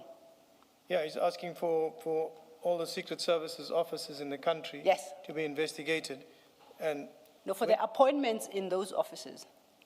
the appointments in those offices Yes. to be investigated. Yes. So from my understanding there is that in each province, we have a Secret Service account at Crime Intelligence Office. Yes. So the commanders of those Secret Service accounts, that's the way I understand it. Yes.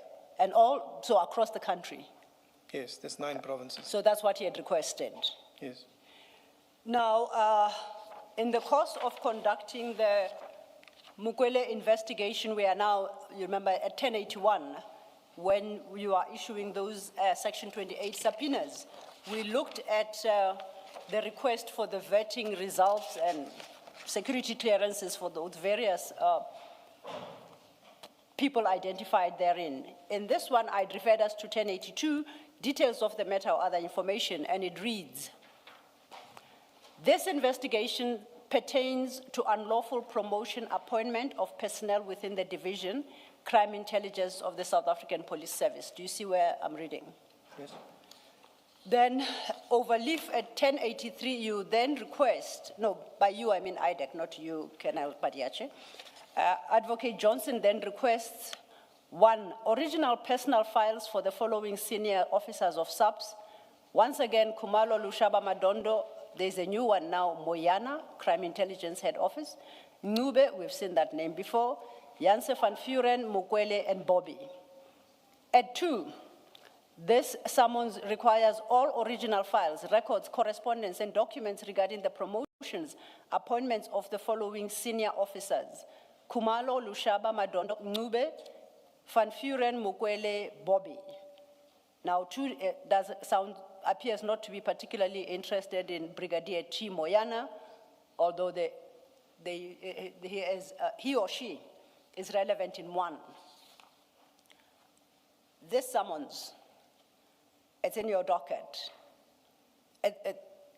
You'll agree it's way beyond the scope of determining whether or not the appointment of Brigadier Mukwele was as a result of manipulated processes, recruitment processes and vetting processes. You are now investigating the appointment of Kumalo, Lushaba, Madondo, Moyana, Nube, Van Vuren, Mukwele, and Bobby. Why? First of all, this Section 28 summons is in this docket. As you can see, this is Mukwele's docket. So this Section 28 summons refers to the documentation requested for documentation of Mukwele and the promotion documents of Mukwele. With regards to the other persons listed here, those documents were also requested for the purposes of this investigation as, also requested too for the purposes of investigation. Which investigation? Can you help us with the detail? Then perhaps when Advocate Johnson comes, she Yes. might be able to assist with the document. Which investigation is that requires these documents? During the briefing by Chief Investigator Padayachee, the appointments and the appointments of these people mentioned here, right? This is what we were requested to subpoena, because the appointments are also under investigation. When you say their appointments, you mean their employment by SAPS? No, Is that what you mean? It means their promotions. So Appointments, not in the SAPs, the appointments in the ranks.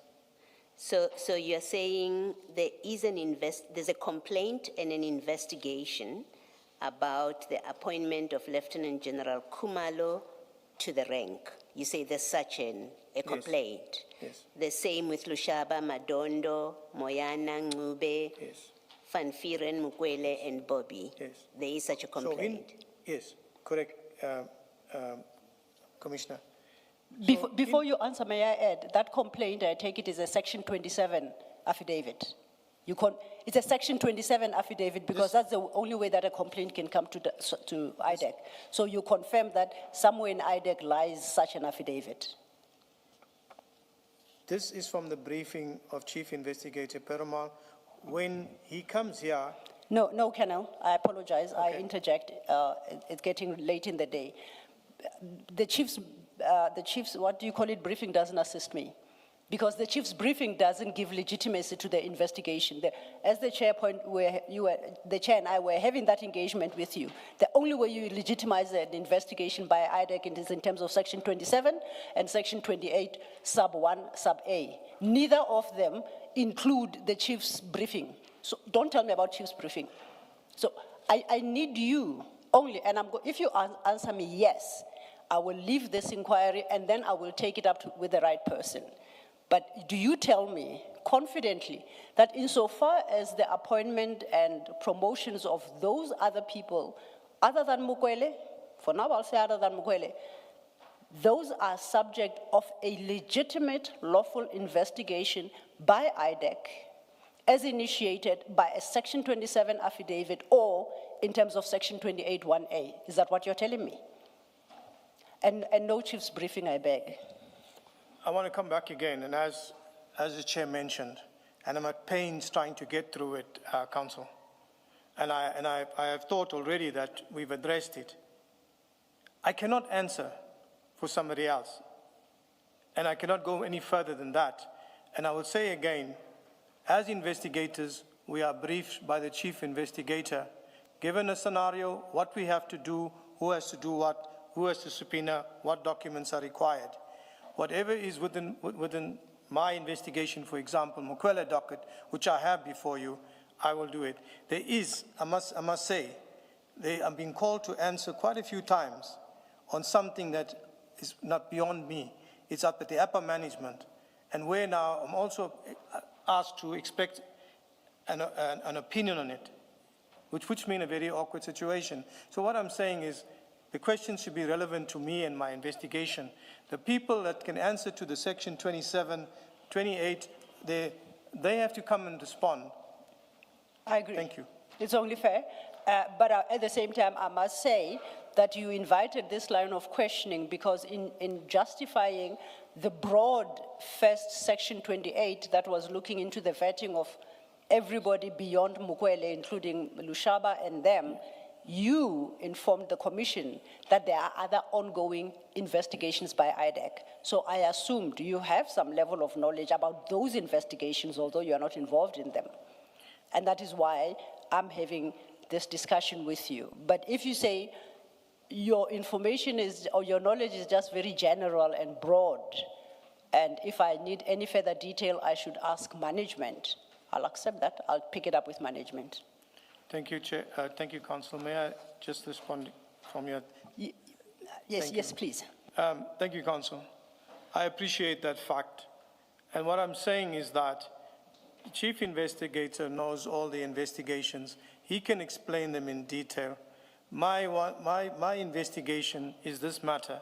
And therefore, you've seen throughout the couple of days that I've been here, I've been at pains trying to explain something from people that will come and account for. I can account for what is mine, but I know that we have lost a day on Monday, and where I was supposed to follow up and slot in, but it has made my testimony here challenging and difficult. And therefore, sometimes I'm at pains to explain something. And I must say, Chair, it's also affecting me. I'm trying to be open and honest with the Commission. But every day I go back and I try not to look at the TV or social media, but it is there. And I come in with that every morning. So what I'm saying, Council, that I want to assist the Commission. But on the one side, it's coming across that like I'm an accused. And on the other side, I'm coming out as a witness. So I'm either here as an accused or a witness. But what I want to say to you and to the Commission, I'm coming here as a witness to assist the Commission and be of assistance. There may be difficulty in explaining some of the stuff that is here, but it is not done deliberately. It is not done to deceive anybody. I conducted a bona fide investigation. I did what I did according to what I know and according to how I'm briefed, and I've done it. Thank you. Yeah, I think I owe you this explanation, Colonel. You may think that we are repetitive. We are not. Yesterday, when we engaged you extensively, we did so in the context of two affidavits. The first being the Section 27 referral affidavit. The second being the A1 statement/affidavit. Today, Ms. Sillo is taking you through the summonses. And the summonses raise issues that are different to what we dealt with yesterday. So we must naturally go back to the empowering provisions of the NPA Act in order to understand how these summonses and therefore their content, or rather how those provisions bear relevance to the summonses and whatever else may be coming out. Because that helps us understand whether what's being done, whether the issuance of the summonses was, or rather had a basis in terms of the empowering provisions. That's why it appears that we are repetitive. We are not. We have to engage with each step that Ms. Sillo wants to deal with to be satisfied that, yes, indeed, there was a legal basis for each one of these various steps to be done.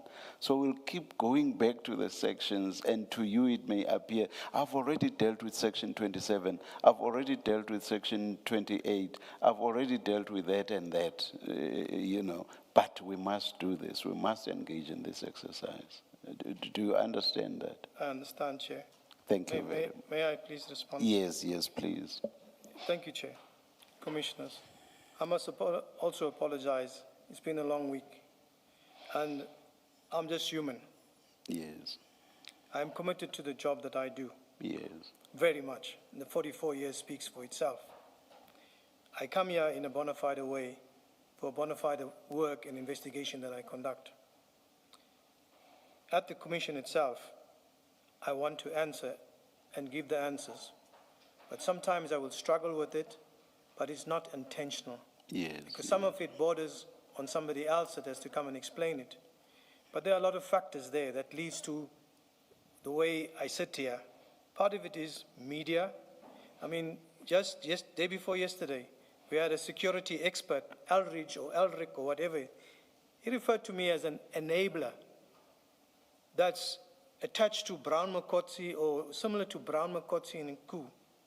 Now I'm saying, Commissioner, I'm coming here to assist the Commission. It's a long week.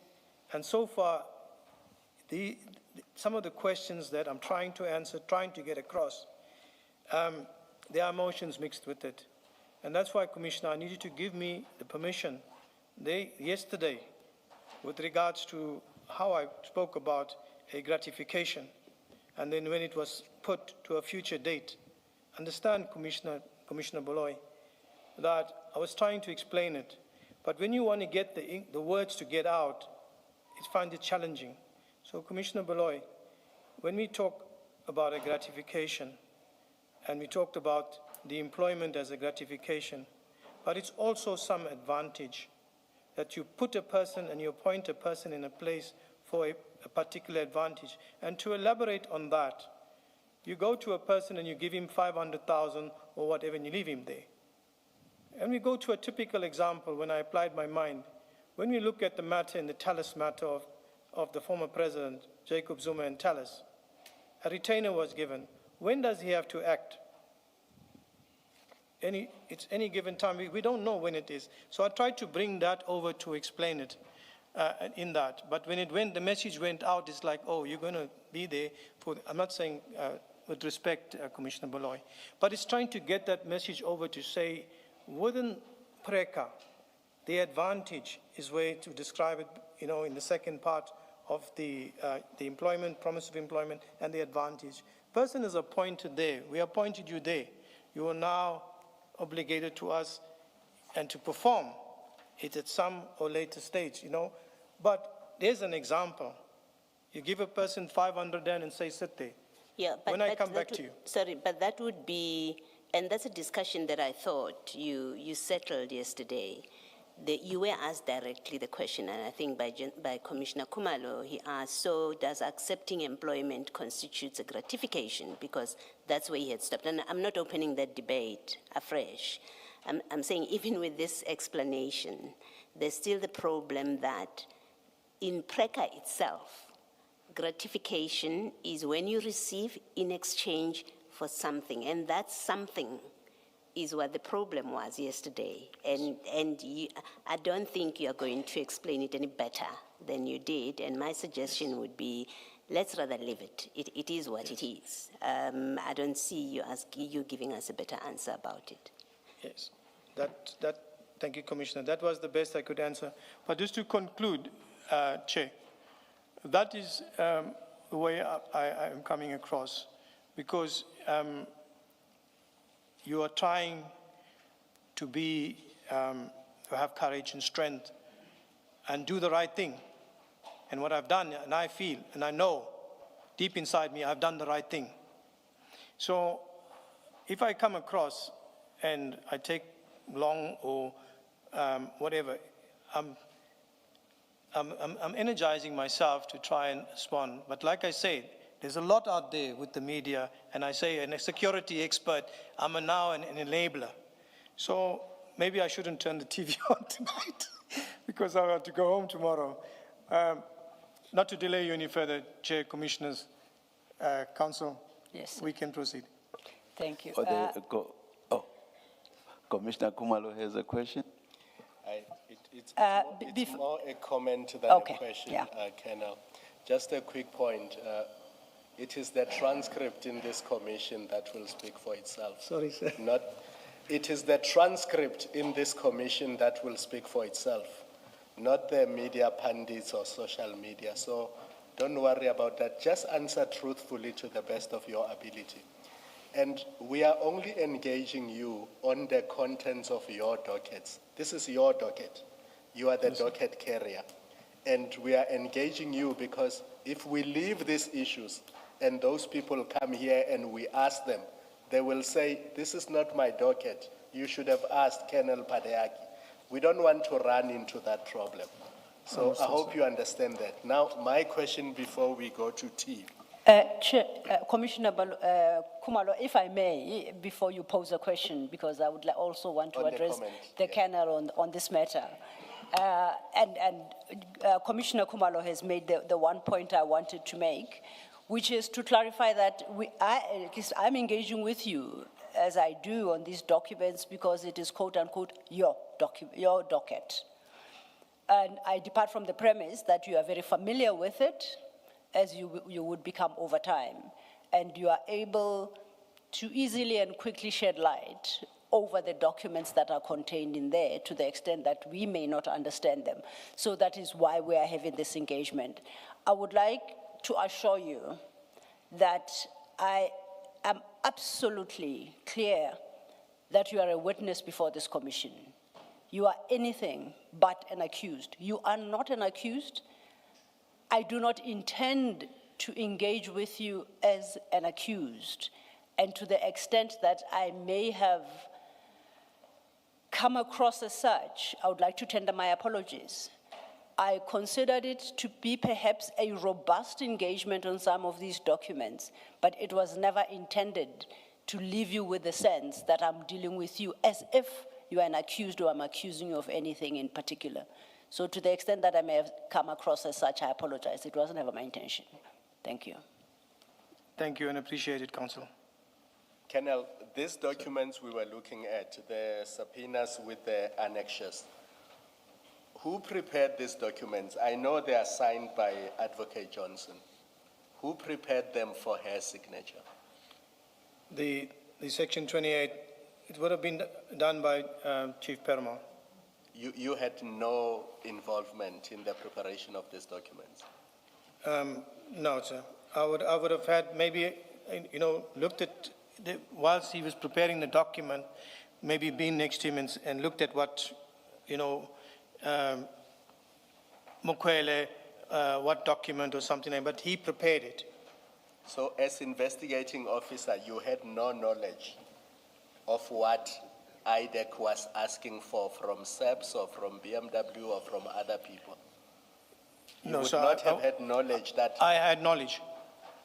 The request from BMW, I had knowledge. and this one we are looking at This- 1083? This one as well, I had knowledge. What I'm saying here, Commissioner, is that I had knowledge because I was right there when he was preparing it. So it's not that I don't know about it, I'm aware about it, and I confirm that. So you were there when these documents were prepared? Yes, sir. So you can speak to them? Yes, sir. Yes. Thank you, Commissioner. Colonel, can I just follow up on that? I'm happy to limit it to the Mukwele docket because it's your docket. That's the docket you're responsible for.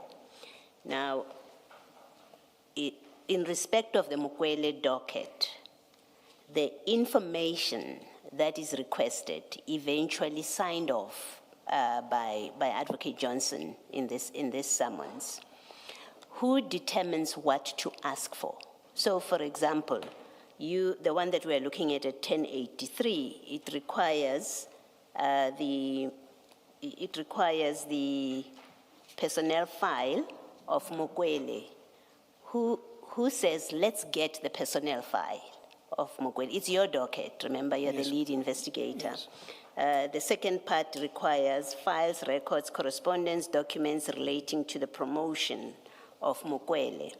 And then 3 certified copies of SAP 96 service records for Mukwele, among others, but I'm limiting to Mukwele. Yes. And then 4 SAPS 101 personal equipment records for Mukwele. Who makes the determination or who identifies the documents or the information in respect of your docket that must be sought and to be included in this summons? Chair, Commissioner, thank you. Let me just correct one thing first. Paragraph 4, the 108, Yes. Mukwele wouldn't have a 108.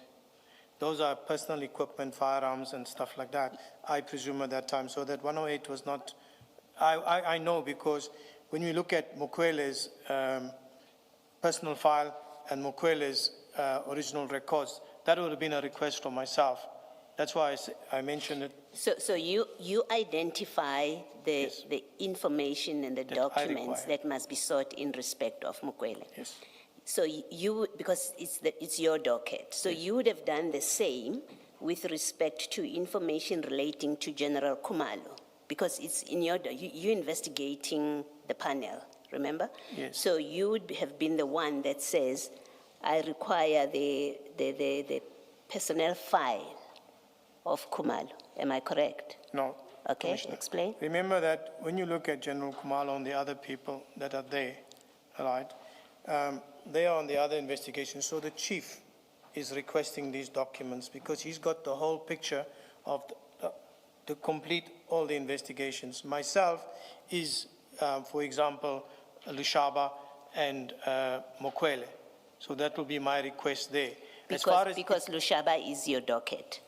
Lushaba The is in- Lushaba docket, the other docket the is other yours. docket. Okay. So whichever accused in my matters, I would be there. But when you look at this here, because General Madondo and the other people are also in other dockets, so the chief handles that. But my specific one will be a request for Mukwele and Lushaba. Okay. So where you say, so the correspondence to BMW, you would be the one that said, we need to get this from BMW. It's not simply you became aware of it. It is in fact you who identified what should be sought. Yes. Okay. Yes. And I would have asked, okay, I want the employment, the history, everything from BMW, and it will also the chief would have been there with me while we discussed it, and then I would have said it like that. Okay. Yeah. And then another question before we take the break, and it's really just to clarify, because I thought from yesterday's evidence I had understood about this reference number, the inquiry reference number, and now this summons confuses me. Yes. My understanding of how you testified yesterday was, once you had received the complaint, when I say you, I mean IDAC, and the case was decided to be taken on, you don't allocate it a CAS number. It gets allocated an inquiry number. Yes. Until it graduates Yes. to a CAS number at some point along the Yes. way. Now, this summons, they bear a reference number. And I've understood you to say the reference number, which is the CIN number, is the same as it's an inquiry number. Yes. Now, here we have only one inquiry number. We have only if you look at 1081, we've given a single inquiry number, and yet you are telling us that the rest of the information, for example, on 1083 relates to other dockets. Can you just explain how it works? From the way And what it means that we now just have one inquiry number in respect of many cases, in fact. Yes. When you look at all the cases, the inquiry is on crime intelligence. It's how can I put it to you? It's one investigation that has many legs. So it's got one inquiry number. So we use that reference. Then, if you look, Commissioner, remember when you were talking about an inquiry file, you will notice that what's in the inquiry file is transferred into the docket. For example, the Section 28, and it's together with what we requested is the documents. So that is how it is. Then if you look in the other dockets, you will find a CIN number 28, this very same 28, together with the relevant documents that's for that particular docket will be filed in that docket under that CIN number. So the inquiry number is CIN with different legs in it. Okay, so this number, look at 1081. You have CIN 0130 02 12 2024. What are those numbers? What do they represent? Just look at it. It's the serial number. With a date. Of with the a 28, date. yes. What is the date there? Which part is the date? When you look at it, it's December 2024. 02 December 2024. Yes. That is the date. No, the 12 is December 2024. So this inquiry opens in December 2024. Yes. And before December 2024, there was no crime intelligence investigation broad, because you say this represents a broad crime intelligence investigation, Yes. which has many legs. So we can accept from this date that the first time that an inquiry is open and registered on your system is in fact in December 2024, and it is this broad inquiry. When you look at the 2813, when it was authorized, 2813, in December 2024, so that's where we take our cue from in the inquiry in December 2024. Yes, I think my question is simpler.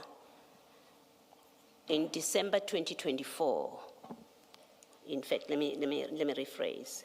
Does the date on this inquiry file, this reference number, Yes. which says December 2024, does it denote or tell me that this broad, big inquiry into crime intelligence that you're talking about, which has many legs, was open in December 2024?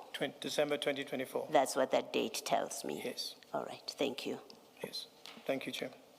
And I note that Commissioner Khumalo first and then Commissioner Baloyi mentioned a very interesting concept of a tea break, but before I inquire further into that, just a follow-up to Commissioner Baloyi's question to close on this subject.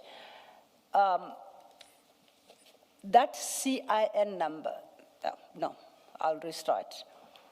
We now have come to understand that you are investigating specifically the Mokwele appointment. But that happens in the context of a broader investigation, as you say, with many legs. So we are trying to find documents pertaining to the investigations of the appointments and promotions of the General Kumalo, General Madondo, all those people listed there, correct? That's what we are now interested in, to understand that bigger investigation that you say is underway into crime Yes. intelligence, Yes.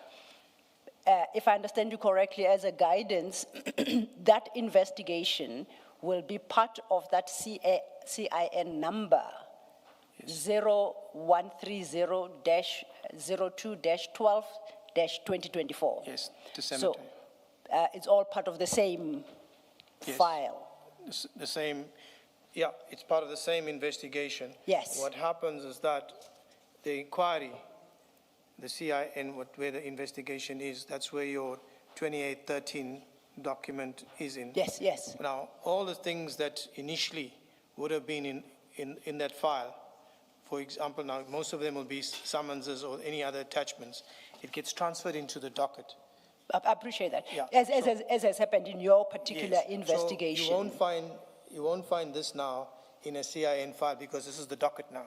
Yes, no, I appreciate that. Remember, now we are in pursuit of this bigger investigation into crime intelligence. Yes. And we are trying to establish the authorization for that investigation. Yes. We know from your our description of the CIN number that Yes. it would have been initiated in December of 2024. Yes. And we just want to see whether, how was it, on what basis it was initiated? Was it a Section 27 affidavit, or was it a decision by the ID in terms of Section 28(1)A? Because there is no other way. Yes. So that you and I understand what our next step is. It's perhaps then, I think, yeah, the inquiry is best addressed to Advocate Johnson as the head of the institution, and then she will direct our request and, subpoena to the right person. Yes. Thank you. So, that tea break would be more than welcome. Thank you.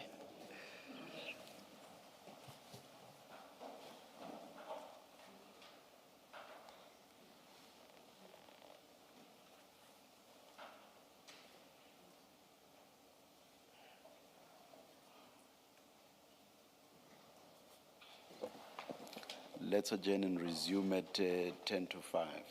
Thank you, Chair.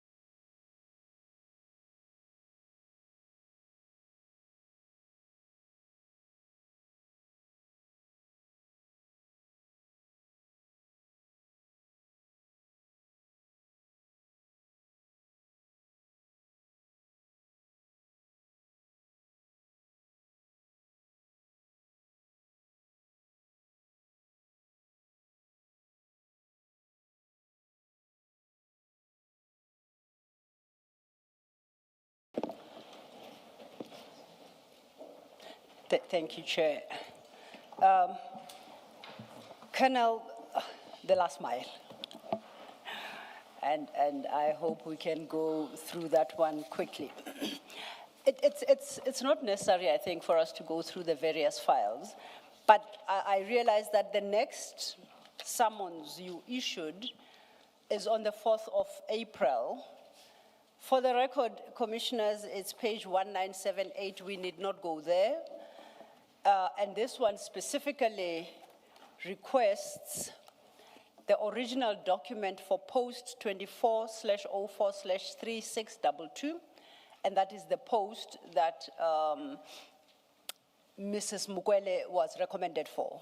And this requests records of the questions and scenarios posed to the undermentioned candidates, their practical and or written assessments, written responses or replies, and it's in respect of the 3 candidates that were finally interviewed and from which selection, from which list Mrs. Mukwele was selected for recommendation.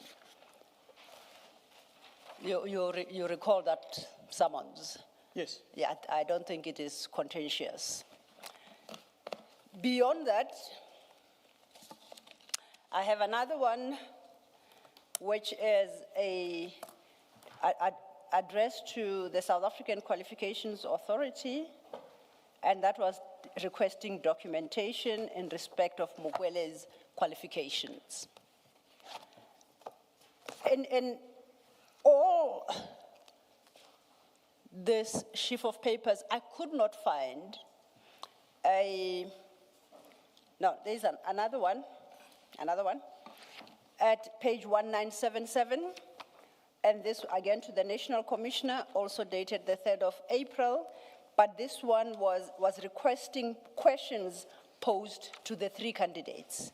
Do you recall, do you have a vague recollection of that one? So it was very specific to the questions that were posed to the 3 candidates when they presented themselves for the interviews. Okay. And that, for the record, will be page 1977. I think that will be file 5. If I still, okay. Yes, it's confirmed, file 5, page 1977. And beyond that, then there's another of the requesting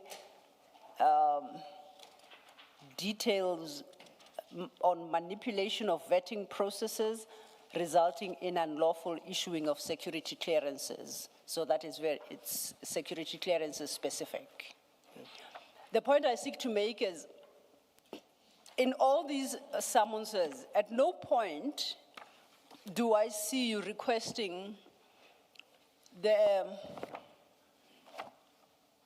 entire, I'll call it, record of decision from advertisement through to appointment of Mrs. Mukwele. You don't call for that entire file. You call for some parts of the file, including, as I say, at page 1977, where you specifically request questions posed to the 3 candidates. You don't request the advertisement. You don't request any other background documents in respect of that advertisement. You don't call for the full compendium of the steps taken in the process of this recruitment. And my thinking was that your life could have been made much easier if in one of the summonses you requested the complete file of this entire recruitment process. Why didn't you request it like in that manner, which is a very general manner? Say, give me everything relating to this appointment, starting with the advertisement and everything in between, rather than pick and choose documents in that process, including questions posed to them. Why didn't you approach it that way? Chair, Commissioner, we did. We have that in the original subpoena that we served in February, where we have the whole appointment process from the advert right down to the final part where it is Mukwele is appointed? Firstly, I could not find it. And I say that mindful of the conversation we had in the morning, that I may very well not have the full docket, but I could not find it. But if it exists in the terms that I describe, then it creates another problem, because the charges that you draw up are inconsistent with the contents of that big file. And I would like us to turn our attention to it. We have obtained a version of that file. And if we could go to file 2.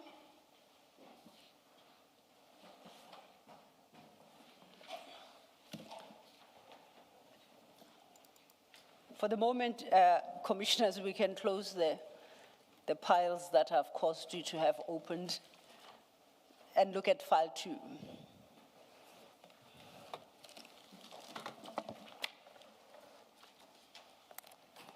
And in file 2,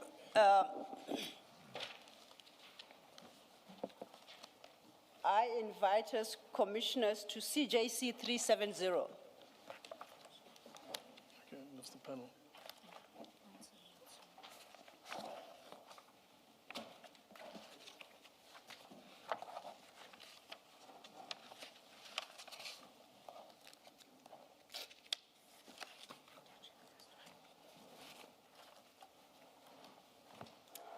And that starts at page 172 with an index. And what I call record of decision, that entire file. The first document there under tab A in that file is the request for advertisement. It's followed by internal advertisement.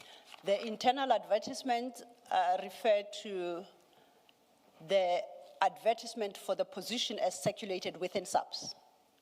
You agree? Yes, 174, yes. Yes, then, it's got a copy of the external advertisement. It has what it calls an erratum and an extension of the closing date. That was the closing date for the applications.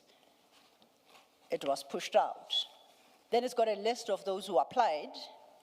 Then it's got a list of approved selection panel, declaration of interest and confidentiality, shortlisted candidates, approval of shortlisted candidates, applications for shortlisted candidates, invitation letters, security clearance assessments, center mark sheets, list of recommended candidates, minutes, and announcement. Now,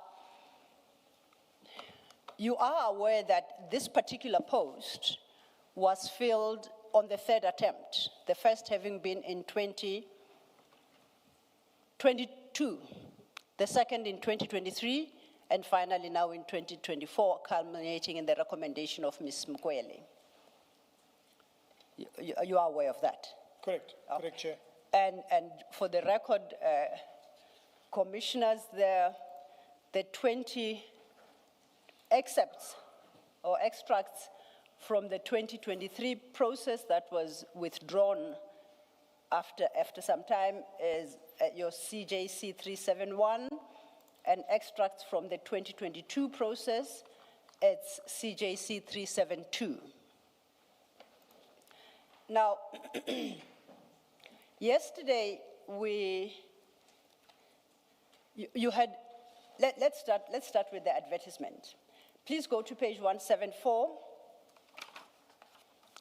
Page 174 is the request for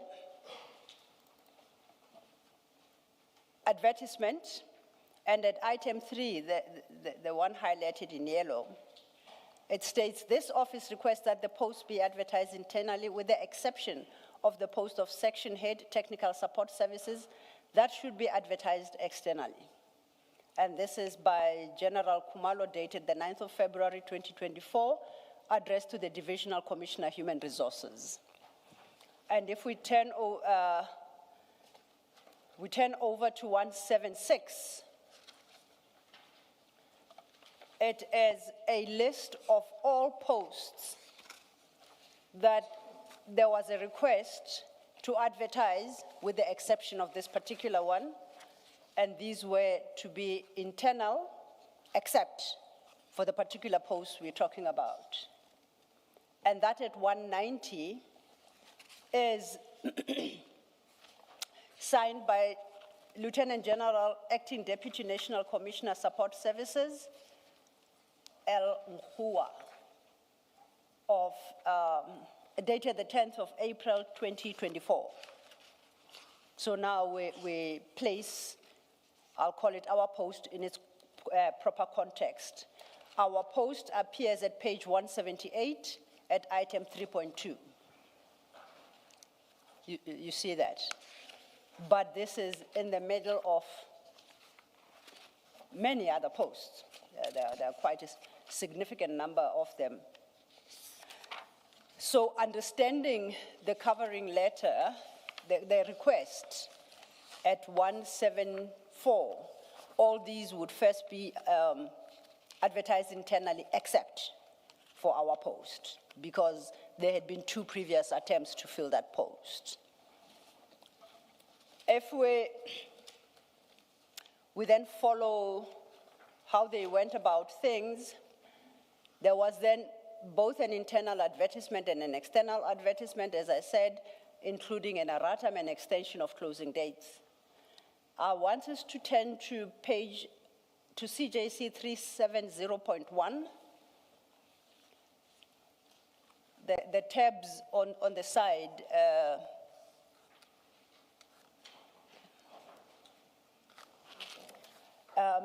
370.1. No, it's not point 1, definitely. It's late in the day. What is the document advocacy? It's the approved selection, 370.7, not point 1. Point 7, right? Okay, thanks.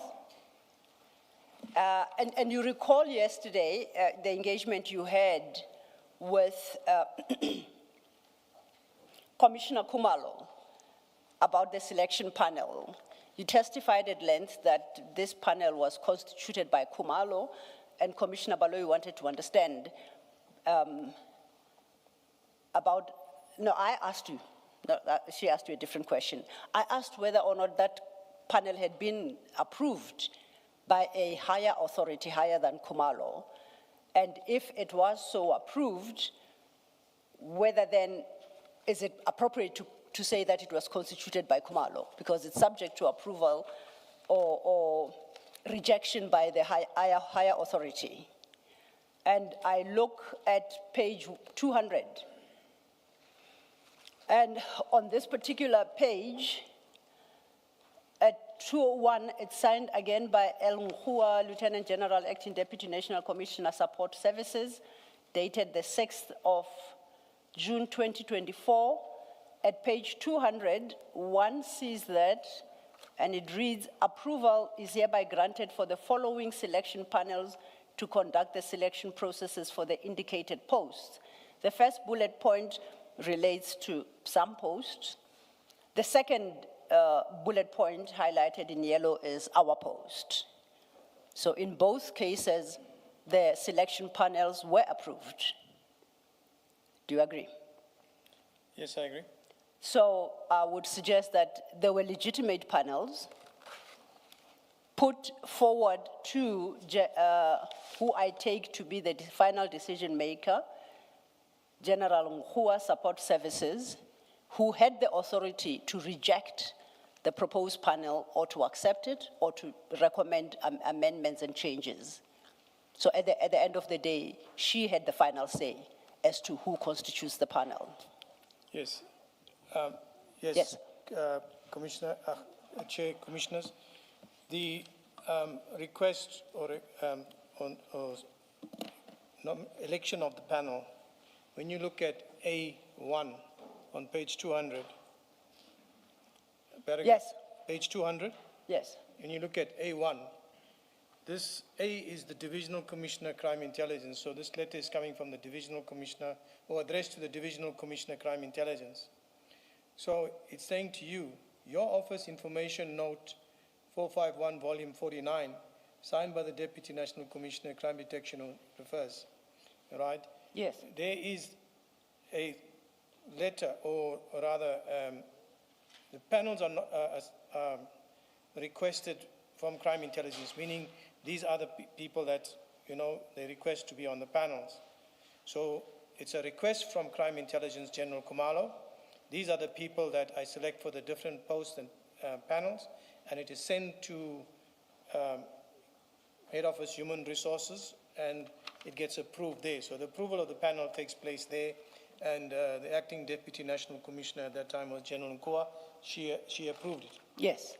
Yes. So the only point I sought to make that it's not correct to say Kumalo constituted this panel, conducted interviews, and ended up recommending Mrs. Mukwele and suggesting that there was anything wrong with the constitution of the panel. And I say so because the proposed panel, which I accept would have been put together by General Kumalo, was approved by the right authority within SAPS, which would be Lieutenant General Nkua in this case. That's correct, Counsel. Yes. But must emphasize the point. Panel was selected at Crime Intelligence Office. The panel was selected by him. It was not approved by him. Yes. So let's get that clear. Yes. The panel was selected by General Kumalo, sent to approval for Head Office, because he cannot sit or have those panels without approval. Head Office must approve it. So that's basically the standard procedure. You nominate who you want on your panel and send it to Head Office. But the emphasis on the panel was selected by General Kumalo he recommended it for approval to Head Office. Can I just ask, Colonel, that it was recommended by General Kumalo, is that not in accordance with SAPS protocols that he, as the head of crime intelligence, would constitute or recommend a panel? Yes. You accept that to be, I don't know it to be the position. I'm asking you because you've done the investigation. Is the constitution or the recommendation of a list by General Kumalo, who is the head of crime intelligence, is that contrary to SAPS prescripts? No, it's not. It's as I explained, it's normal.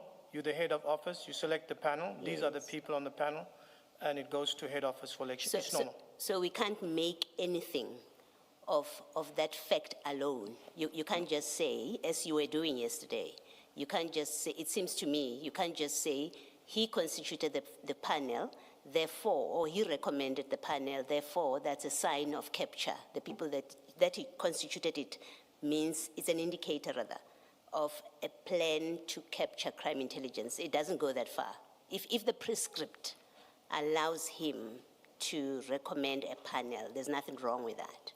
If the prescripts allows him, yes, Commissioner. And that's my answer. And you accept that the prescript allowed him to do that? Yes, the prescripts gives him that authority to choose that panel and then send it for approval. And I think that is more or less what I meant yesterday. Not that he approved his own panel and carried on. That panel had to be approved by Head Office. Thank you. Can I just check this for clarification also? In that A1, it refers to an information note by the Deputy National Commissioner Crime Detection on 14 May 2024. So who would that be at the time? It wasn't General Kumalo. The Deputy National Commissioner Crime Detection would be Sibia, would be General Sibia. Would be Sibia, under which the Division Crime Intelligence reports. Yes. So basically, General Kumalo would have selected his panels. Yes. And then it would have went to Deputy National Commissioner Sibia to sign off, and the approval comes from the Head Office. That's the tier there. Okay, thank you. Thank you. Thank you, Commissioner Baloy. And if we could just run forward then to page 453, page 453 under CJC 371.3. Starting at page 419.371.1, that now is the pack for the recruitment process in 2022. And just to compare with the approval process that we've just discussed, this is what transpired in 2022. And in 2022, we see once again, it's the same. And at item 2, its approval is granted for the following selection panels.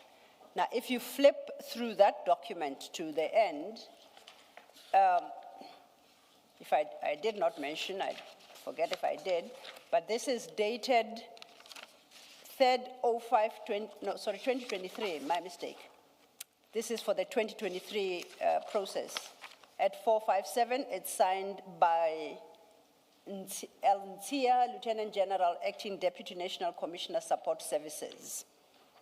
And this particular one now had a litany of panels. So if you start at page 453, it's different panels all the way to that last page.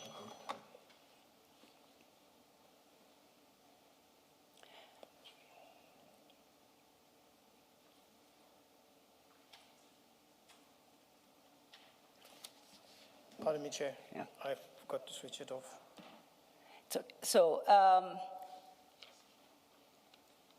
Oh.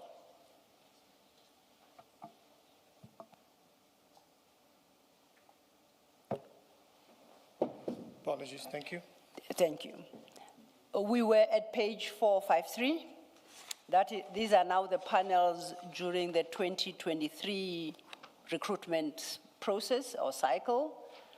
And it's got a litany of posts with different members constituting different panels. My interest lies at 454, page 454. That post 2302, 3462 highlighted in yellow, that's what I call our post. And in 2023, that was the panel that was approved, led by General Kumalo, members General Lushaba, General Mulajana, yes, I am correct, and General Khan.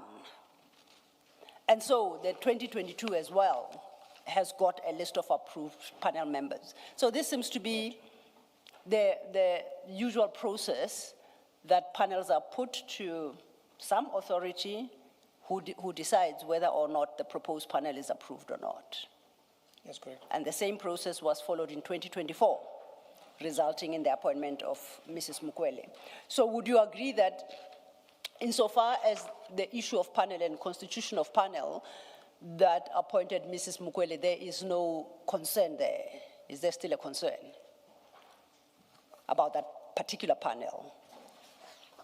On the particular panel that we had concerns with, Yes. and as we know that General Kumalo can only put up a recommendation that these are the panel members, and its head office approves it. Yes.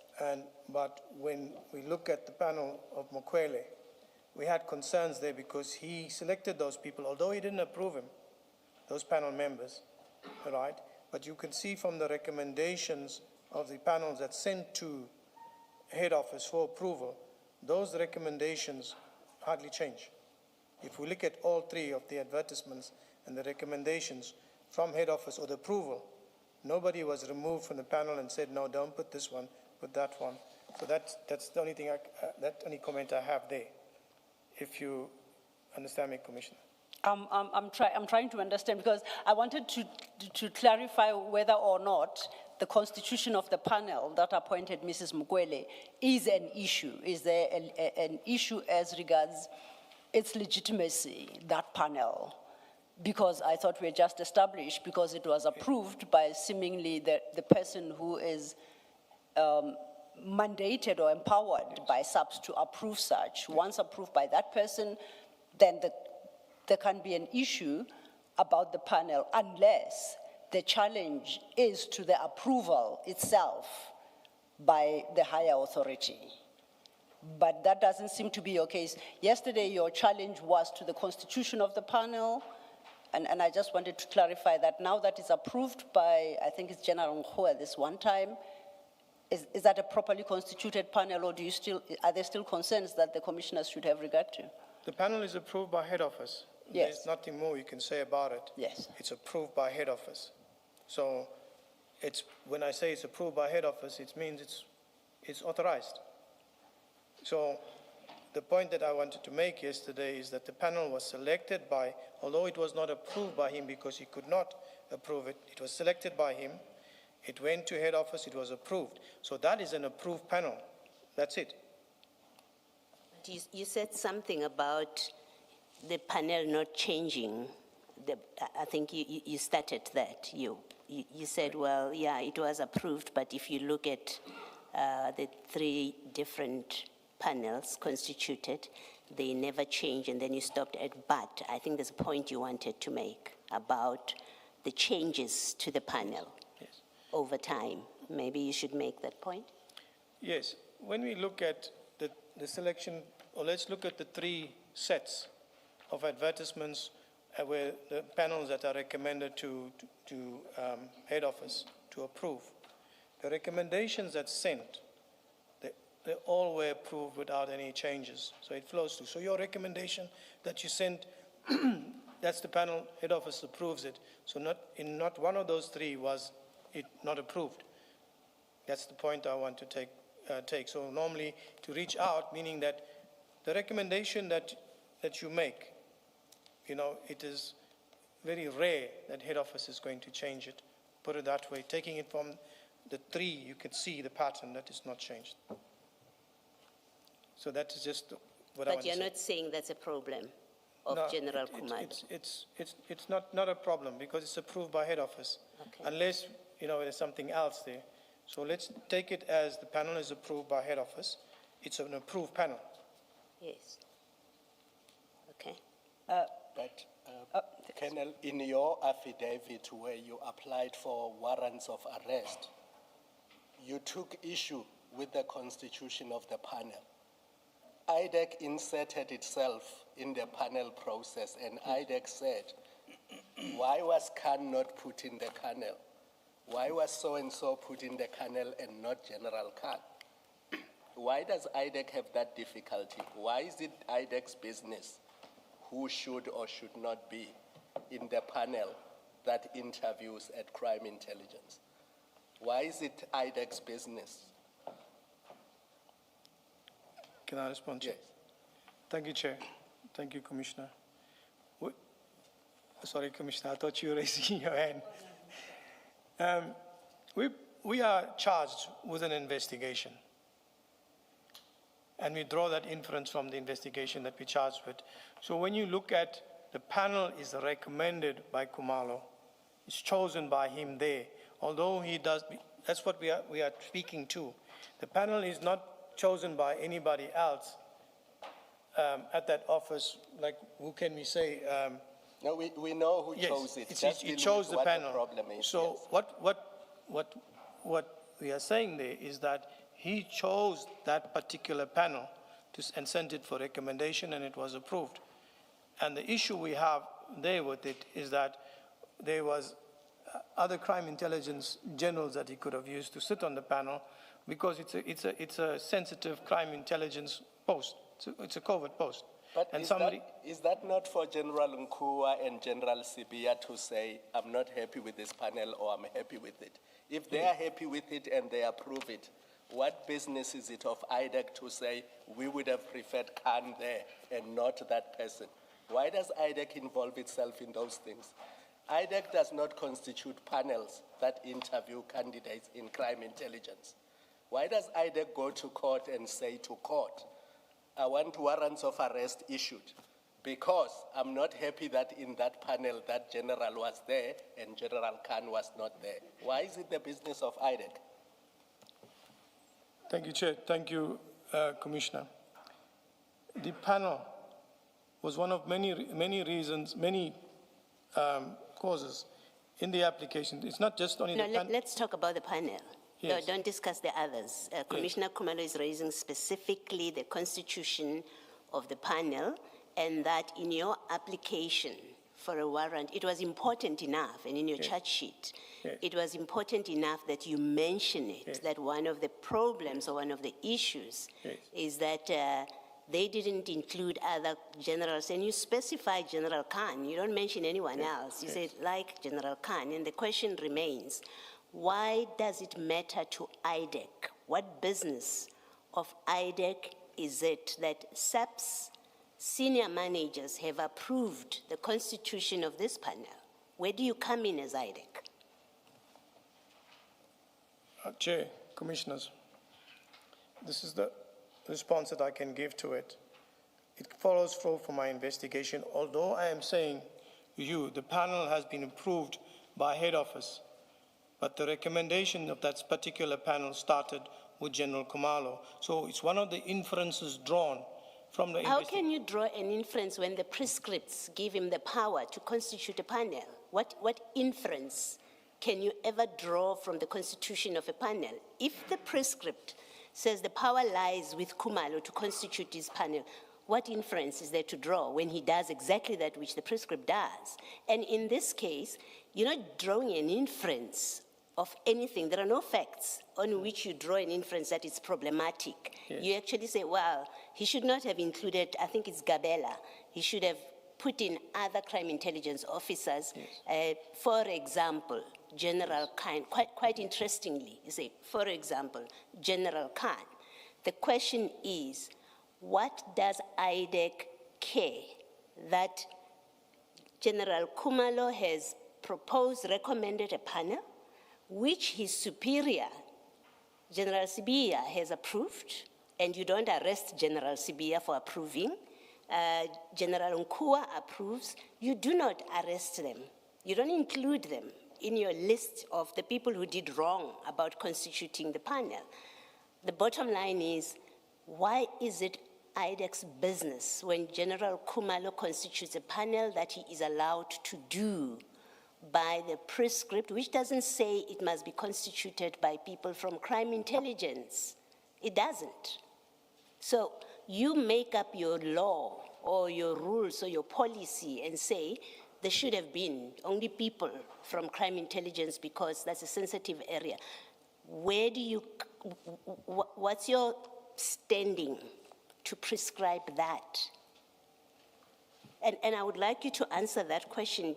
Commissioner Kumalo asked the question, what is your business in how SAP's prescripts, because this is provided by prescript, in what SAP's prescripts allow, and in this case was complied with, superiors approved. What is IDAC's business and interest in constituting SAP's panels? You can answer if you have an answer. Thank you, Chair. Thank you, Commissioners. Colonel, if I may, Commissioner, perhaps let's go to the charge sheet and see how you had expressed yourself in that charge sheet in the context of this question. If we could go to file 6, if we're not already, file 6. We dealt from page 2373. That is your affidavit in support of an application for a warrant of arrest. Page again, I'm sorry. 2373.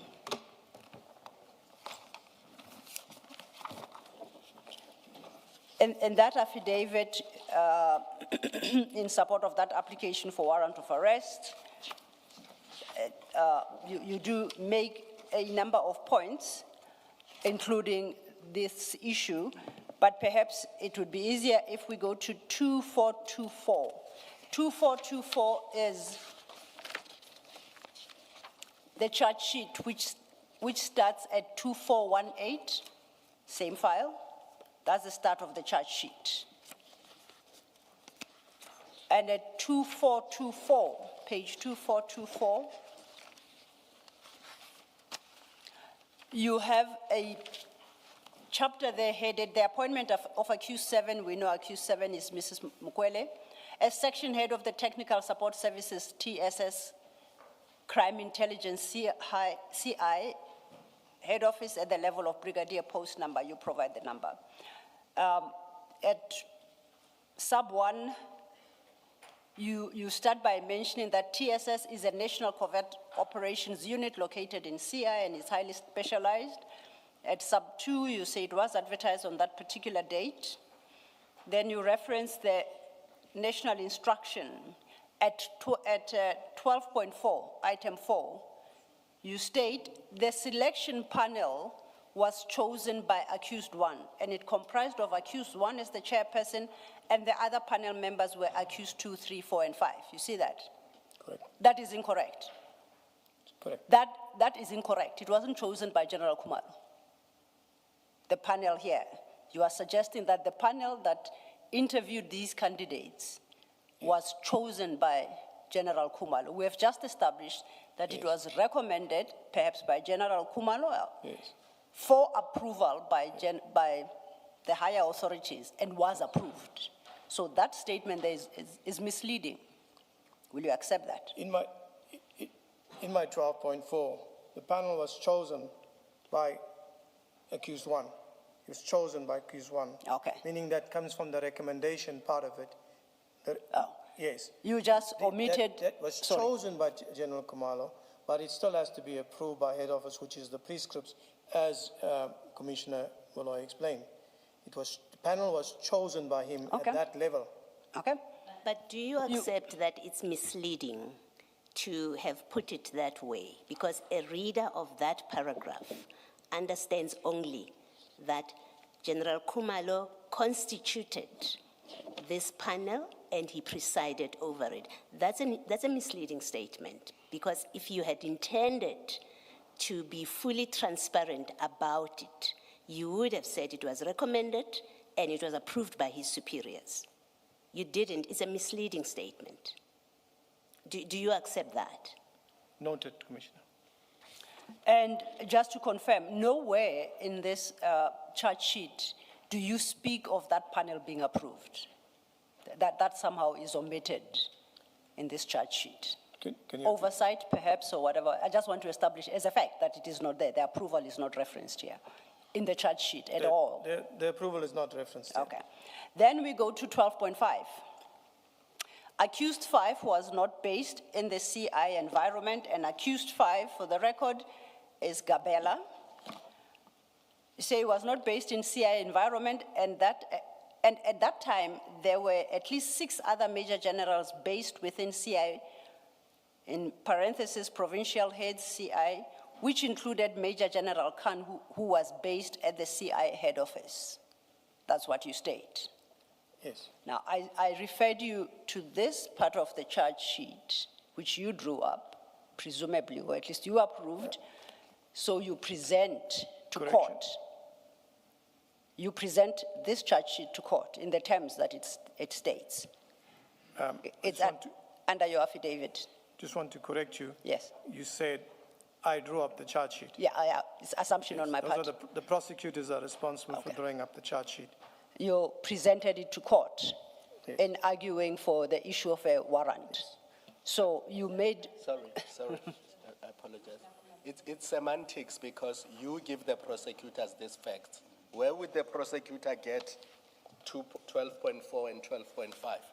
Where would the prosecutor get these facts that are put in 12.4 and 12.5 of the charge sheet?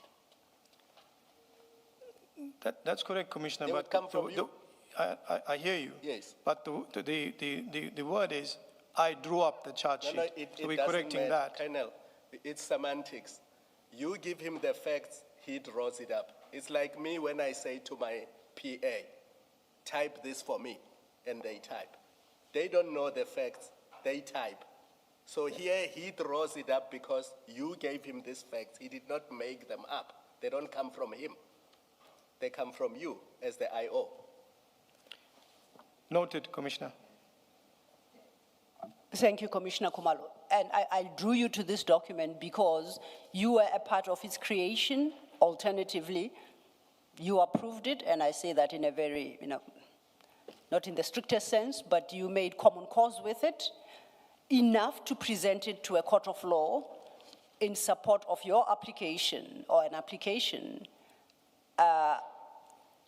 based on an affidavit you deposed to for the issue of the warrants. So you have to accept responsibility for this, whether in its creation or presenting to court to argue for the issue of the warrants. There can't be a challenge. It's your affidavit. It's your annexure. Can you accept that? Noted, Counsel. Okay. No, noted is not very helpful, because I don't know if you agree, you disagree, or Swiss air, I don't know. Do you take some level of responsibility for the facts placed before the court. I say noted, Commissioner. And the reason why I say noted is that I still got to appear with the same affidavit before a criminal court, so I'm saying noted. So if you are still to appear, it's already on record. So You can't change. We want to know where you stand on the facts, Colonel. yes, I'm saying noted on it, Chair, and that's the That furthest I'm going to take that it. sounds evasive. Chair? That sounds evasive. Chair, I'm not going to take it further than to just say noted. I'm going to ask the question differently, and hopefully we get an answer. In the IDAC, when you have told us that this is drafted by the prosecutor, it's prepared by the prosecutor, you said, and then you say you've accepted that it's based on information that you give. In your internal processes, what happens? How does this get approved? Does it go through, does the chief investigating officer get a look at the charge sheet before it goes out? Does the head of institution, Advocate Johnson, do they look at this before it goes out? Yes, the prosecutors draft the charge sheet. Mm-hmm. The charge sheet is presented to the deputy, and from there it goes to the head of office and the management from that process. Okay. As I explained to you. Thank you. All right, thank you. You remember we took this circuitous route to try and assist you in answering a question Commissioner Baloyi had put to you. And the question was, what business does IDAC have in approaching a court on the basis that, as in this instant, crime intelligence constituted a panel one way or the other and did not include a specific person? That was the question. And to show to you that that is actually the issue that was put before court. So perhaps you may answer Commissioner Baloyi. On the charge sheet with regards to Kumalo appointed the panel. Why was it IDAC's business, the fact that General Khan was not part, for instance, of that panel?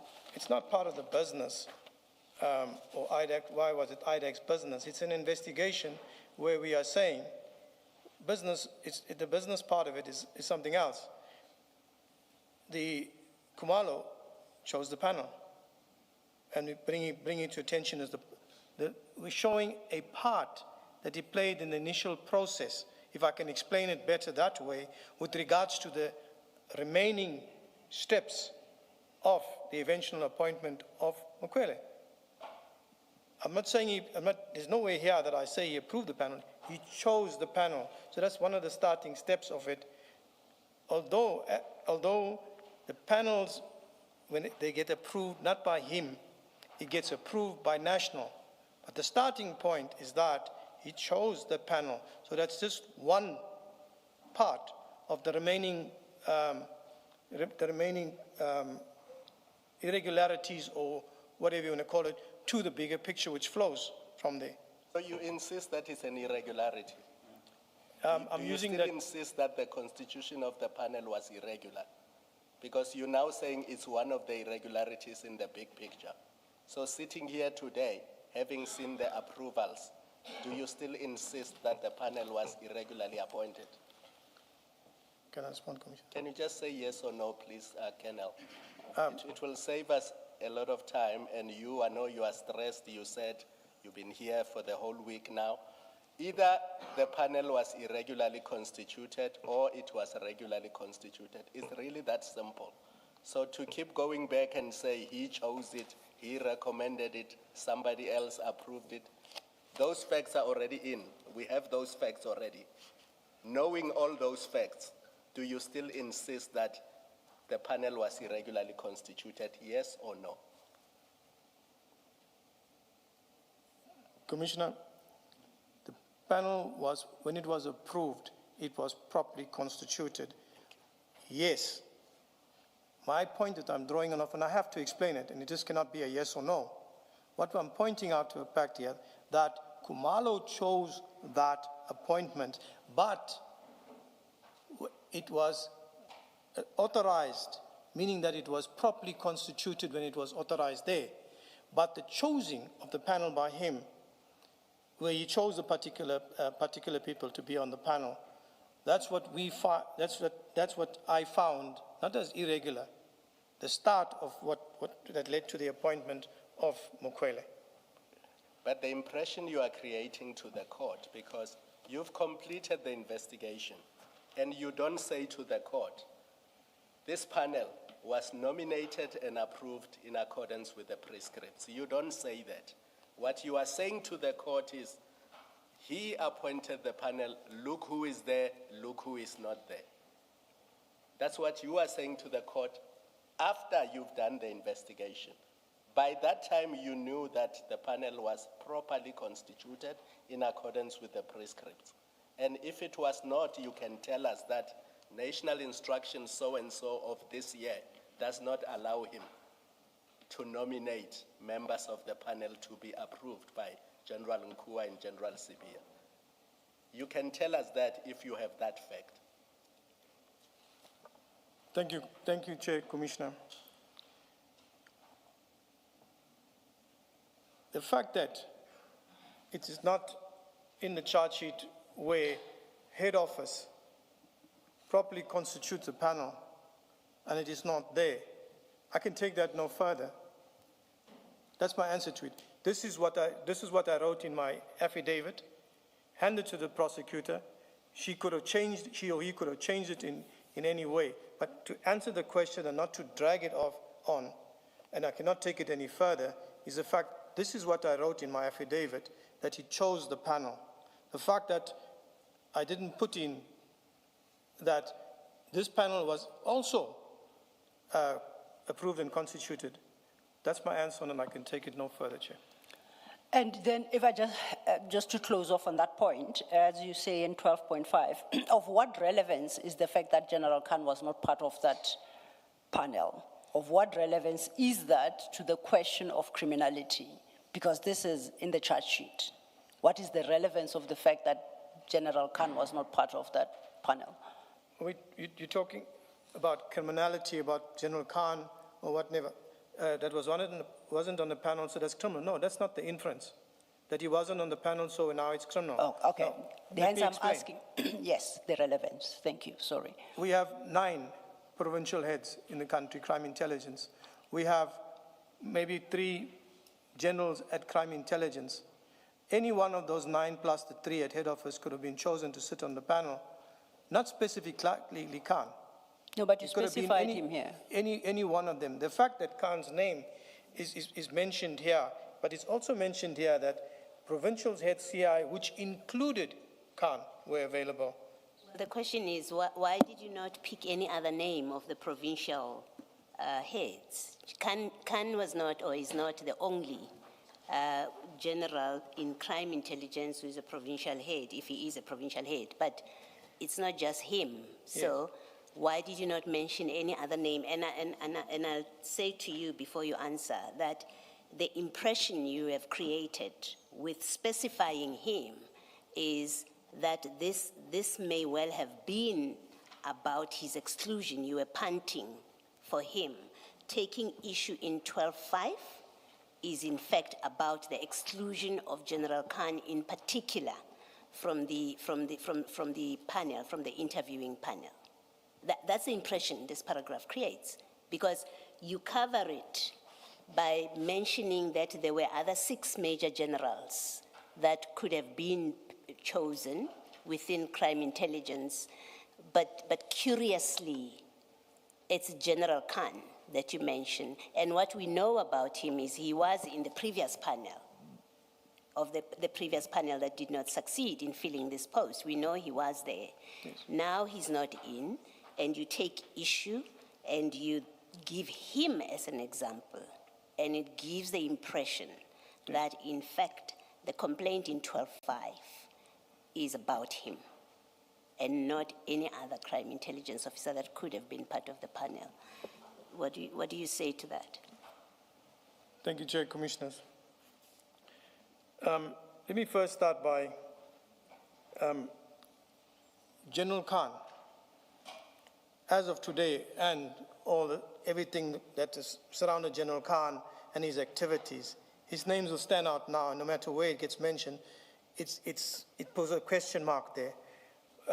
When I put this in, the other provincial heads, including General Khan, who sits at head office right next door to the panel, that's what I wanted to say. He is there. So it was including him there is not to say, but him particularly in that instance. And at that moment in time, mentioning this name meant nothing, but mentioning it now, and any way in our investigations, raises that, stands out. So I take it from there, Commissioner Beloy. No, Thank you. Colonel, I don't ask, it's your answer, but I have to leave you with this. I don't accept that mentioning him here meant nothing. I don't. It's curious that it's him specifically that you mention. So I hear your answer. You've given your answer. It's your best answer, but I don't accept that it was as innocent as you want us to believe. Noted, Commissioner, and noted that inferences can be drawn for that. I acknowledge that. Maybe related to the, sorry, Mr. Let me just finish off here. Yes, Commissioner. You're not suggesting, where you say accused number 5 was not based in the CIA environment at the time, you're not suggesting that the prescripts that apply to constitution of panels precluded the inclusion of someone who doesn't belong to the CIA environment. You're not suggesting that there's such a prescript. Yeah, you may answer. Thank you, Chair, Commissioner Beloy. There's no prescript on that. Anybody can sit in the panel. The reason why it's drawn out, I mentioned it and drawn it out, the particular post is a covert post, meaning that it's a sensitive post in a place that not really much people know about it, and the activities are also covert. So that's why it's brought in. But there's no prescript to say, you can't be on the panel, you can't be on the panel. There's no. You choose your panel, and that's it. It's approved by head office, and you carry on. You've answered me, thank you. Thank you. And General, just to be clear, sorry, Mr. Law, it's not for IDAC to determine the job requirements for the post. The job requirements for the post are as advertised and as approved by SAPS. When we get to the job requirements, you will see that the things you are saying are not there.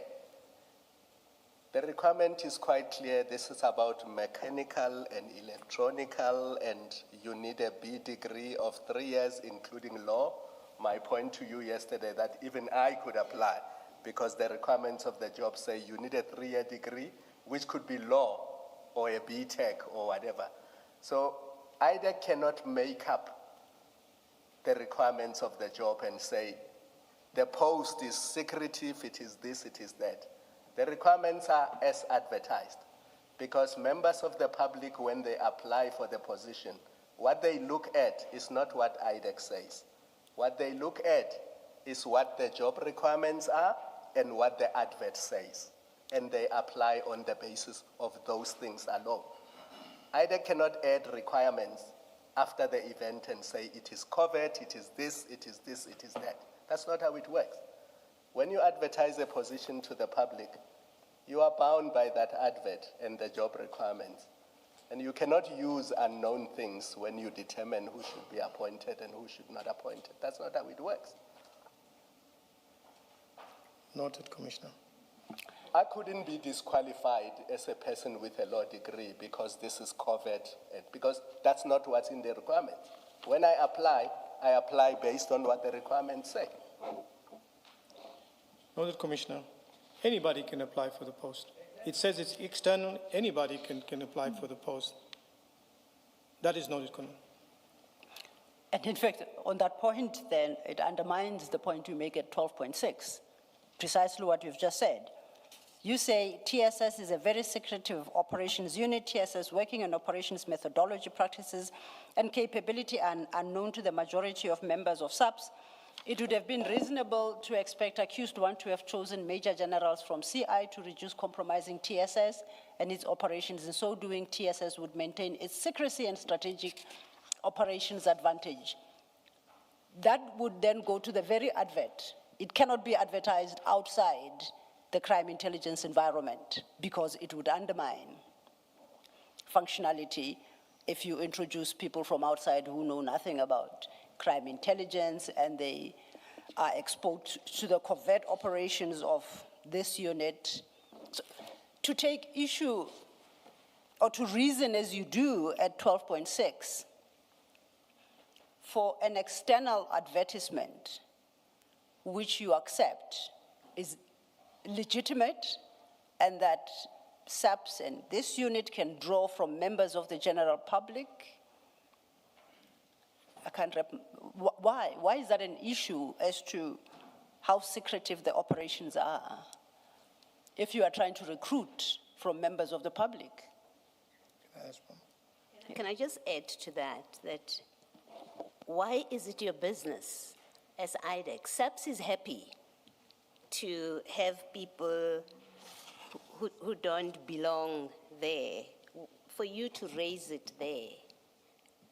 You may well eventually find there was a crime in it, maybe the court will find that, but I'm just asking IDAC as an institution, why is it your concern that SAPS has allowed accused 5 to be part of a panel and it is advertising externally in this, what you describe as a secret environment? It seems to me that you are overreaching as IDAC. It's not your issue. SAPS is a separate institution from you. Where is the, yeah, maybe, why is that a problem to IDAC? Where do you come in? Your mandate, remember you have a mandate, you're a creature of statute. You don't go about looking at facts and saying, oh, I think they did wrong there, let's charge them, or let's create a complaint. You don't do that, you're a creature of statute. When you raise a complaint, as you're doing, because you didn't write this stuff for the sake of it. You were influencing the decision maker who's going to give you the warrants that you're applying for, right? And you're influencing whoever's going, because they're going to look at this, they're going to listen to your evidence. Why is it IDAC's problem that SAPS has decided to include someone in the panel who's outside of the environment of crime intelligence? Not only that, too, that it is going to be interviewing and possibly appointing someone from outside if it is not precluded by the law or by prescripts. This is not, it doesn't require you to give an answer that speaks to the case about testimony that you're going to give. It has nothing to do with it. You formulated your charges. I'm trying to understand IDAC's understanding of its mandate, and you as an investigator in this docket, your understanding of the mandate. What about what you say in these paragraphs has anything to do with your mandate prescribed by law? Not what you feel like in the office, that, oh, that feels wrong. You can comment if you want. I hope you have an answer for my question, because I think it's an important question. It's about your understanding of the mandate of IDAC. That's what these questions are about. Why is it your business? You can say to us, in terms of section 7(1)(a), look at that section. Issues like this fall in there, or whatever other provision of law that you say covers something like this. Chair. Commissioner, thank you. I know that sometimes I give a long story, but let me just give a quick comment. We say that SAPS chose a panel, approved a panel, advertise it externally. When we look at SAPS today and the number of senior managers, allow me to comment on this. When you look at the state of the national head office and the serious corruption with national commissioners and deputy national commissioners and senior officers being arrested for corruption, then we have to ask ourselves the question is, what is it IDAC's business to go into a space like that? Has the national commissioner been arrested for corruption? Has the National Commissioner been arrested for corruption? The National Commission, I think you included him when you stated who has been arrested for what. when I, sorry, sir. Has he been arrested for corruption? The National Commissioner has been arrested for contraventions of the PMFA. Is that That is corrupt? linked. Is that of necessity corruption? That does not amount to corruption at this stage, sir. But you lumped his name with corruption charges. Can I correct myself, sir? Please. What I meant, and let's go with the arrest of senior and national commissioner, deputy national commissioners, and the current situation at SAPS as it stands. And the same with crime intelligence currently and previously. Then when you ask, is it what business of its IDAC in terms of their mandate? So the only way I can put it this way, if it's not IDAC's business and I'm investigating and it comes to my attention and I have the evidence, I will go into that space if it flows through from my investigations. Yes, there is a Section 7, there is a Section 28 that regulates us in terms of where we can go and whatever. But during the course of my investigations, if these things come, during the course where I picked it up, I will continue to investigate it. As a law enforcement officer, I cannot ignore it. But what I'm pointing out, and I'll cut it off now, is that SAPS at the current moment, when you look at approving of a panel, approving of many other documents that I've seen and had insight into, when you look at that, I don't trust the documents that they signed. In this particular case that we have that we have now, there is a document during this process that was forged. So, Signed and Yes, approved by head yes. office, but the document was sent through forensics and it came back that it was forged. so Colonel, IDAC has arrogated to itself the power to be an overseer over SAPS. Is that what you are saying? No, sir. You are. That's what you are saying. You say there's everything wrong with the management, top management of SAPS. If I come across something, I will investigate it. I'm using something deliberately because my other question, before you said the last things you said, my other question was, if you come across what exactly? If you come across what you believe to be criminality, or which is what you say, I will investigate it. If you come across what? During the What appears to be criminality? Please, let's not lengthen it. If you come across what you consider to be criminality, Yes. you will investigate it. yes, That's exactly what Commissioner Baloyi has been engaging you on. Where's the criminality? And in fact, Commissioner Kumalo was there as well. Where is the criminality with regards to this panel? Where's the criminality? Especially regard being head to the fact that SAPS is happy with that list. So you are saying you cannot rely on SAPS because there's a lot wrong with SAPS top management. Therefore, you cannot rely on what they are happy with. Is that what you are telling us?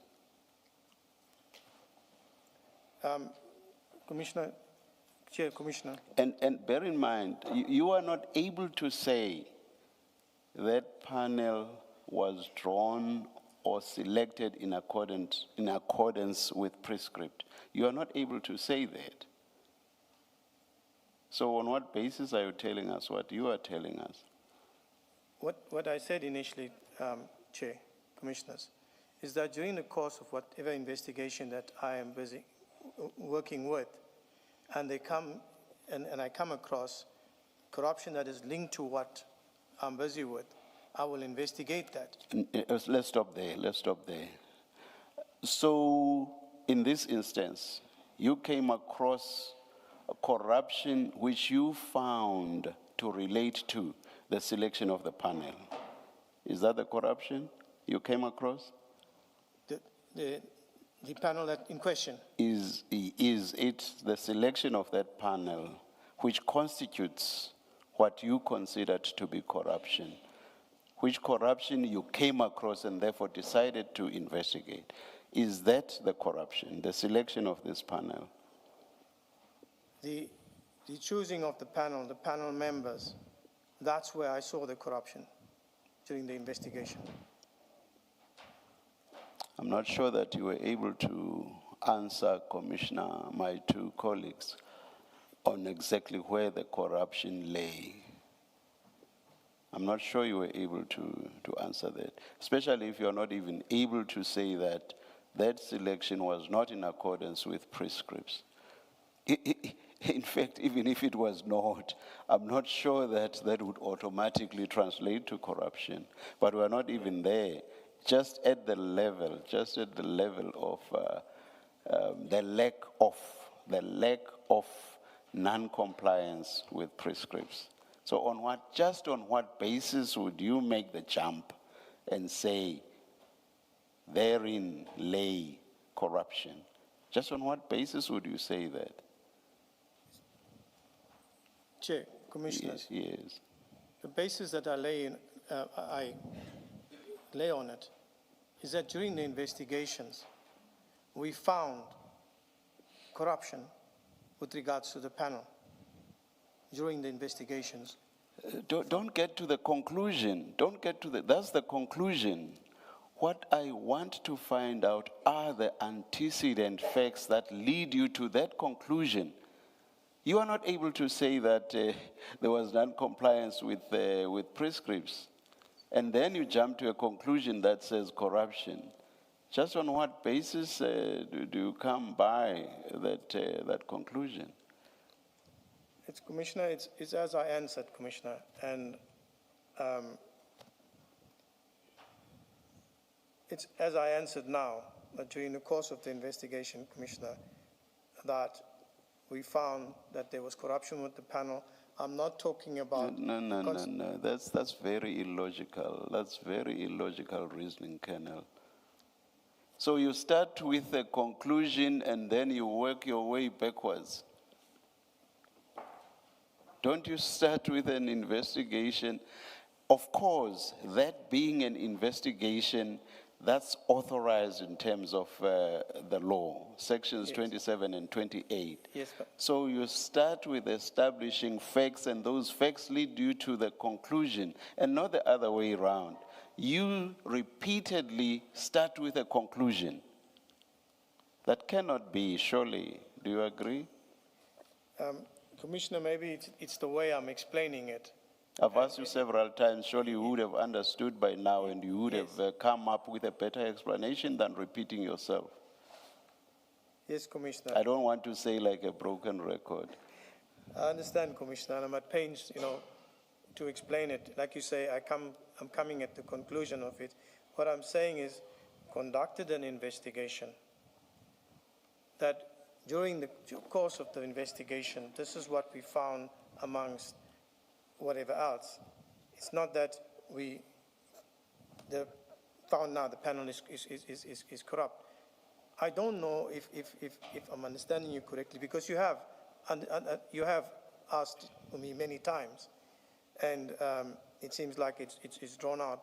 But I'm trying to answer it in the best way I can. It must be drawn out if I don't understand you, and especially if you keep repeating a conclusion without telling us the factual basis for getting to that conclusion. It must be long drawn out. You want me to end it here now? No, Commissioner, if you want me to go into the specifics on each panel member and how I came to that conclusion, if that is what Commissioner is looking for, then I would not want you to go there, because you have not specified, at least as I understand this, you have not specified anything that relates to each one of the individuals on the panel with regard their membership of the panel.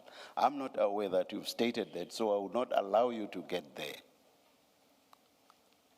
I'm still at the loss. I'm sorry? I'm still at the loss, Commissioner. Okay, I know. I will, maybe maybe you will understand me now. I'll go back to an earlier question I asked you, and I'm not sure that you answered it.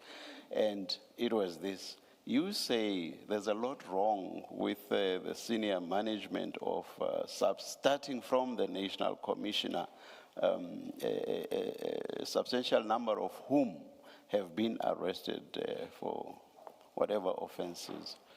And you then basically say, therefore, you do not trust senior management. And you say this in the context of the selection of the panel. And my question was, so does IDAC then arrogate to itself the power to oversee SAPS? No. That's exactly what you are doing. Why can you say no? Why can you possibly say no? On the explanation you gave in response to Commissioner Baloyi's last question, that's exactly what you said, or rather the impression you created. Noted, Commissioner. Explain SAPS yourself. You can't just say no without explaining yourself. Explain yourself then. Commissioner. Bearing in mind that this question comes from your response to Commissioner Baloyi's last question. Yes, Commissioner. Yes. SAPS, IDAC does not oversee SAPS. And if I came across that way, Commissioner, then I will apologize for that. SAPS, IDAC does not oversee SAPS. What point then did you seek to make when you said there's a lot wrong with the senior management of SAPS? And basically saying, and because of that, we then decided to investigate. What point did you seek to make? Why did you peg the decision to investigate on the fact that there's a lot wrong with the senior management of SAPS? Can I respond? Yes, please. When I mentioned that, a lot wrong, I wasn't talking to the panel itself. I used that as a general statement that this is the situation.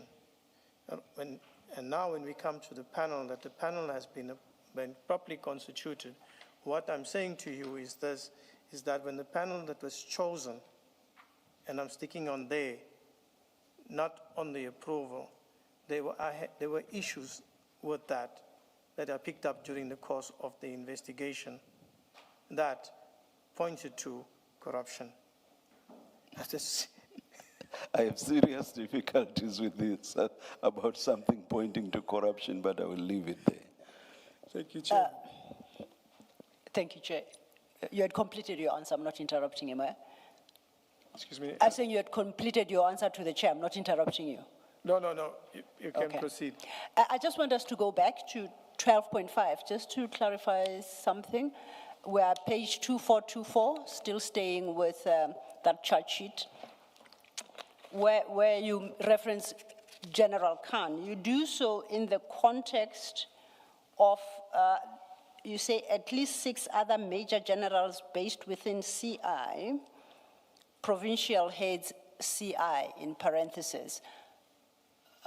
What were you suggesting there, that General Kumalo had a choice of 6 other major general Khans within... I didn't get that one, Council. I wish I hope that neither did the transcription, but I will never be that lucky. I'll try again. You say 6 other major generals based within CI. You are talking general of the major generals. General. But then in parentheses, you say provincial heads, CI. You're not suggesting that those 6 are provincial heads, are you? Are you suggesting from what you have written that the 6 major generals based within CI are provincial heads within the CI environment? Yes. They are. There are major generals in CI in the different provinces. Oh, because you say provincial heads here. Do you see what you've written? At your 12.5, page 2424? You say 6 other major generals based within CI, open bracket, provincial heads, CI, close bracket. You see that? So are those major generals you refer to, Those the are provincial major generals, heads, yes, existing major generals within CI, who are provincial heads? who are provincial heads, and some of them are, one of them are from there, General Khan is based at the head office itself. Oh, so you're not suggesting that Major General Khan is a provincial head? I shouldn't read it No, that way. he's Okay. not he's at national head office. He's one of the generals at national head office. Okay. So then if your issue was that a better choice would have been provincial heads, of which General Khan is not, then why mention him specifically? Why mention him specifically if he's not a provincial head? And your argument is a better choice would have been from among the 6 provincial heads. If you look at what is said there, it's Yes. provincial heads, Yes. including General Khan, who's at head office. So we're talking about provincial heads, including General Khan, who's at head office. Okay. So that's the context in what, not particularly putting the name there. Okay. He's at head office. There was no intent with that. So your better selection would have been from amongst the provincial heads, and if you really, as Kumalo, can't choose from those, at least choose General Khan from head office. That's Okay. correct. Crime intelligence. Yes, crime intelligence head office. Yes. Yes. Okay. You are aware that this advertisement attracted significant responses. There were 72 applications in total. You don't have an issue with that? No, I don't have an issue with that. Okay. Perhaps just to satisfy you, I won't be flighting this one because it's got a whole lot of personal details of applicants. CJC 370.15, these are at 403, the minutes of the panel meeting or the panel interview exercise. And we'll just run quickly through it. CJC 370, I said, huh? 370.16. Yep. At page 404. Those are the minutes. And I look at those minutes at 405. To the bottom, it notes 72 applications were received. Then it immediately starts with a batch that says the following applications were disqualified, rejected for the reasons stated below. Others are incorrect application formats for a myriad of reasons. At 406, there's another cohort now, second table at 406.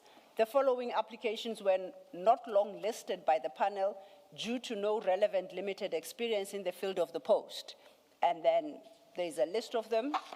At 407, midway the page, it says the following candidates were long listed based on qualifications, managerial, and relevant experience in the field of the post. So the number has sort of whittled down now. At 408, at the top, it notes, after deliberations, 7 candidates were shortlisted by the panel, and then it lists them. I think 7 there is a typo, because we know from facts that 5 were shortlisted. Do you accept that? Accepted. So we can accept that at least at first blush, it would appear to have been a rigorous process. It starts by disqualifying immediately those who don't comply. It excludes those, some are long listed and some are not long listed. Then it whittles down from the long listed to create the eventual short list of 5. You see, that's yes, what the document suggests. Long list to short list. Would you have a challenge with that process insofar as legality is concerned or validity? Would you have an issue?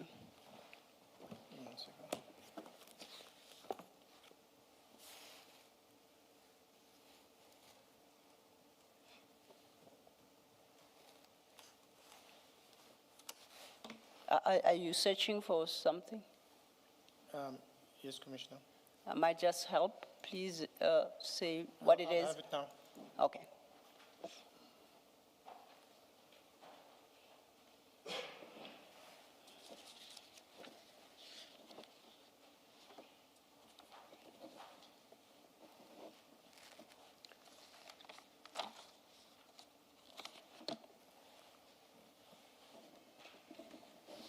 You can proceed. It's fine. Okay. I posed a question. With the shortlisting of the candidates, it's fine. Oh, Can so proceed. then we've Just got to the save 5 time, yes. shortlisted. Bearing that in mind, let's go to your page, let's go to your affidavit, the warrant of arrest affidavit. Page 2378, we just looked, the one to which the charge sheet is attached. 2378.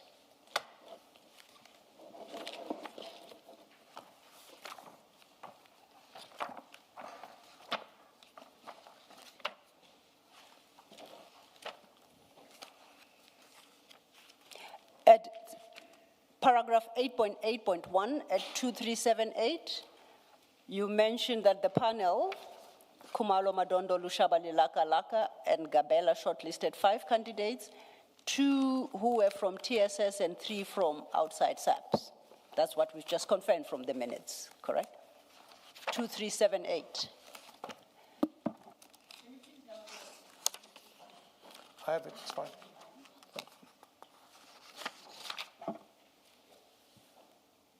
Have you located 2378?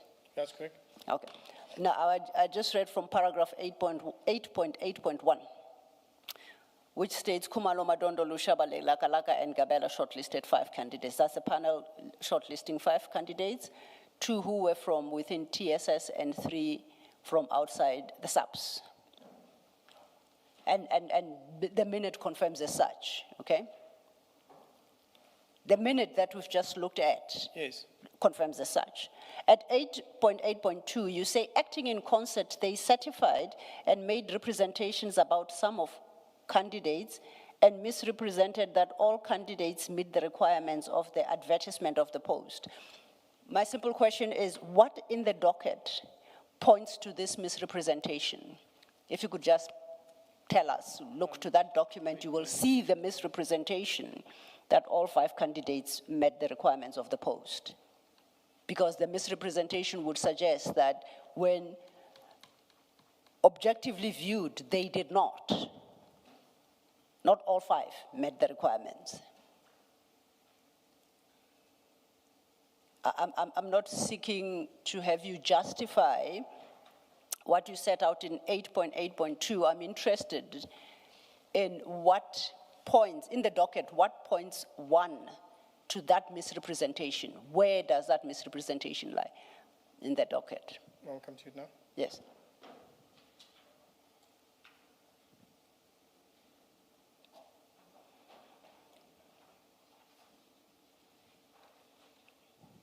If you can recall off the top of your head the nature of document, it's okay. If you say it's a statement, it's a prescript, it's just off the top, not specific. Simply because it's late in the day. It is. And it's a voluminous docket, so it takes time to work through it. I'll do my best.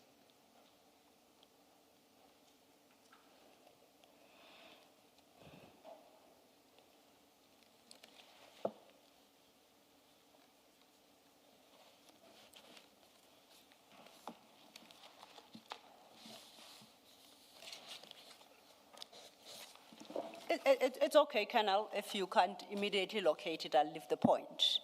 Let's move to the next. Okay. Okay. At 8.8.3, you say one of the shortlisted candidates' written tests were not properly evaluated and considered to establish content and quality, nor were they properly marked. Now, to the point that Commissioner Kumalo previously made, that the advertisement is published with requirements, and I think if I recall, this lady qualified because amongst others, she had a degree or qualification in mechatronics. I don't know the relevance of that to the job requirements. I don't even know what that involves. Do you by any chance know what the study of mechatronics involves? You don't? Not really. I think it's got to do with something with mechanical and a little bit of electronics. Okay. Specifically in the car industry, something like that. Okay. Because then if you don't, it interests me that you can make a call on how the written tests were evaluated and you determined they were not properly marked. My view would be to reach that conclusion, you have to have an appreciation of the content of the test and the marking allocated for the response to the questions posed in this highly technical field, I would assume. And yet you seem to come across as suggesting on this score you are more like me. We don't know what mechatronics is. How do you reach that conclusion about whether the tests were properly evaluated and considered to establish content and quality and that they were not properly marked? What led you to that conclusion in the docket? Again, with reference to the docket. It's the assessment tests. Yes. I think it is included in the docket. Okay, now. You've got it too as well. The tests written by the shortlisted applicants. Yes. That's where it's drawn from. So what about those tests exactly? No, we don't have to go to them, but what are you taking issue with those tests? The issue is that they were not properly marked. How would you know? Right. How would you know? Because we had it, we looked at it. Okay, perhaps of them a are different question perhaps from me. Are you saying they were not properly marked in a sense that maybe one question was not marked? Is it an arithmetic exercise? They're adding up, they ended up with 15 where it ought to have been 12. Is that the issue? Or they were not properly marked in a sense that considering the response given, the mark allocated was not proper?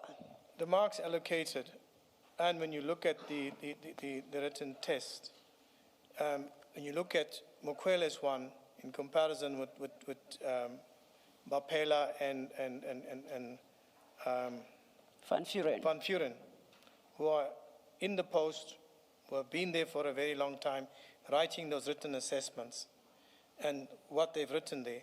And when you look at Mokwele, who does not have any police background or anything of that sort, but the question is given to her where she draws a police document with how you would address it as normal, structure it out. She's a civilian, does not know about how the police letterhead goes. And that was the one thing that we looked at. But the marks allocated there, and the final marks that were allocated in the end of the day, and in comparison with the candidates, the knowledge, the experience, and that from the specific environment, we start with Bapela. The final mark of Bapela was 40%. Bapela has been there for a considerable amount of time, acted in the post, and up until recently, this post that Mokwele is, he was acting in the post. So immediately after Mokwele was moved laterally, Bapela was appointed to act in that post until further notice. Here's a person that has failed the interview, 40%. Then you have Van Vuren, who's been in that environment for many years, traveled overseas, given lectures.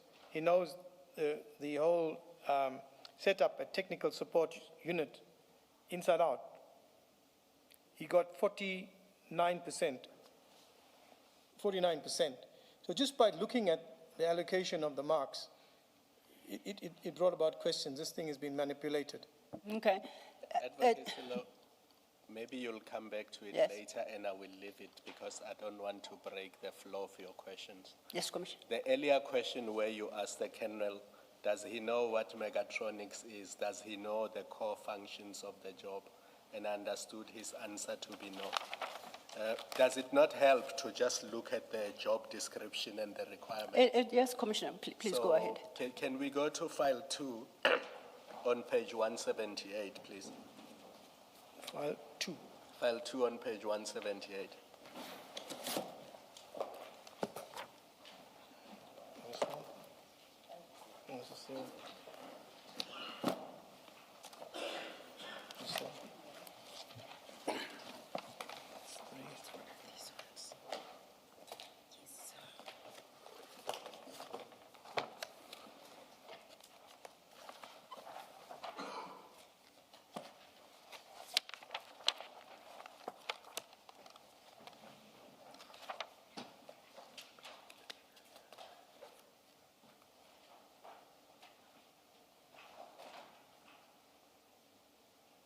Are you there? Are you there, Kenna? I'm here. So the post is the one that is highlighted, is 3.2, section head technical support services. That's the post, right? That's correct, sir. And then look at the minimum requirements for appointment. So you must at least have a 3-year degree or diploma. Yes, Now we know that Ms. Mukwele had a B.Tech in engineering, so she meets that requirement. But in addition, she had a mechatronics postgrad diploma, so she exceeds that requirement. And in addition, she had various other certificates which are attached to the docket, right? And then you see there's law there. That's why I was making a point that I could try my luck if I wanted to also. Page 179. And the reference to management experience in bullet 1, you will see that it says must have a minimum period of 3 years appropriate managerial experience.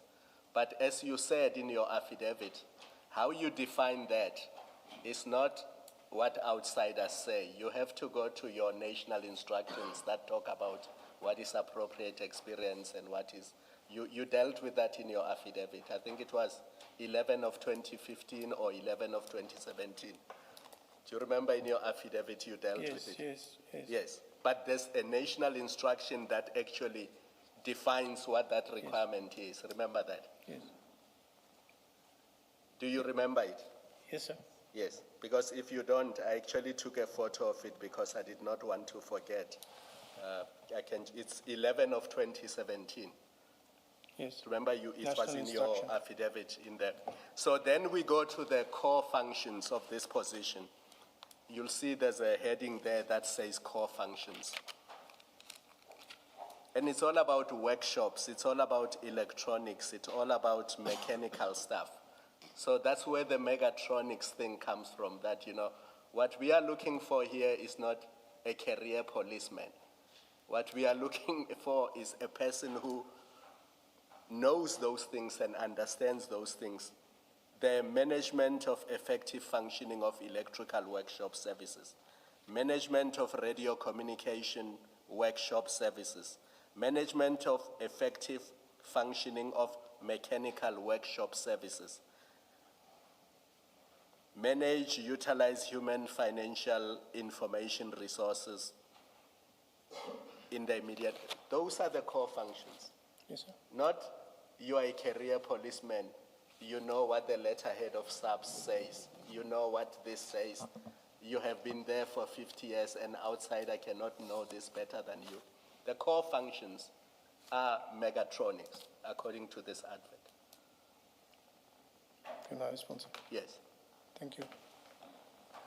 Yes, electrical, mechanical, what we're going into is not electrical, mechanical in any other different environment. This is mechanical and electrical in technical support unit, which is a covert unit, which deals with installations of devices, creating specialist things for listening devices, cameras, and whatever in terms of operations. It's not where you've got to have mechanical or electrical knowledge to go and fix electric component on a car or electronic. This got to do with crime intelligence systems in terms of monitoring, building specific stuff, receiving applications from an undercover operation to say, this is what I need you to do for me. And there, under the structure, you have 3 separate subcomponents, which are Why are you adding to the requirements? Because I've just read to you Yes, what sir. sub says are the Yes, requirements and yes. the core functions. Yes. Why do you want to add to what is already contained here? Why should we not be bound by what the document says and say the requirements for that job are as set out in that document? Why can't we do that? Why does IDAC have to add its own requirements to the requirements that SAPS has approved? Because IDAC is NPA. SAPS releases an advert, determines what the job requirements are, determines what the job functions are. Why does IDAC want to add to what is already on paper? Yes. Can I respond, Commissioner? Thank you, Commissioner. Yes, all good and well. It is in here, the core functions of the post. This is what's required of you. And you apply for the post. And you are shortlisted and you go for the interview. Right? And you have other candidates also. Same thing, core functions of the post. They met all the requirements, everything, and they go and present themselves for the post. When you look at core functions, it's not that IDAC is adding to it. It is how you perform in the interview and your understanding of the particular post, whether you'll be able to perform in the post. Yes, the requirements there, you've met all of them, you're now shortlisted for the post. Now let's talk about the post when you appear before an interview. You can have the qualifications, you can have, as you say, in the core functions of the post, all the things that they require. That's why they cannot she applied. It's an external advert, but only crime intelligence can answer that. Why did they advertise it externally? But nonetheless, according to, as you say, it's National Instructions 2017, these are the requirements in terms of the core functions and what are the qualifications that you have. So that is taken and accepted. So it's not IDAC that is putting in everything here, but you also got to have this and also got to have that. You are now met the requirements, you appear before a panel. And now in that panel, you are being assessed. And there are people in that panel that are also being assessed with yourself. And when you look at the end result of 2 experts in the field failing that interview, and a person that's coming from outside, it's not about police experience, person from coming outside the technical crime intelligence field. When you look at crime intelligence, it's not just an ordinary policing thing, it's crime intelligence, it's a specialized post, it's a specialized field. Because on your logic, this advert that says a lawyer with a law degree must apply, on this logic, that lawyer should not have been appointed because he would not have the experience that internal crime intelligence people have. So on your logic, the internal crime intelligence people would have been appointed and should have been appointed because there is no way a lawyer who applies according to the invitation could get higher scores than them and could be appointed. It looks glaringly abnormal, sir, and I stand by that. No, it may look abnormal. We are back to that question. What is IDAC's business and mandate to want to prescribe an advert to SAPS? Because that's what you're doing with what you've just said now. You say, well, this looks abnormal. It should not have included policing, public administration management law. It should not, criminology. It should not have included any of those. The question is, but what in your mandate authorizes you to make that kind of pronouncement and flag it as a problem? The more you explain yourself, Colonel, the more all of this sounds like meddling in an HR matter. Please respond to Commissioner Baloyi. And meddling in an HR matter of another institution over which you have no statutory authority to comment on. You have no authority to comment on SAPS's advert for this position. You don't. It's not your place to say, yes, they should not have included management and law and public administration. It's not your place to say they should not have advertised outside. So you should not be, as sitting there, you should never be saying, oh, it's an abnormality. Because when you do that, it means you know the normal.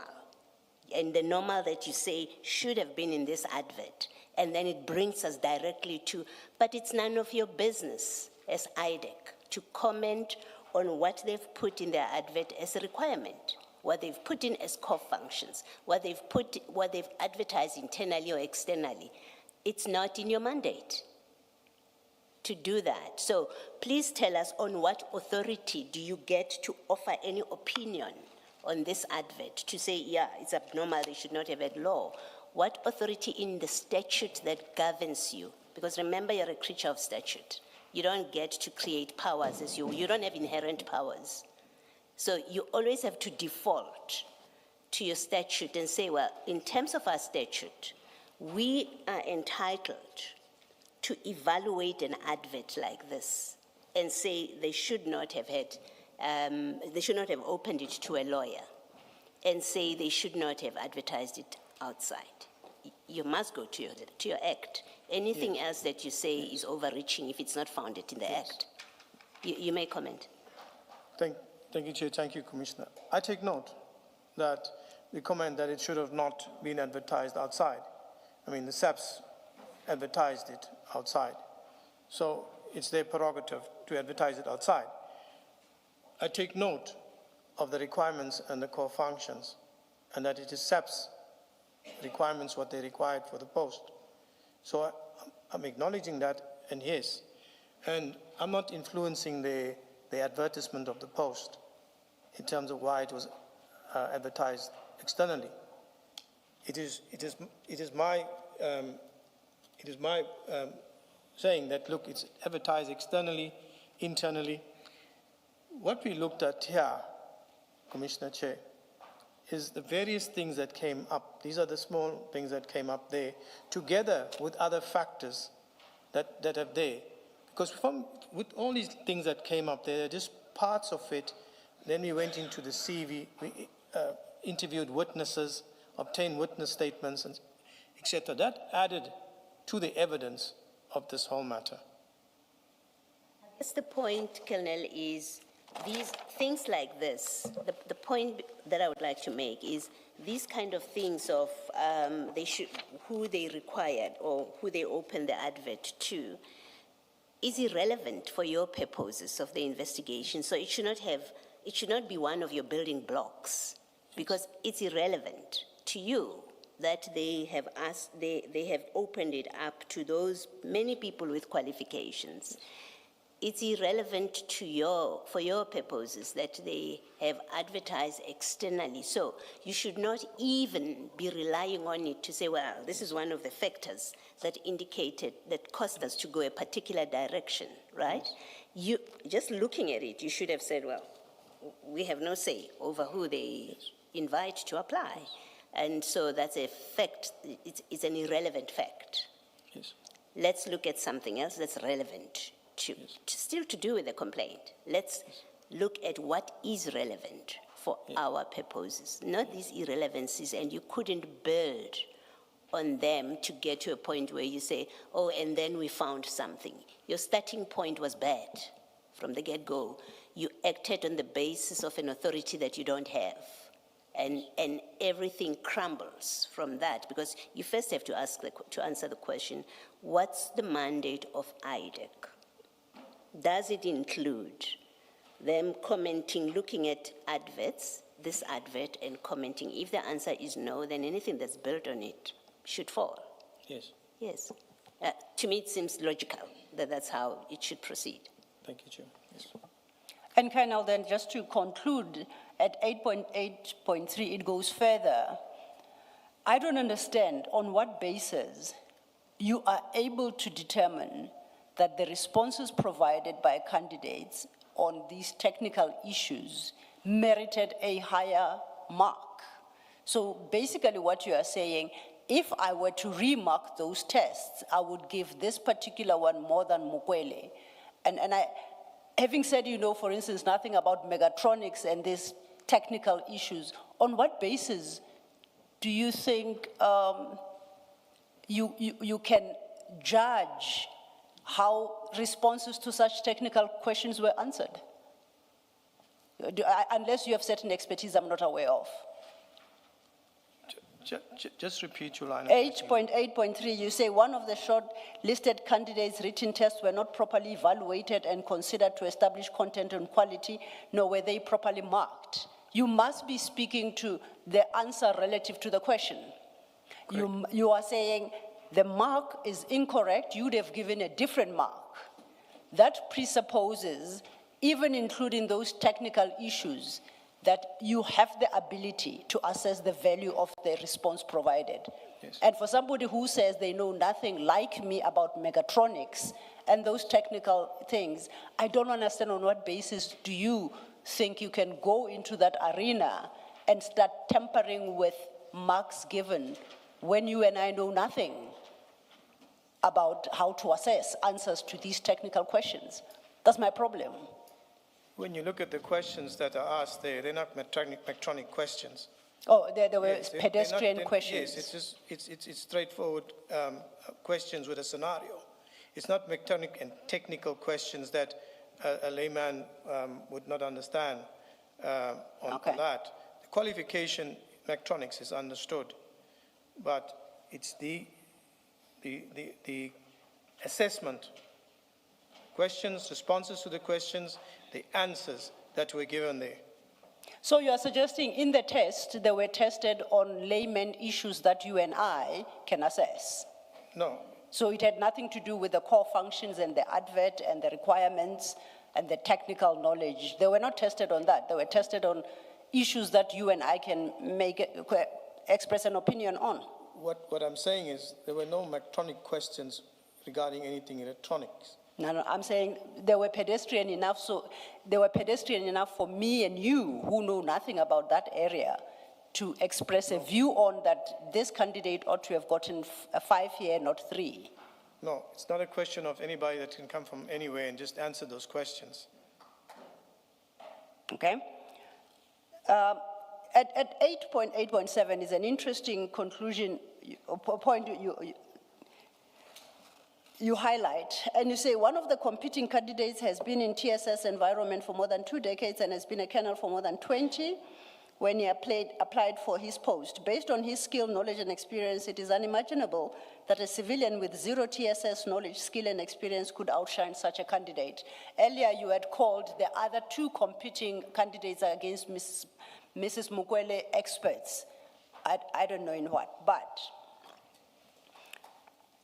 the 2 were in that environment when the previous 2 attempts to recruit failed. The 2 were in that environment, including the 2023 intake, where your most trusted member of the panel, General Khan, sat. Where were these 2 that you think ought to have earned more than 49% at the time? During the 2 previous rounds? Yes. Shouldn't they have succeeded then already? During the 2 previous rounds, if I can recall, I think it was Van Vuren. Yes. He was not even shortlisted. So, but in 2024, now it's an anomaly pointing to some level of corruption when he scores below 50. I point this out to try and understand the logic behind how you end up with this allegation when you seek to persuade a court to issue you with a warrant to go arrest people for suspected corruption.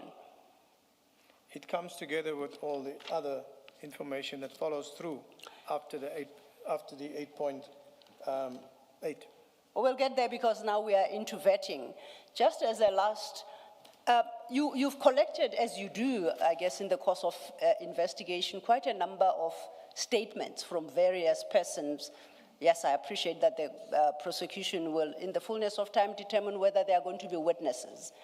My question is, what's the basis on which you call for statements? Why do you approach people to give you statements?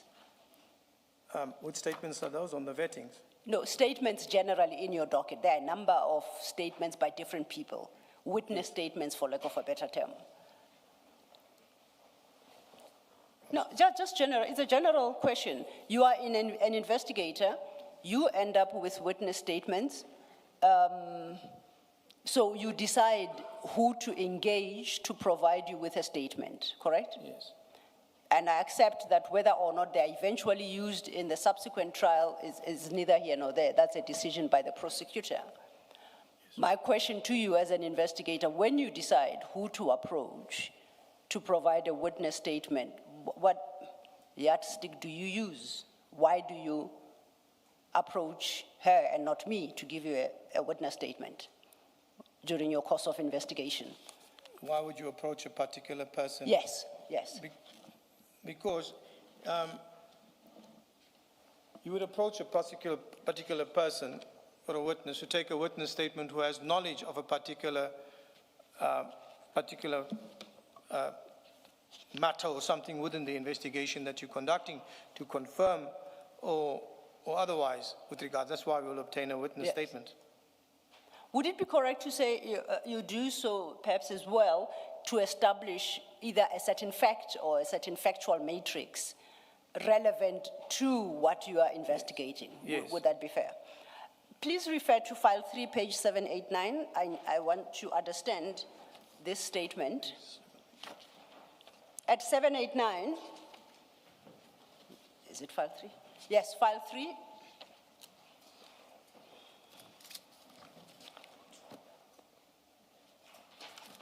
File 3.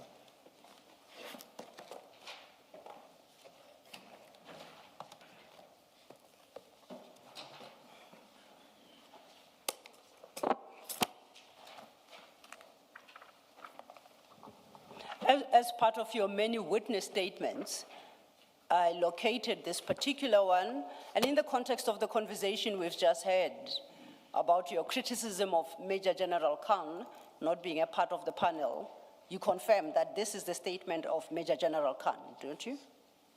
It says so at 791 in no uncertain terms, and he has signed. 3789, it's the... 789. You started with 3. Apologies, it's that time of the day. I know. Sorry, Chair. 789. That is the affidavit of Major General Khan. When you approached him, what fact were you seeking to establish for purposes of your investigation? When he was approached, it was regarding a letter that was signed that he had his name on the top of it. I just want to see here. No, I just want to know the facts you were trying to have this witness speak to. Sorry? The facts of the matter that you wanted this particular witness to speak to when you approached them for a statement. What were you saying that they should give you a statement on? It's the statement on a letter that had his name on it, that was found in one of the files. Okay. We needed confirmation of this letter because it had his name on it. That is in the same bundle. Yes, no, I see. It refers to it at 4. So it is that letter. Yes, 793. So you wanted him to confirm something about that letter. Yes. What about the letter? It's there in the docket. So. What about the letter? Yes, what about the letter Okay. did you want him to speak to?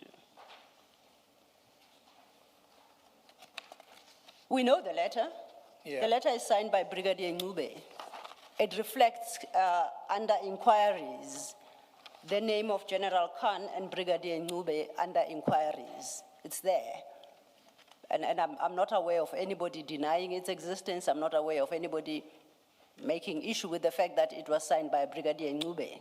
So I'm just trying to understand, when you then approach General Khan about this letter, what about the letter were you trying to establish? The letter was regarding the vetting. I know. Yes. So, when you apply for an SMS post, you have to, it's in the application, you have to undergo a vetting process. No, Colonel, I apologize.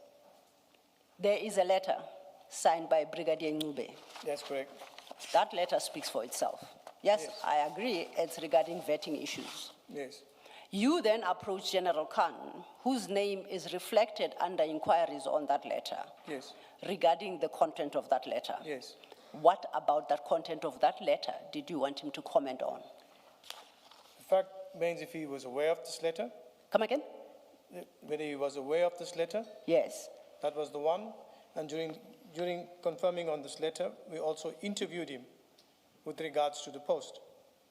Okay, so it starts with confirming whether he's aware of the letter, and he speaks to that. Yes.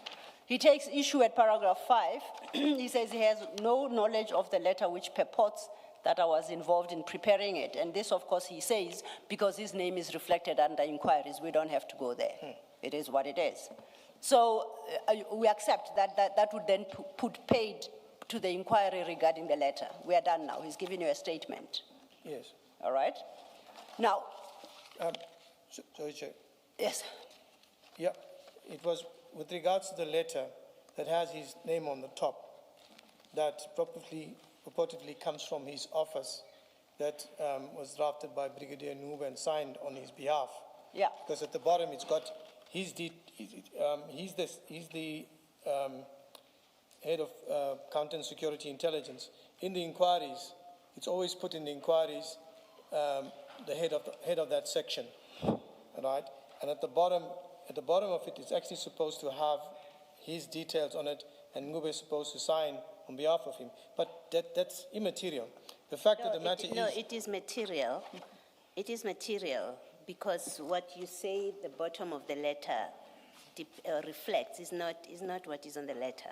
I mean, the letter clearly says section head, unless you say this is a description of General Khan. The letter says section head, personnel security, brigadier section head, personnel security, counter and security intelligence, crime intelligence head office, PC Ncube. What in this is about General Khan? A reader of this letter knows and understands that it was written and signed by Ncube. Yes, if I can explain it, Commissioner. Yes, I mean, I worked with these letters here. When you have somebody's name who's in the inquiries as the head of the office, if General Khan's name is not there, and you have just Brigadier Ncube is there, yes. then she signs off as a section head. But now you've put your head of office in the inquiries there. So it should, at the bottom, should start with the name of the component head, security and counterintelligence. But this letter here has got Brigadier Ncube's details on the bottom as the section head. So basically, if a letter goes out of your office, it carries the component head's details and you sign on behalf of him. So that's why I'm saying Major General Khan is the senior on that inquiries. So he owns this letter. No, he doesn't. It's not written by him. This letter Yes, no, does not. No, hold on.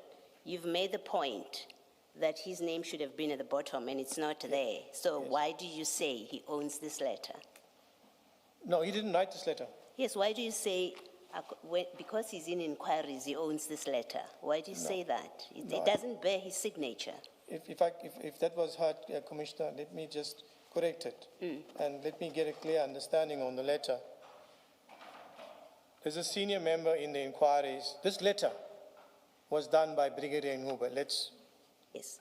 That. It doesn't represent anywhere that it was done by General Khan. This Can we letter agree was not- Can we agree that? Yes. Yes. It was not done by General Khan. Yes. But it has his name as inquiries, right, on the front, which is a senior person, right?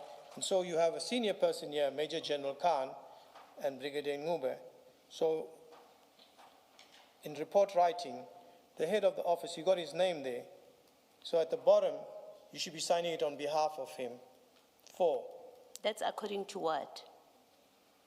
What according to what prescript are you saying that General Khan's name should have appeared in this letter of confirmation. That's according to what? Of SAPS, not SAPS. what? It's SAPS. This is how we do it. Where do we find that? Commissioner, You would have to refer us to something that we can look up to see that you are correct before we can conclude that something is wrong with this letter. I will try and look for one of the other police documents that's in this file. I think maybe with General Nkua signed in some places, and then we can see. You may find Major General. No, we've seen those kind of letters. We've been through enough SEPS documents in this Commission of Inquiry that we've seen letters which have different people signing. You are making a different point. You say something is wrong with this letter because it does not contain where General Khan should have signed. Yes. And my question is simply, in terms of what is that required, where do I go to check and confirm that you are correct indeed when you say this letter should have indicated? I know Ms. Silo is having a different discussion with you, but in answering her, you've raised something. And so my question is, what instrument, whether national instruction, whether policy, whatever, what do I look at to see that what you're saying is wrong with this letter in that it doesn't contain General Khan's details? Where do I find that? Commissioner, I'm not too sure whereabouts you'll find it in the prescripts and in the but what I can say to you is because I've been there and how we write it in an official way. When you put my name as in the front, if my name is not there, if you put my name on a document, I must be aware of it. That's the first part of it. The second part of it, it has Major General Khan and Brigadier Ngube on it. So what I'm saying is what I'm seeing that is wrong with this thing, with this letter. And I'm saying, this is Brigadier Ngube, she did this letter, but you put General Khan's name here on the top, who's the senior officer that should have signed off at the bottom. That's what I'm saying. But if his name was not there at all, then he doesn't know, then he's got no business on this letter because she's writing it, she's the inquiries, and she's putting her title at the bottom. That's the message I'm trying to get over. Thank you. Thank you. Thank you, Commissioner. Thanks, Colonel. So by the time we get to paragraph 5 of General Khan's statement, the issue about which you approached him is dealt with. However he deals with it, wrong or right. That would be the end of what you required him for, because you said you approached him regarding this particular letter, correct? It was for the letter and to interview him with regards to the technical support post because he has been there in crime intelligence and was there at that time. What about the post? Did you think he could add? It's his knowledge and experience in the post as laid out in the affidavit obtained from him. But before we move over onto this and move away from the relevance of the letter, the relevance of this letter is this, that it says that this is the confirmation letter is to officially state that on the 25th of July, the applicant, Ms. D. Mokwele, submitted an online application in the South African Police e-vetting system for top security clearance with reference that and that. This letter is incorrect. She could not submit an application on the e-vetting system because you have to have a force number. So that's the relevance. Now, if I may stop you, I don't take issue with that. No problem. That's his view as he has expressed it, right? Yes. But I'm saying your engagement regarding the letter ends at this paragraph. He's given you an answer and his views on the letter. Okay. So that was the one fact you wanted to establish with him. What was the other fact, if any? You keep referencing other fact that you needed to establish with General Khan. What fact is that? It's as indicated on my paragraph 6 moving down. It's not yours, it's General Khan's paragraph 6. I think it's because they are the same. Exactly, because you copied from General Khan's Because affidavit. it's exactly what you have in your affidavit that you say it's your. Yes, it's General Khan's statement. Chair, Commissioners, it's that time of the day. Yes. It's been a marathon. Okay, now this is the second half of the General Khan's affidavit. You confirm that from paragraph 6, he's now dealing with the issue you raised in your affidavit when you sought the arrest warrant, to the effect that this is a very critical covert crime intelligence at the second line of paragraph 6. He notes, I also cannot understand why Kumalo invited Major General Gabela to form part of this interviewing panel as I was available. Exactly. Of what relevance is that to your investigation? Excuse me. Of what relevance is that to your investigation? It's his affidavit, which he spoke about during the course of the interview. Say that again, please. It's his affidavit Yes. that I'm interested to find out what question had you posed to receive that answer from him? Or was he just, did he it was just a- it was volunteer a the flow. information? it was a flow. Okay. It came in the flow. All right. He's So- talking- yes. We realize here his unhappiness over, about General Kumalo choosing Major General Gabela over him. He continues, Before you Yes. continue, can I, because of the similarities, nearly word for word of this paragraph 6 and the next ones that Ms. Silva is going to be discussing with you, did you base your affidavit on General Khan's statement, this affidavit, where you make allegations about TSS being a very critical covert crime intelligence operational post? You've said exactly that. I also cannot understand why Kumalo invited Gabela and so on. I just want to know who of the two of you is the original source of that kind of complaint, because it's exactly the same that you've got. Did you take it from his affidavit into your affidavit, in which case it is his complaint about this, not yours, or did he copy your affidavit? Thank you, Chair, Commissioners. It's part of mine because I know the environment, I worked with it, I know the technical support unit post, and I'm acquainted with the environment. So it's part mine. So with regards to General Khan and his affidavit, it's a flow from his. It's not that it's like I did not know about it and then now he's telling me I'm getting to know it. I'm already know about it. And he's just talking about it and it's a flow in it. So that's the explanation there. The reason I ask is, for example, in an earlier discussion, we agreed that there's nothing wrong, at least according to policies and prescripts, in having brought in somebody from outside, crime intelligence. That's accused number 5, right? Yes. We've agreed it's not precluded by the policies. And yet in paragraph 6, General Khan says, I also cannot understand why Kumalo invited Major General Gabela to form part of the interviewing panel as I was available. He says that. You say exactly the same thing in Yes. your affidavit. So I'm asking, do you say it in your affidavit because that's what Khan complained about, General Khan complained about it, and that's why it's reflected in pretty much the same terms Yes. in your affidavit, or did he look at your affidavit and then included it in his affidavit? No, he had no insight. Sorry, Commissioner, carry on. Yeah, no, sure you can. Thank you, Chair. Thank you, Commissioners. No, he had no insight into my affidavit. Like I said, I've already known about the post. But you had insight into his, I assume. I mean, you had already taken his statement by the time you were applying for a warrant?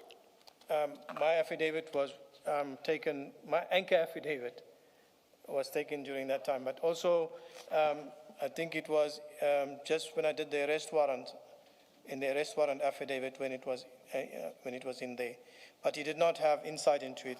I think Major General Khan was the only general at that time at Crime Intelligence beside General Kumalo. I think, if I'm not mistaken, the other general that was available was not there. He was suspended, or I'm not sure. But there were just the 2 generals there. So that's why it comes up as that General Khan at head office and the provincial heads. Thank you, Chair. Thank you, Mr. Can we do this, Colonel? Let's just put this idea to bed that the requirements of the job were somehow fashioned to favor a candidate. Those requirements have always been like that. 3 years prior, if you go to the 2022 advert on page 470 of file 2, they're identical. So it's not something new that was fraudulently introduced in 2024. If you go to 470 of file 2, you will see that it was always the case that they wanted somebody with LLB, somebody with public administration, somebody with 3-year degree. Are you there? Yes, I'm with you. Yeah. So the idea that they don't know why it should have gone outside, why it was done so in 2024, but even the approved posts in 2022, if you look at the date, April 2022, on page 470, it's exactly that. Chair, yes, 2022, 2023, when you look, Chair, what I want to point out, when we requested for the documents on the advertisements, these earlier ones, we did not get it. They didn't put it in the bundle. Now that you've seen them, Now that I've seen them, when you look at 2022, 2023, and 2024, the requirements are the same. they were still the same over They're 3 still years. the same. Just that the first two were internal and the last one was external. And maybe something else to put to bed arising from this discussion with Commissioner Kumalo is that Van Vieren that you say has 40 years experience and could not have not qualified for this position was in fact overlooked, was not shortlisted in a previous round which included General Khan. Because remember, General Khan was part of the panel previously. Yes, I just so have he to just didn't make the check. shortlist. Van I just Vieren. have to check whether he was part of the panel. I'm not sure. I didn't check on that. I think he was. I can be corrected if I'm wrong, but my recollection of that panel is he was there. But the important point that I'm making about it is the very person that you say has 40 years experience and in fact is most suitable for that, would have been the most suitable for that position, in fact was not even shortlisted in a previous round, which comprised crime intelligence people. Yes, Thank you. acknowledged. So remember, we're still dealing with General Khan's affidavit where he says, you know, this is a specialized, this is internal, this is this. And I'm pointing out to you that even 2-3 years prior, lawyers were invited to apply. People in public administration were invited to apply. Yes. People who were electrical and mechanical engineers were invited to apply. So it's not something new that is introduced in late 2024 to favor a particular individual. Even in prior years when she was not even in the picture, those were the requirements for the job. They did not change to favor her. Those were the requirements on the 22, 23, and 24. Exactly. Yes, Commissioner. Thank you, Commissioners. Just, Commissioner Balo, you are correct. In the 2023 panel, General Khan was a member. I put it up, it's there. So, Thank you. thank you. Let's continue to his paragraph 7. He says, I have viewed the file regarding Mukwele's appointment, and what is evident from the file is that Kumalo, Madondo, Lekalakala, and Gabela unduly favored Mukwele above experienced colonels within the immediate environment who met all the requirements during the panel sittings. Do you see that? Yes. Now, my first question is, he says, I have viewed the file regarding Mukwele's appointment. Did you provide him with that? Did you provide General Khan with the file regarding Mukwele's appointment? During the course of the interview, I had the file in front of me. So that's the one he viewed. Yes. So you did provide. So you provided him with that file? No, he was not provided the file. It was during the course of the interview. No, Colonel. No, come on. Colonel, for him to view the file, you must give it to him. If you are interviewing him and it's with you, he can't view it. So you must have given it to him to view it for him to form that view in that paragraph. Yes, sir. During the course of the interview. Was that we are seeking to obtain a statement from a witness? Is it proper to give him that file? for him to prepare a witness statement in circumstances where you intend to proffer criminal charges against senior members of crime intelligence? Do you consider that appropriate to do?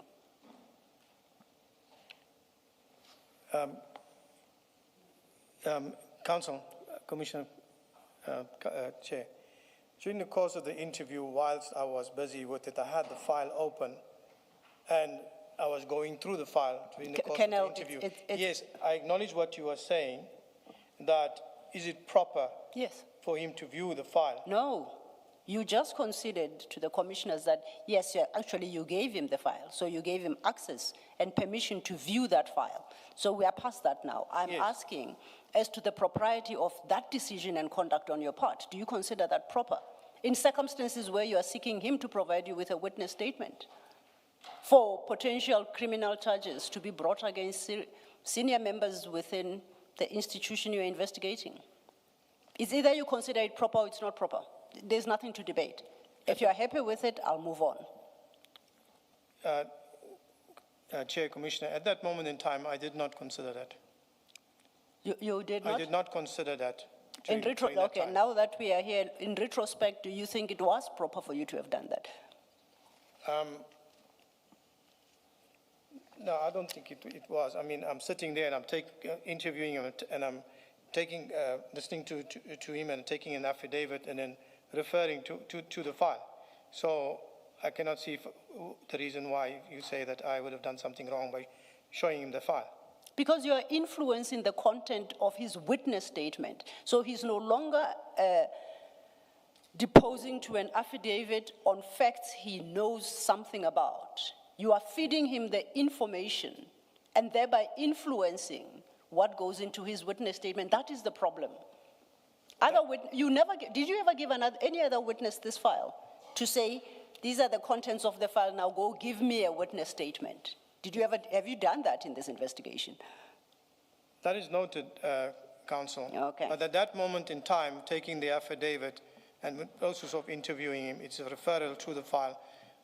But as you put it, I did not see it like that at that time. Is my witness there, not putting words in his mouth, and saying, listen, look at this, look at this, look at this. I'm busy interviewing him, referring to a file, and going on with it. It's at that matter in time, Chair, Commissioners.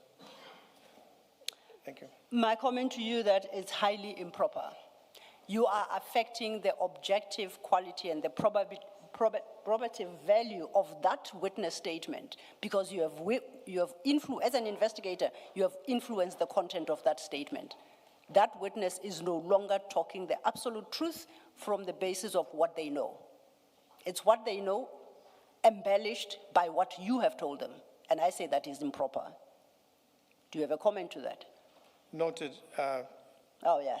Okay, noted. Now, if we move on at paragraph 9. Paragraph 9 and 10, he concludes, if I was consulted prior to the post being advertised externally, I would have advised Khumalo against doing so because the post is very specialized and operates in secret within the operational covert crime intelligence policing environment. At 10, I believe that Khumalo did not nominate me to form part of this interview panel, as I would have opted to appoint a more competent and experienced senior officer from within the crime intelligence environment. We know that he was a member of the panel in 2023. He failed to achieve precisely what he sets out in paragraph 10 from officers within the crime intelligence environment. He failed. He was a part of that panel. And in 2024, miraculously, he would have found one. Yes. So what is the value of this statement to the criminal case that you are trying to investigate, if not a gripe session by General Khan that he happened not to be a part of an interview panel that appointed Mrs. Mukwele in circumstances where neither the policy, prescripts, constitution, or any religious belief entitle him to be appointed to this panel? What value is that to your investigation? This is his affidavit that in the interview, this is his affidavit, and that's what I can say for you. Yes. Chair. Now, You remember we discussed the letter that he commented on, and in fact, you go further in your affidavit in the arrest warrant, you deal with the issue of vetting. 2379, we're at the tail end. Page 2379, it's file what? File 6 We are at the tail end of the file or the tail end of today's session. of today's session, Commissioner. I've got it. This is it, yeah. 2379, I got it. That's still your affidavit that we had looked at. At 8.92379, you say Ngube compiled a letter wherein she represented that Mukwele had applied to be vetted. This was not true, as it would have been impossible for Mukwele to apply, so she did not have a parcel number. You see that? Okay. Correct. Now, you recall, if we go to our file 2, that file 2 is where we have the file on this entire recruitment process. In there, you will find under CJC 370.12, You know which one it is? CJC 370.12.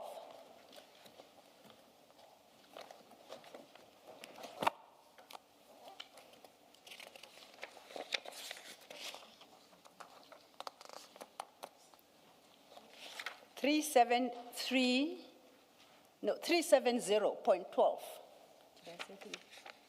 Page 373. 370. 370.12, that's the exhibit number. The page is 373, file 2. Are you winning? Getting there. No, we need to get there. They'll help you now. 370. Okay. Now, under CJC 370.12, it's a series of letters. The first at 373 is to Commander G. Janse van Rensburg. If you go to 370... Van Vuren. Jesus.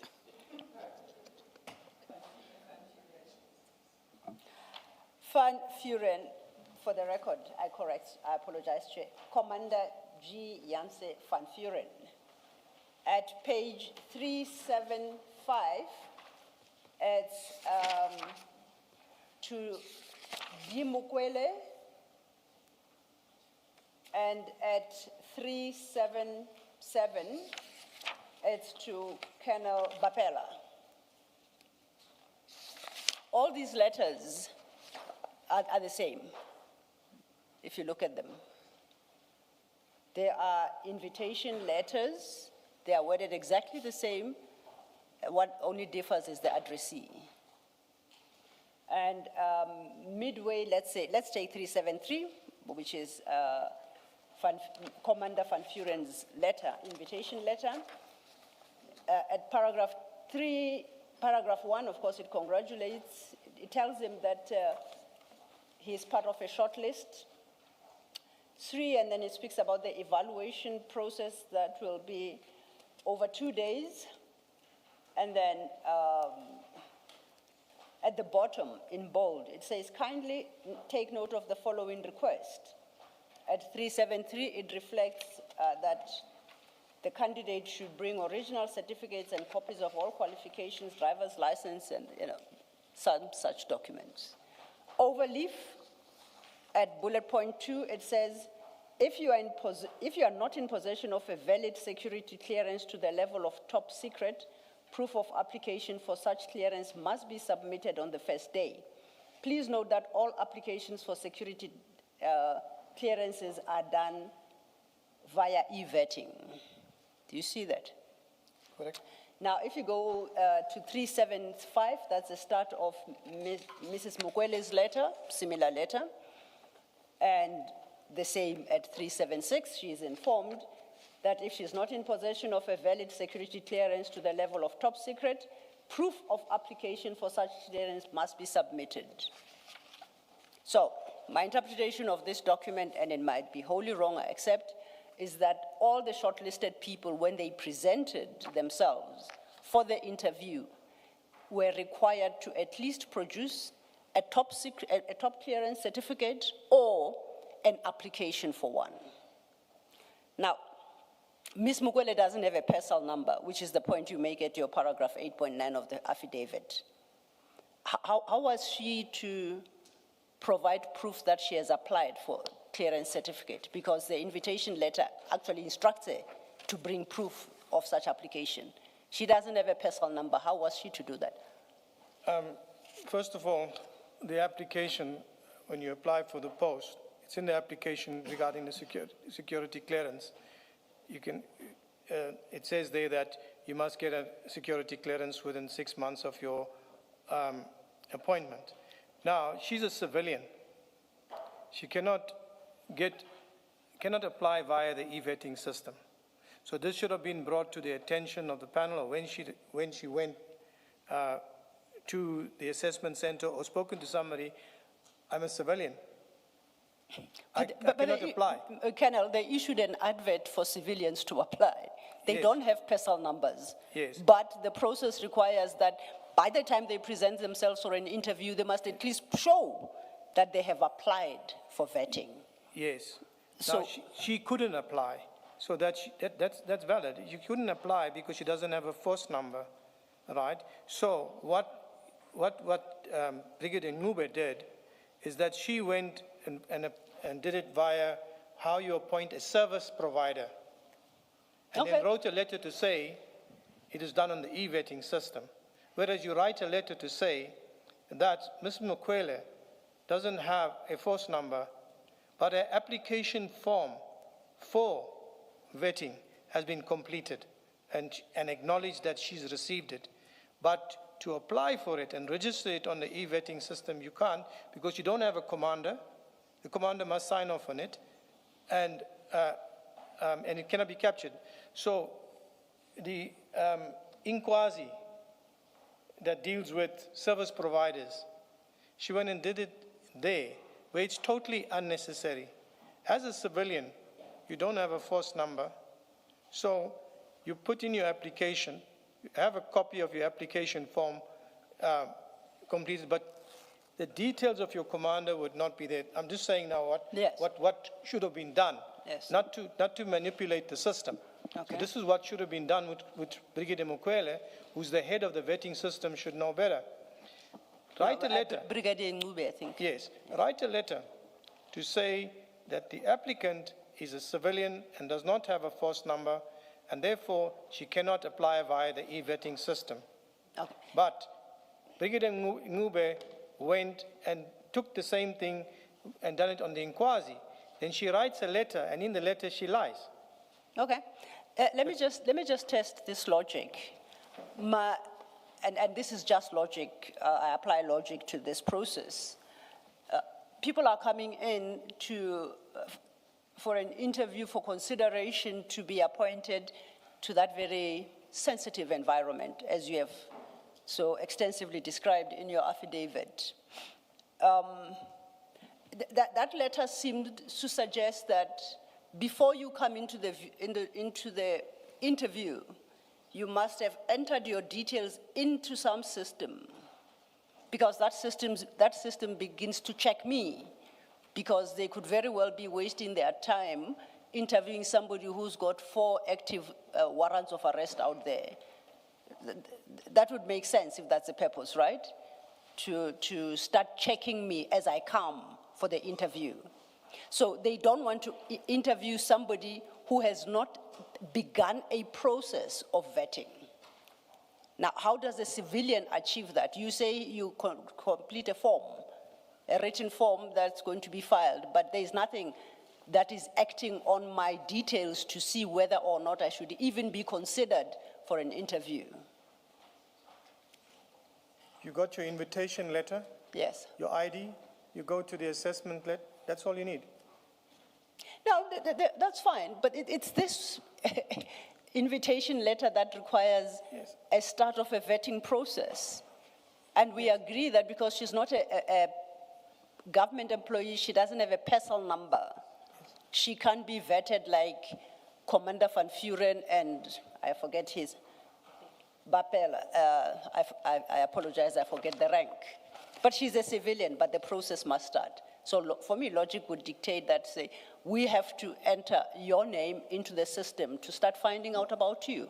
Because perhaps, I don't know how the systems work, but they might just throw a red flag and communicate directly to the panel that they shouldn't even let me through that door. If anything, they should call subs because I'm a wanted person. That might be the value. At the time, Do you have a difficulty with that? Council?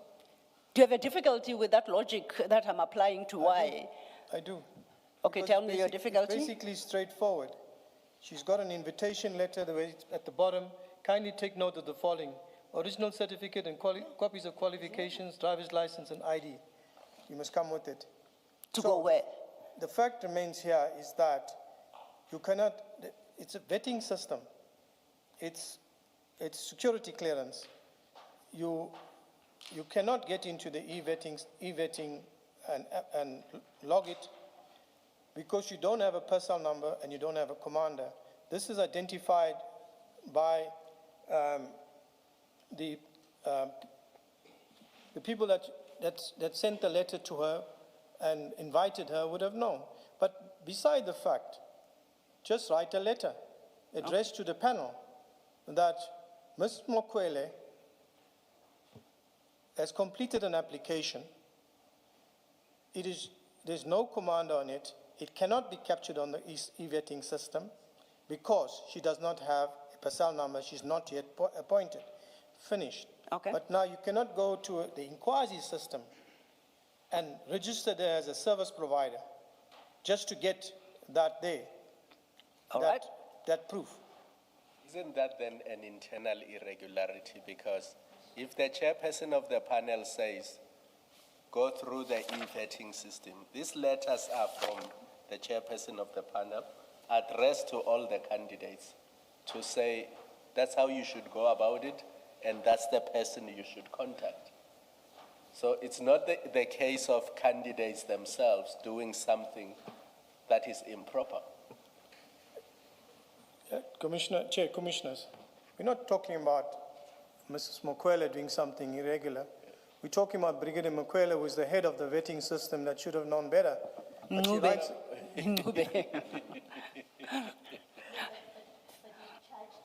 With this. You have one of your charges, the charge against Ngube is on this issue, is Ngube and Mukwele. So Yes. according to you, Mukwele has done something wrong by being put on the, what do you call it? Inkwazi. On the service provider. Yeah, you say Yes, on she's the- done something wrong. yes. And yet I understand you now to be saying, yeah, it's a Ngube problem.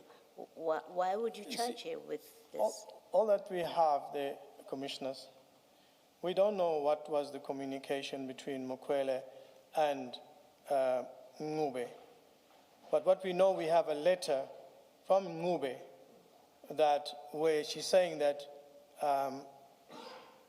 Mrs. Mokwele has been registered on the e-vetting system. And Mrs. Mokwele herself knows that's not the fact. She's registered on another Inkwazi system. But be that as it may, both of them are charged according to the charge sheet. Is that what you say, Commissioner Beloy? And I think that charge sheet that you have that must be the initial draft charge sheet that is there. Bear in mind that as you go into the court processes and just before pre-trial, those charge sheets are finalized as to way forward. So, Even so, even allowing for that, you remember why we are having this long discussion with you since yesterday.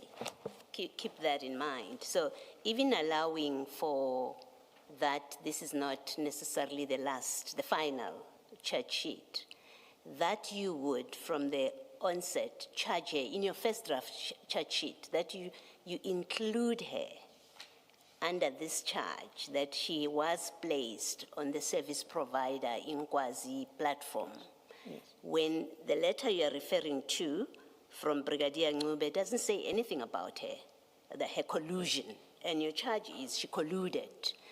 And if that letter is the only basis on which you have included her in that charge about her vetting being on the inquiry, one, on the face of it, it seems truly, truly petty to charge her with that when you have absolutely no basis, but also considering that you understand she could not have been on the e-vetting system, because you say you understand it, you know that she couldn't have been there. In fact, when I say it's petty, at best it's pettiness, but it suggests something much more sinister, because you do not have facts that implicate her in being on the inquiry platform, and yet vetting platform. Yes. Yeah, you don't implicate her in the Ngube letter, because that letter says nothing about her. And if you want to say, oh, it is that letter that makes me include her with this charge, then I'm going to say, well, you seem to be prepared to suck up facts out of thin air which are not supported by anything. If you say this letter implicates her, the letter doesn't on its terms. It makes absolutely no reference to her. Yes. You know she could not have been on the e-vetting platform, according to you, because she doesn't have a commander, she doesn't have a personal number. She gets put onto the service provider platform by somebody else. You include that against her. You make her complicit. You say, that's your wedding. You say she was in a conspiracy, she colluded with Ngube in a document that is seeking to get you an arrest warrant against her. So it's not just an affidavit that's lying around in your office. You make those allegations in a charge sheet that you're going to present when she applies for bail. The court sees, the magistrate sees a charge sheet at that point that says she colluded with Brigadier Ngube to be placed on this platform, when you have absolutely zero facts that justify that. That's a problem. It's a serious problem, Kelden. It is. You had no facts whatsoever. You made it up. You made it up to include her in this charge. And that's deeply problematic. In fact, it speaks to, until it's explained properly and satisfactorily why you included her on this charge, it speaks to an abuse of your power and authority to victimize an innocent person, at least on this charge, when you have no facts about it. You can comment if you want to.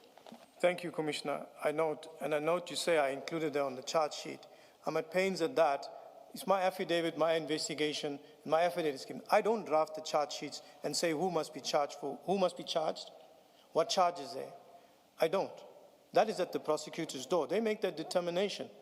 So I'm prepared to accept that, and what you're doing with that answer, in fact, what that answer does is it causes us to call the prosecutor to come and explain how these charges were formulated. I do accept your answer, and I won't persist in this.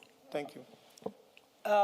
If we then move on this vetting issue, and I invite you to CJC 37013, 13, same file, page 381.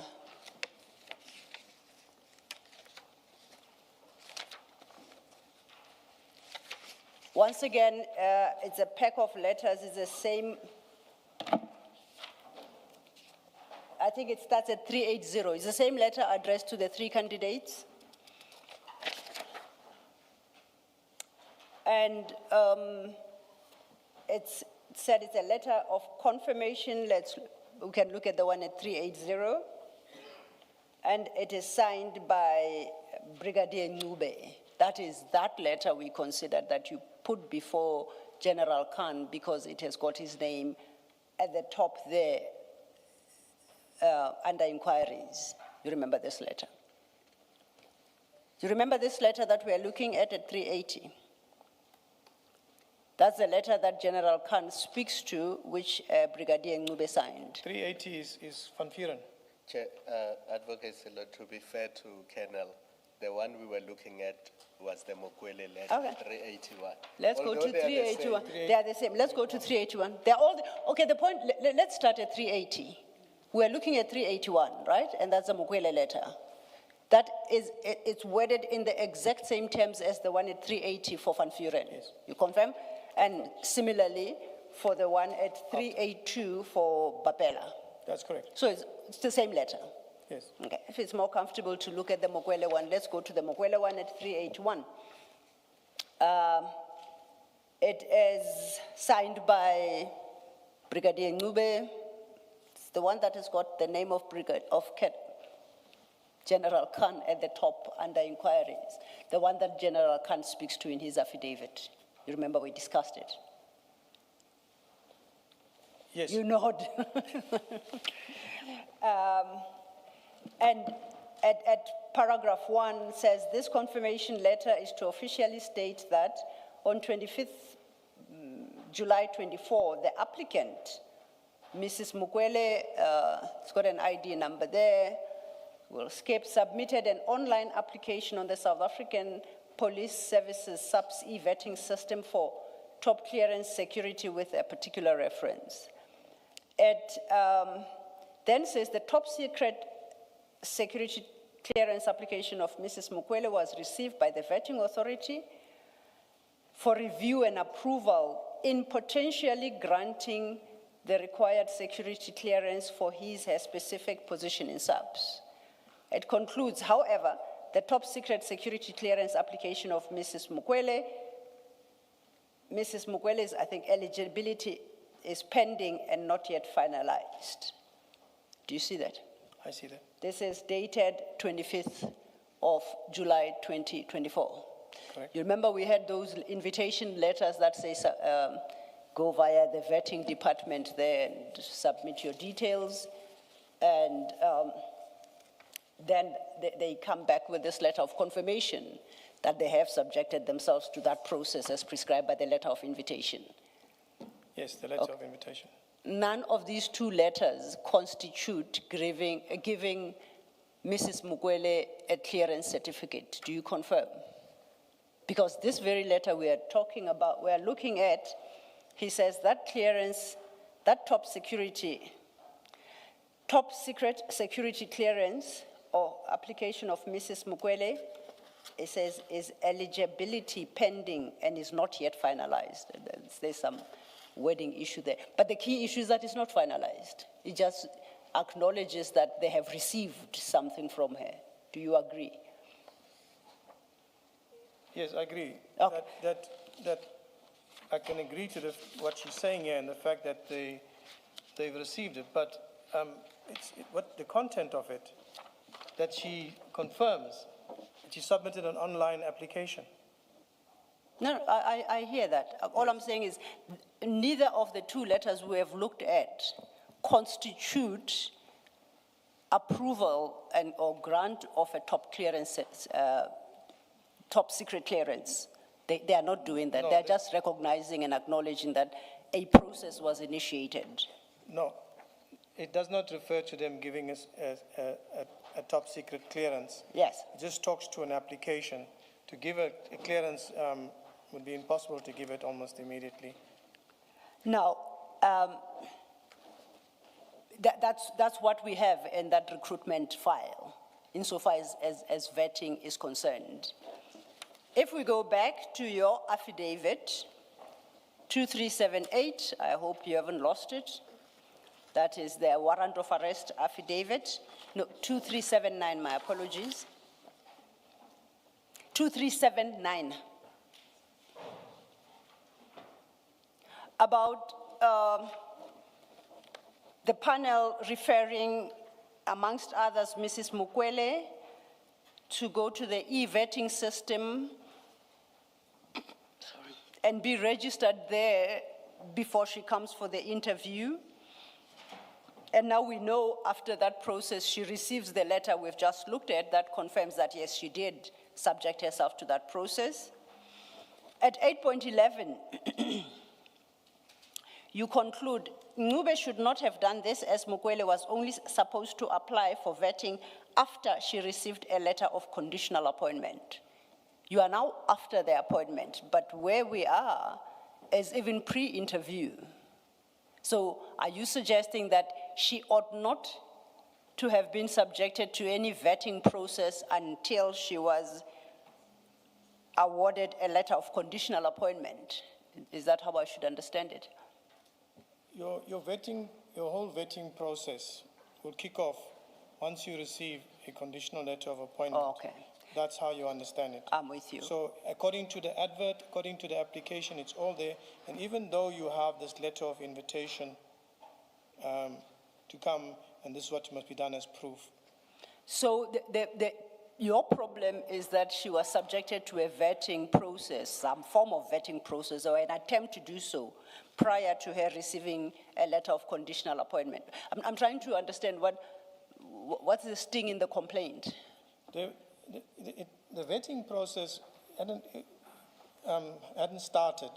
What she did to get through and comply with the letter, she could not register on the e-vetting system because she has no force number and no commander. Right? But then, Colonel, all that means is that the letter of 24 July was disadvantaging her, or the letter before this one, because that letter said, before you come to the interviews, bring your IDs and other things, and then submit your vetting application through the e-vetting system. That was not required. It could have been done within 6 months after her appointment. It's correct. So the fact that that letter was sent to her means it was disadvantaging her because it was requiring her to go through something which was actually not required. Chair, Commissioners, exactly so. So She then was- why would you charge her for that? That she's being disadvantaged. She's not being benefited by that thing. She's being disadvantaged. Why would that then constitute a charge or an offense by her? If she's being required to do something that she's not even supposed to do, because vetting is required within 6 months of appointment, not before you come for an interview. Exactly, Chair. As I said initially to Commissioner Beloy in my response to her, I do not draft the charges. And we've been there before that Yes. the prosecutor gets all that information from your affidavit, takes your affidavit and says, here is the affidavit, this is what it says, these are the facts it puts up, this is what it says is wrong with this whole process. Then they put it in a charge. So what Advocate Sillo was showing you in 2379, that's not the charge sheet, that's your affidavit. Because the charge sheet follows at 2418. 2379 that she was referring you to, that's your affidavit, which formed the basis of a later charge. Noted, Chair. My affidavit 8.9, 8.10, 8.11, and 8.12. I'm trying to understand where Commissioner draws that I mentioned Mukwele.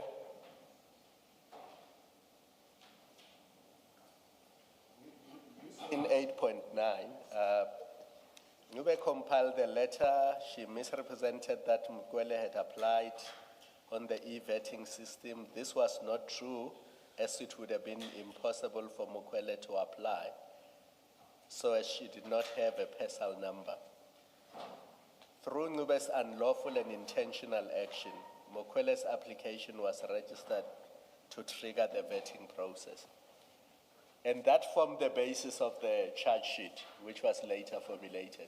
Because absent this information, there is no way a prosecutor should have said, oh, there's a charge there too, there's a charge there too. Therefore, Chair, Commissioners, what I'm saying to you, my affidavit does not say that Mukwele must be charged for corruption because she colluded with Ncube.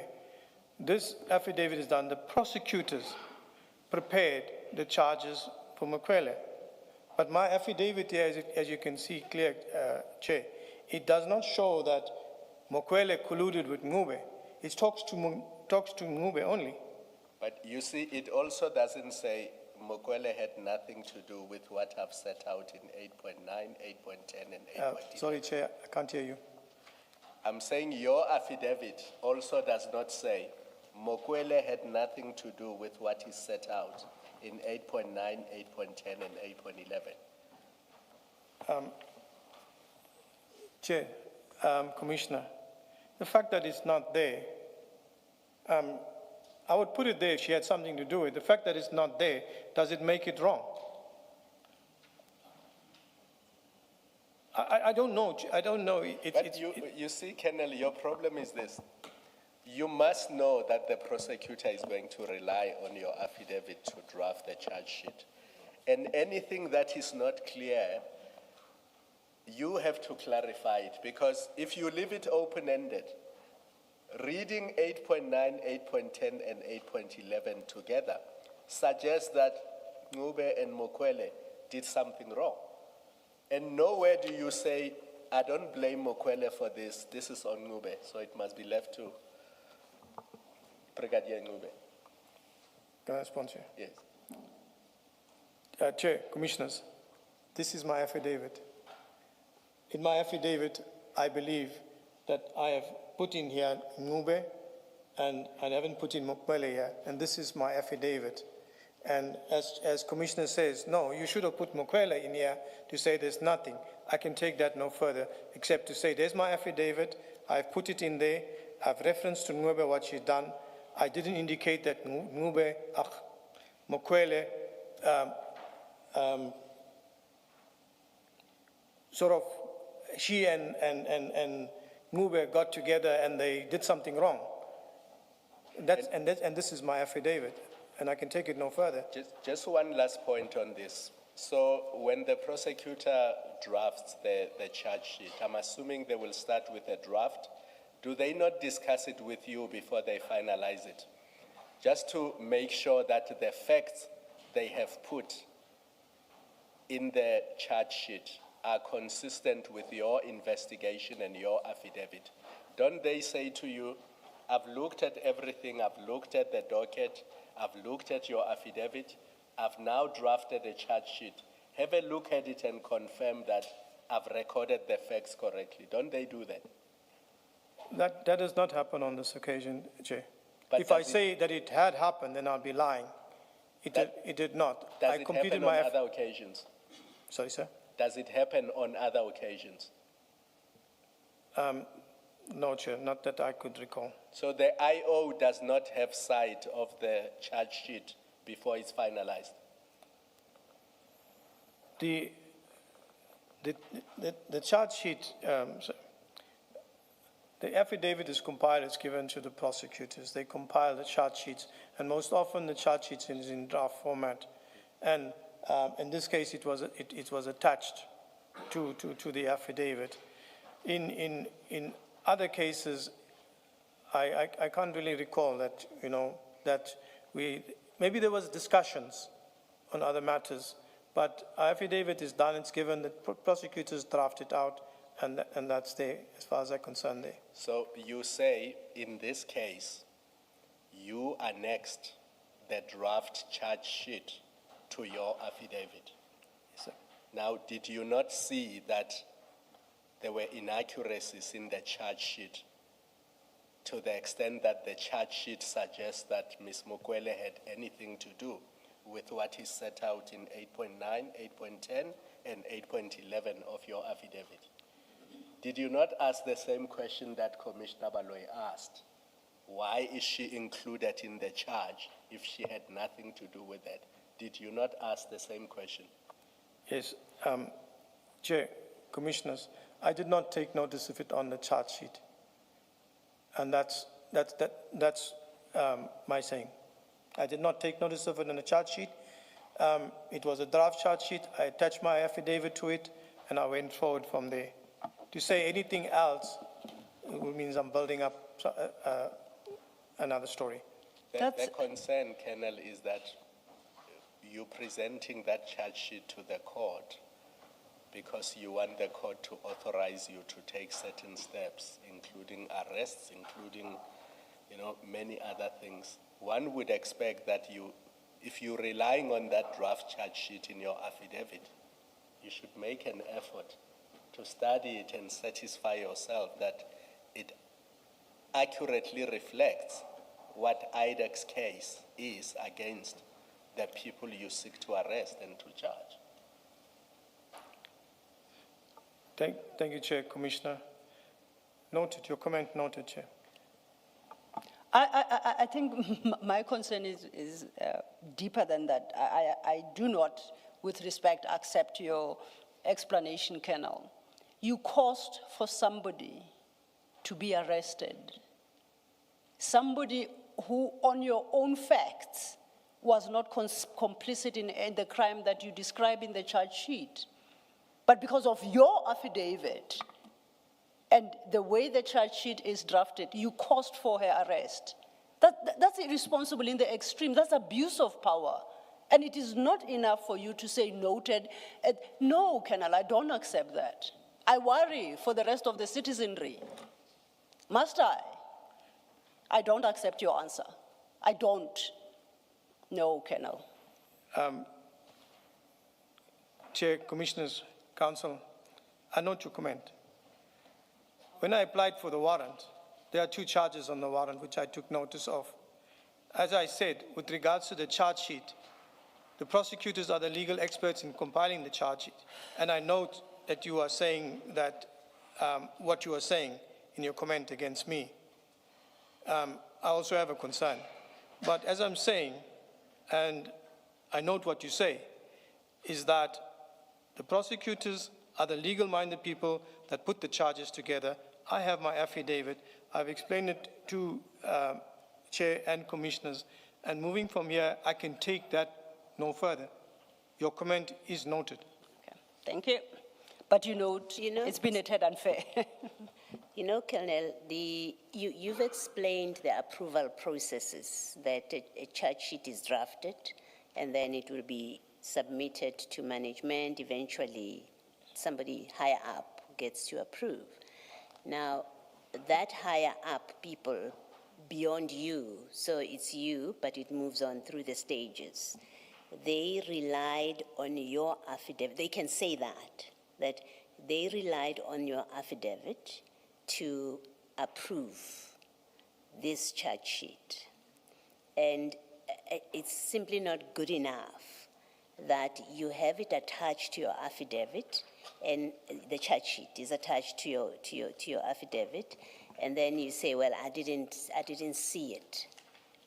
It's simply not good enough, because you represent, when you sign this affidavit, as you would know, I'm not lecturing you or speaking to you about something that you don't know. As you would know, that when you sign and stand before a commissioner of oaths, you represent that and these are facts that are within your personal knowledge. You take ownership. So that it is drafted by a prosecutor doesn't excuse you whatsoever. It's your affidavit. You represent, I have read the pages. That's why you are asked, when you take the oath, do you know and stand by what is in this affidavit? So from where I'm sitting, I hold that you must be held to have known the contents of your affidavit and of the charge sheet, and you were happy to depose under oath that is your affidavit and you stand by it, including the charge sheet. And you cannot be excused on the basis that it's drafted by a prosecutor, but also I didn't notice. It simply doesn't. It's an excuse that is not available to you. You are responsible for this affidavit. You represent it to a court that this is your affidavit, it contains your truth, and you must be held to that. You can comment if you want to. Not the Chair. You've mentioned it. Thank you. Staying with that paragraph 8.11, we are still at your page 2379 of your affidavit.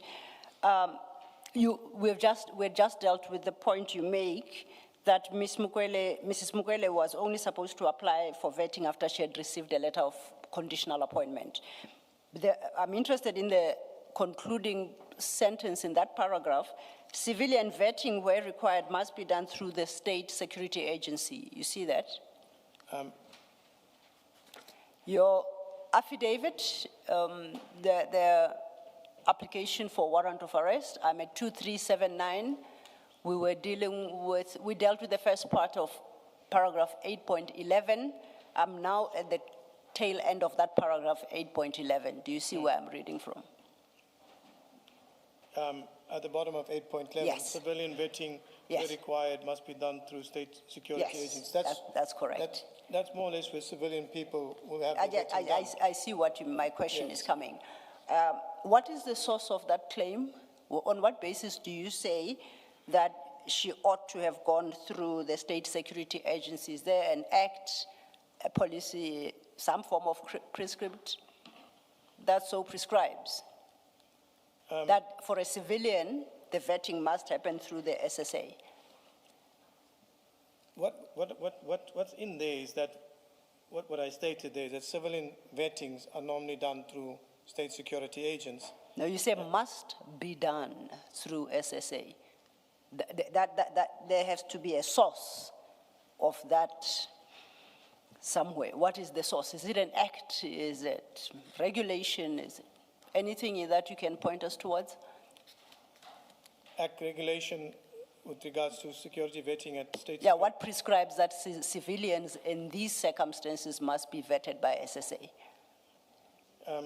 There's no particular act or regulation that I Okay. refer to.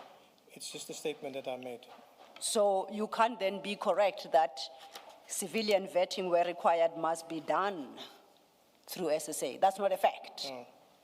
No. It's just there's a part of- suggestion of perhaps how Yes. it It's a could have been. suggestion. Okay, It's not a suggestion. I can't take that further. All right. Thank you, Council. thanks. Then lastly, I guess, to close on this topic, Can we do Oh, yes. this just for completeness? On the following page, 2380, at paragraph 11. yes. It's an issue we discussed a few minutes ago. You say to the court, the attached draft charge sheet outlines the acts committed by each of the 7 suspects in a very comprehensive way, which includes charges of corruption, defeating or obstructing the administration of justice, and perjury. See Annexure A. So you are telling the court that what is in the charge sheet is an outline of the acts committed by each of the 7 accused. It's you who's saying that to the court. Noted there, Chair. I acknowledge that. Are you?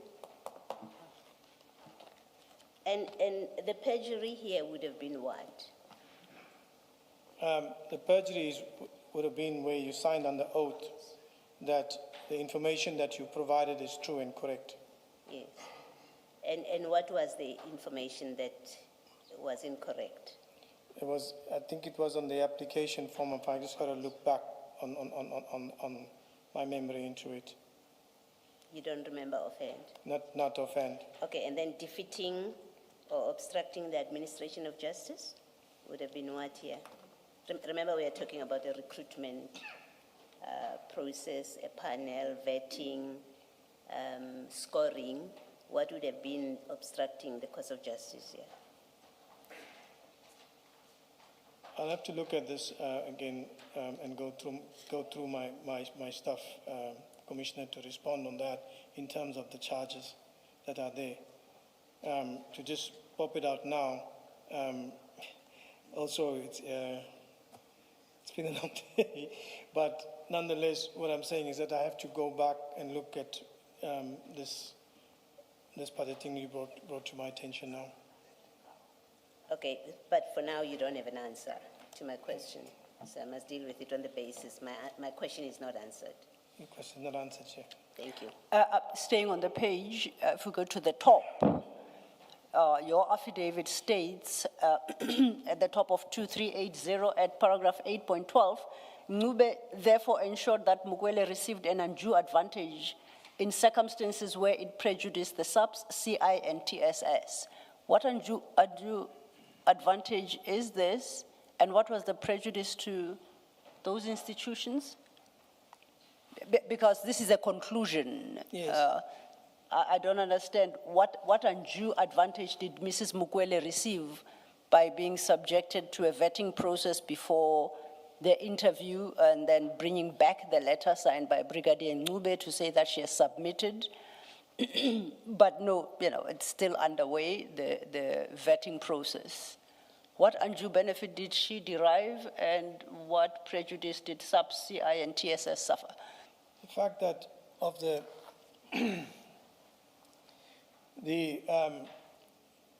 manipulating of the vetting process or the application and the letter that is there, that it prejudiced, I put there that it prejudiced the SAPS, CI, and TSB. SAPS, TSS, it's all one component. That's what I meant there. Okay, and the undue advantage she received, what is that advantage? The undue advantage is that a clearance has been done, meaning the application process that she's registered on the system. But she hasn't been cleared, we do know that. It's not the security clearance that is approved. Yes. That to say that process of being registered on the system. Of being subjected to a vetting process, it has begun. That is what we agreed the two letters mean. She's not cleared yet. That the application form has been done on the e-vetting system. Yes. When it was not. So what's the advantage to her? Well, the requirements what was meant for her with regards to getting registered on the e-vetting system and putting the application in, it was not done. So that just gave her the advantage of her now going for the interview. That process is met when it is not met. Okay. Lastly then, let's just look, having worked through this vetting issue, let's go to the charge sheet as drafted by whoever. At 2425, we're staying with the same file of your affidavit. The charge sheet on this issue concludes at 12.13, that's where I'm at, page 2425. At 12.13, it states misrepresentations were also made by the accused with regards to the vetting application by accused number 7, that's Mrs. Mukwele, resulting in her getting a security clearance she was not qualified to get. Where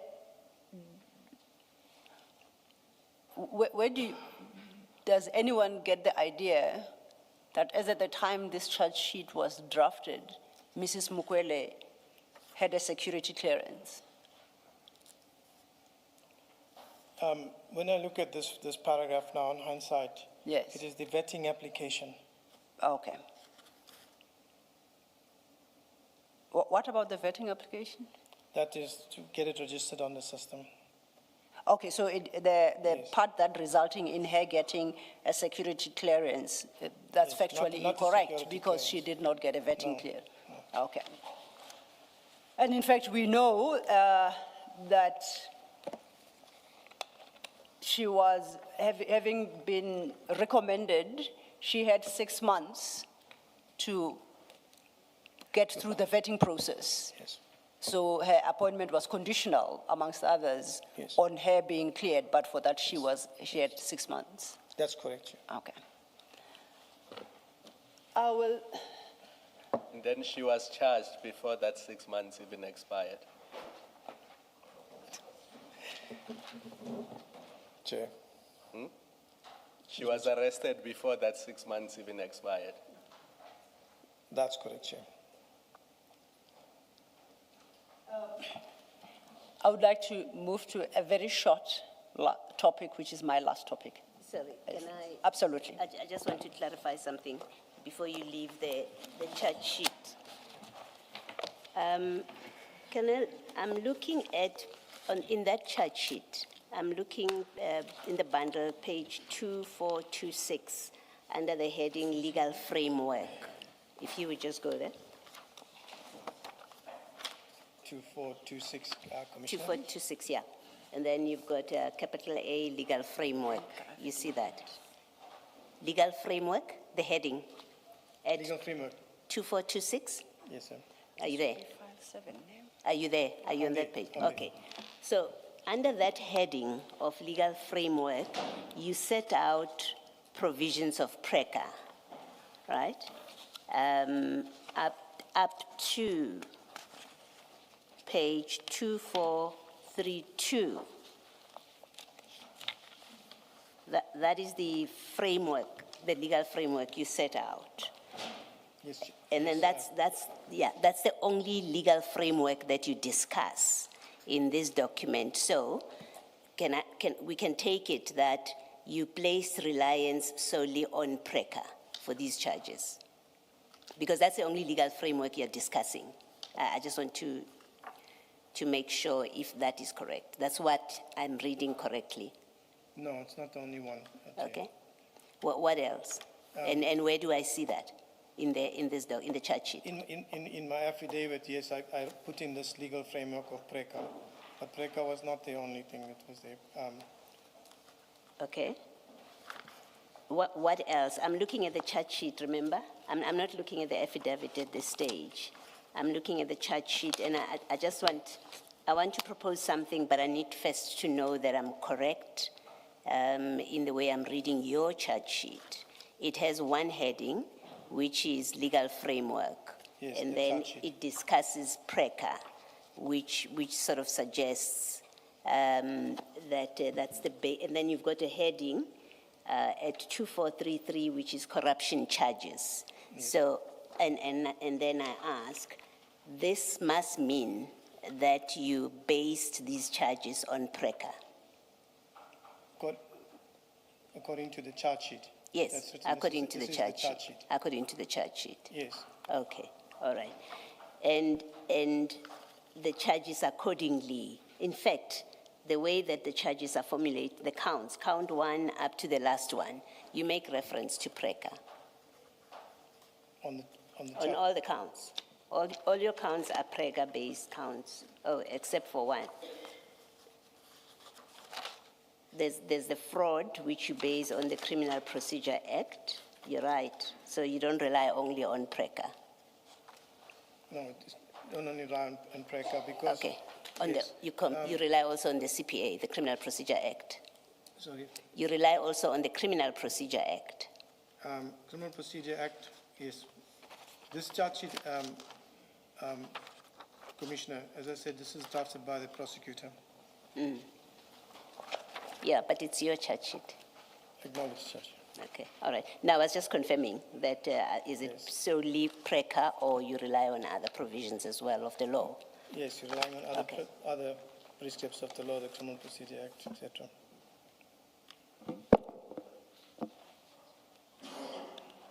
I have to correct myself. Thank you, Chair. It's Criminal Law Amendment Act, not, you didn't correct me.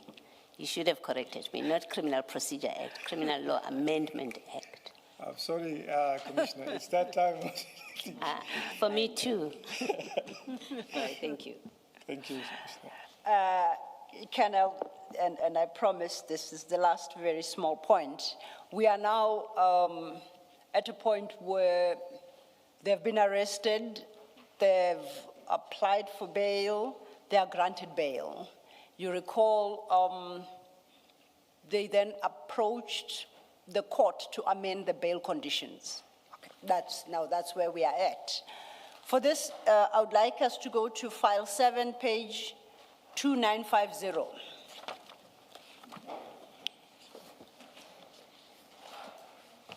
Advocate Sillo, I want to ask very quickly, 2438. No, absolutely, Commissioner. We discussed this earlier in file 6. I want to make sense of the file where the charge sheet is, the file where the charge sheet is file 6. I'm looking at page 2438.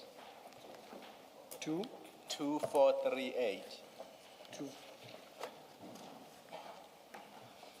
Sorry, give me 24339.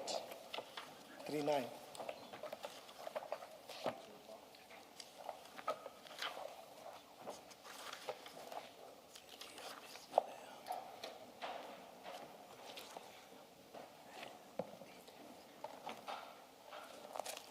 Now, in our earlier engagement, you gave us the process and you created the impression that it's the prosecutors who decide to charge and IDAC, sits in the back. But reading this letter is from the Acting Director of Public Prosecutions, Gauteng Division, Pretoria, and it's addressed to Advocate Johnson, Director at IDAC.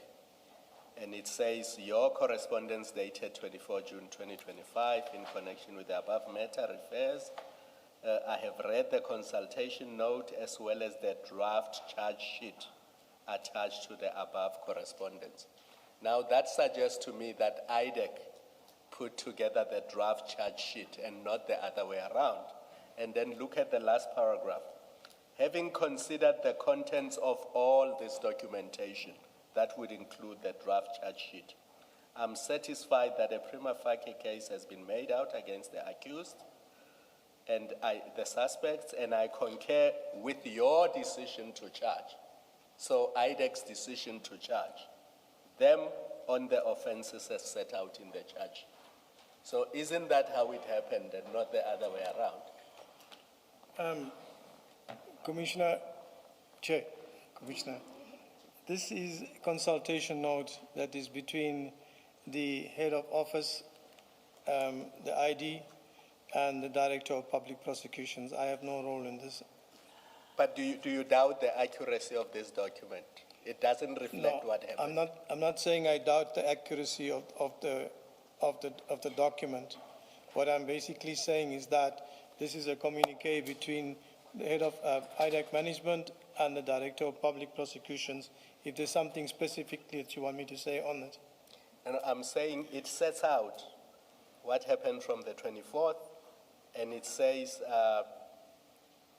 there's a consultation note as well as a draft charge sheet attached to the above correspondence.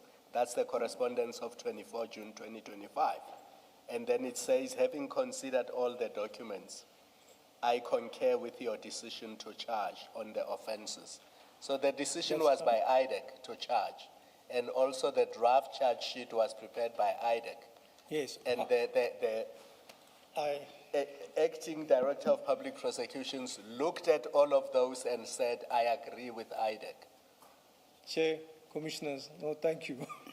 I understand what you're saying. Yes, it is IDAC that's presenting this to the Director of Public Prosecutions, not the other way around. Including the draft charge sheet. Yes, including the judge. It's not done by the Director of Public Prosecution. It's, from the way I understand this and the way I've learned it in the office, is that we want to prosecute this in your province, and there's the consultation note together with that.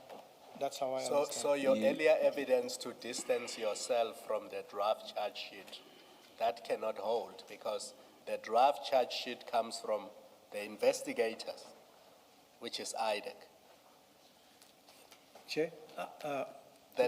Remember earlier you sought to distance yourself from the draft charge sheet by saying, I'm only responsible for my affidavit. I'm not responsible for the draft charge sheet. That is done by the Director of Public Prosecutions. Now this letter says the opposite. This letter says the Director of Public Prosecutions received the consultation note with the correspondence dated 24 June 2025. Attached to that was a draft charge sheet. And what the Director does is they concur with your decision, being IDAC's decision, to charge the suspects. Is it? Correct? Yes. That's in the document, yes? Yes. Thank you.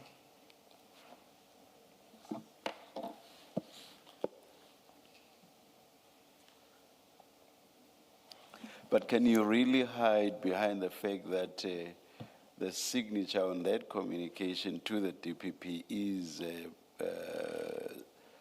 is Advocate Johnson's signature. In response to an earlier question, maybe 2 questions or so before, by Commissioner Khumalo, you said, but no, that's a communication between the director, the investigating director, and the DPP, which seems to suggest that you had nothing to do with the charge sheet. Did I understand you? Did I not understand you correctly? With regards, I'm not. You said you even used the word communique. I'm choosing to use the word communication.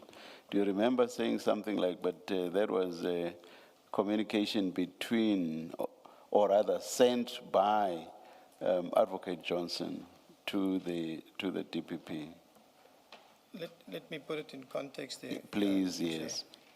A consultation note is drafted by the head of office, which is Advocate Johnson, Yes. to the Director of Public Prosecution. Yes. This is it, writing to her, and as it indicates, the documents, which is given to her, and then she looks at it, and it's the Director of Public Prosecutions. That's her signature at the bottom of it. So IDAC wrote to her, so that's correct.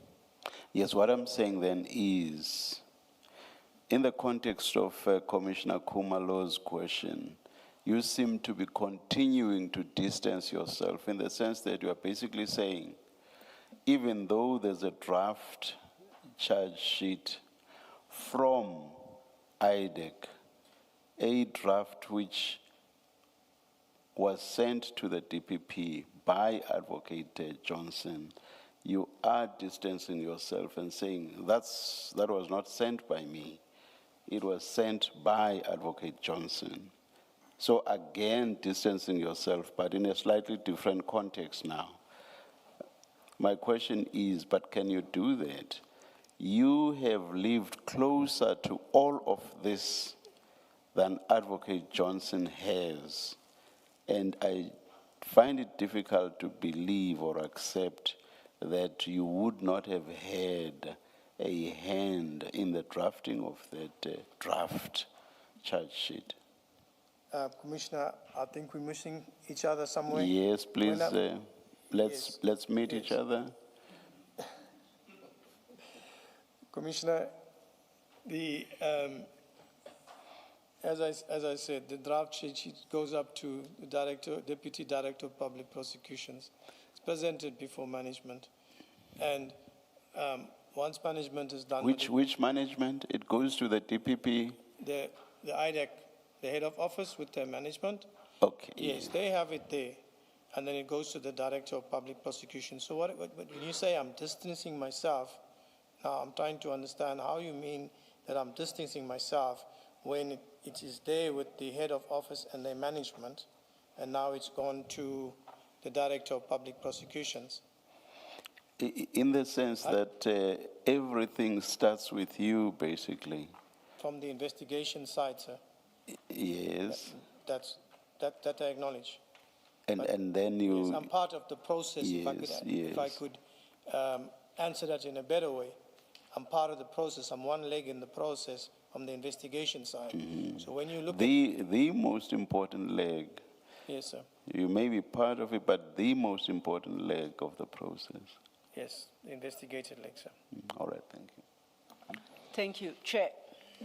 I said we are going to our last very small topic, and for that purpose, I would invite us to go to file 7, page 2950.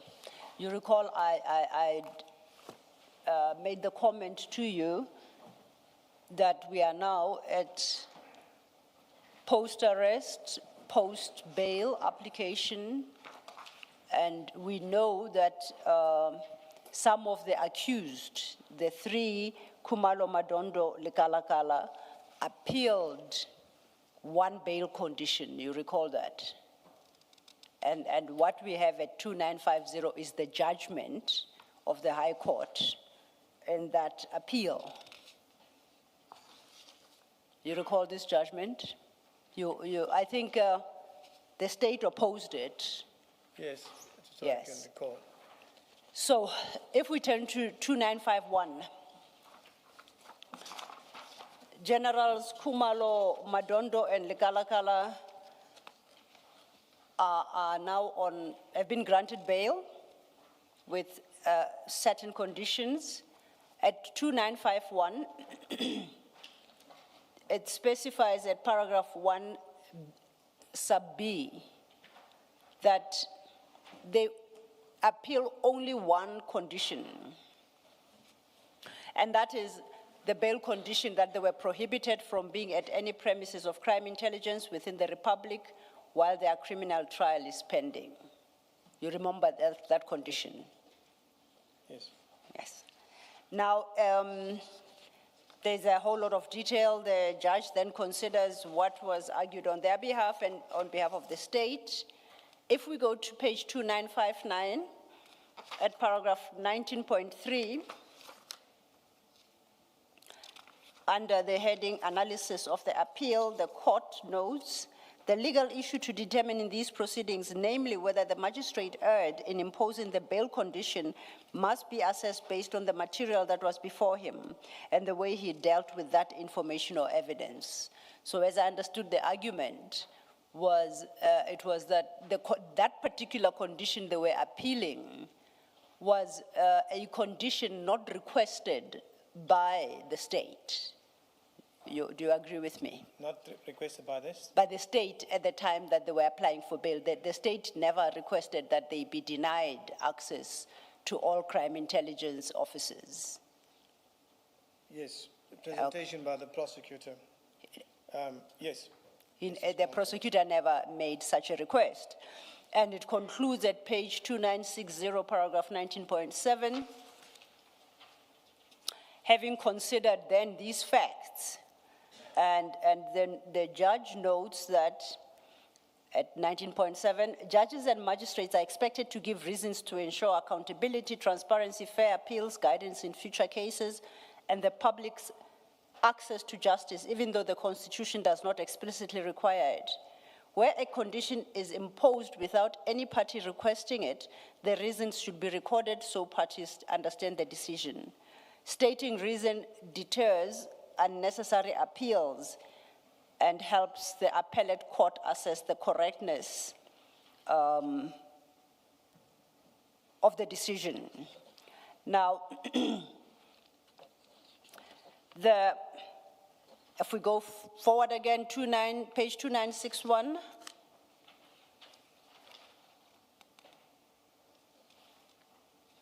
And at 2961, at 19.4, the judge quotes the law and points out that courts are discouraged.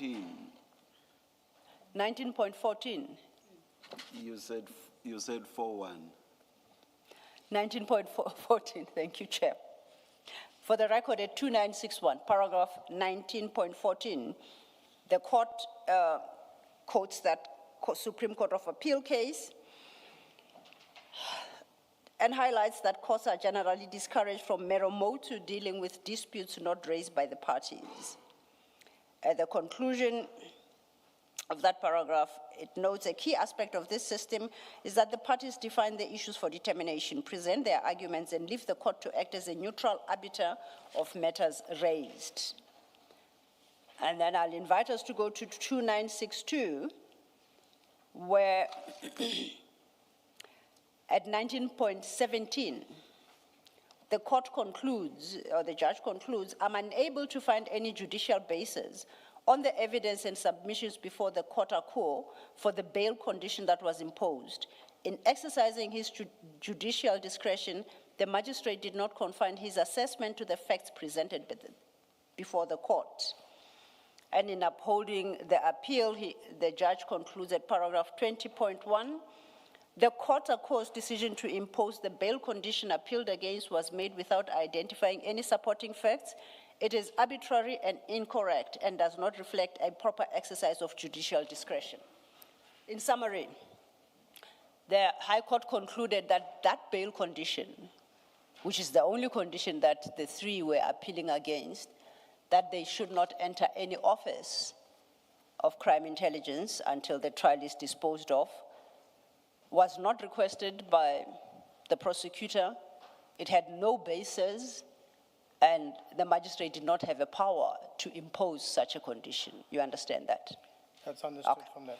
Now, we have from the record, the notes made by the judge of the conditions, and for that same file, please go to page 2949. The judge, made by the judge or the magistrate? The magistrate. Apologies, I'm confusing my judicial officers' titles. I'm at 2949. It starts at 2948.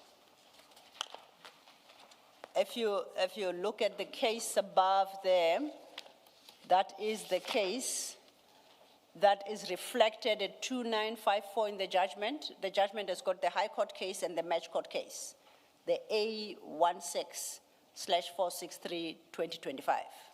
So these are the notes coming out of the Magistrates Court. Now invite us to 2949, and there is that bail condition that is being appealed against because the magistrate, item 3 under condition states, accused number 1, 3, 4, 5, 6, and 7 are prohibited from being at any premises of crime intelligence within the country RSA while the matter is pending. So that is the condition. Would you know where the magistrate could possibly have sourced this condition if the prosecutor did not ask for it? Can I comment? Yes, please. Thank you, Chair. Thank you, Commissioners. I'm not too sure where the magistrate could have picked this up from. Okay. But when I left before they could, I left court before they could pronounce on this bail condition. But before leaving, I spoke to the prosecutor, and it's one of the conditions that I requested, that the crime intelligence officers where the Secret Service account is, that they be prohibited from entering those premises, because witnesses, documents that we will require, and and therefore she must, when addressing the court, she must address it. And then I left the court. So I was under the understanding that bail condition, the prosecutor brought it up. And even when I was contacted to say, but this bail condition wasn't implemented, I think it was with General Lushaba. And yeah. So, but the main fact of it is that the magistrate, the prosecutor, didn't request for it. Yes. I was under the impression she did. Before I left court, I said to her, please, I whispered to her, and then I had to leave court because I had to rush out. But it was never asked from the magistrate. Yes. That's and that's what the High Court found by saying it was never asked for from the magistrate. It wasn't done in open court. It was, but accepting that and you confirming that didn't happen, the next condition becomes more concerning. Did you ask personally the magistrate to impose that condition? That condition there is, and I think when for the record, let's just say, it reads, Mr. Brian Padayachee will assist the accused with the collection of any matters or something, items of personal nature the accused may have on same left at the premises of any crime intelligence officer. The sum effect of it is because they are prohibited from entering any crime intelligence facility, Mr. Brian Padayachee, that is yourself, correct? That's correct, Chair. Will assist the accused to collect any items they have left in their offices, whether personal or of whatever nature, at these crime intelligence offices. If this condition was never requested, and the magistrate imposed it nonetheless, why does the magistrate pick on you to be the person to collect anything that these accused require? How do we land there? Are you able to shed some light? You say you didn't personally request it from the magistrate. You confirm that the prosecutor did not put it to the magistrate in open court. Does the magistrate know you personally? Do you know the magistrate personally? I think it was my affidavit or something, my name was mentioned there. It's a while back, I'm trying to recall. But when I was standing next to the prosecutor, which is quite close to the bench, as the way I can see where he put it there, is I, as the investigating officer, if they want to go to the office, they have to contact me before they go there to their respective offices. So that would have flowed from that bail condition that was set up about the premises. But I left court at that time, and it was only at the later stage that I found that no, this bail condition was put in as they're not allowed. So I, as the investigating officer, that is how the second part, we're looking at 4 chair commissioners came in. So we have a situation where there is a very stringent bail condition that was not requested by the prosecution being imposed. Yes. And then it goes further and identifies you personally as the person to assist the accused should they want to retrieve anything from their offices. In circumstances where it was never discussed with the magistrate that that is a possible,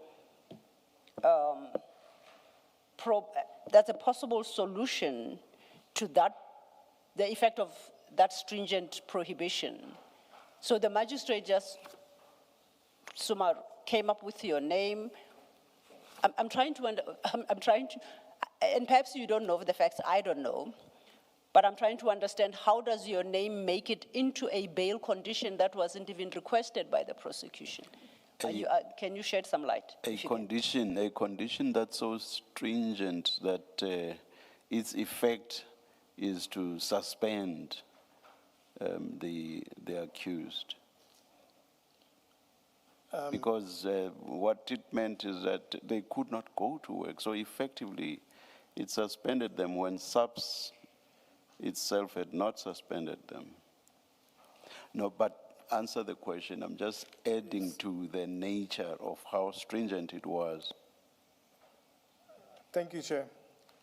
As I indicated, that I spoke to the prosecutor before I left, but during the early deliberations in the court, whilst we're deliberating with bail or whatever, I'm not sure whether anything came up during the deliberations before the bail conditions of not going to the office, etc.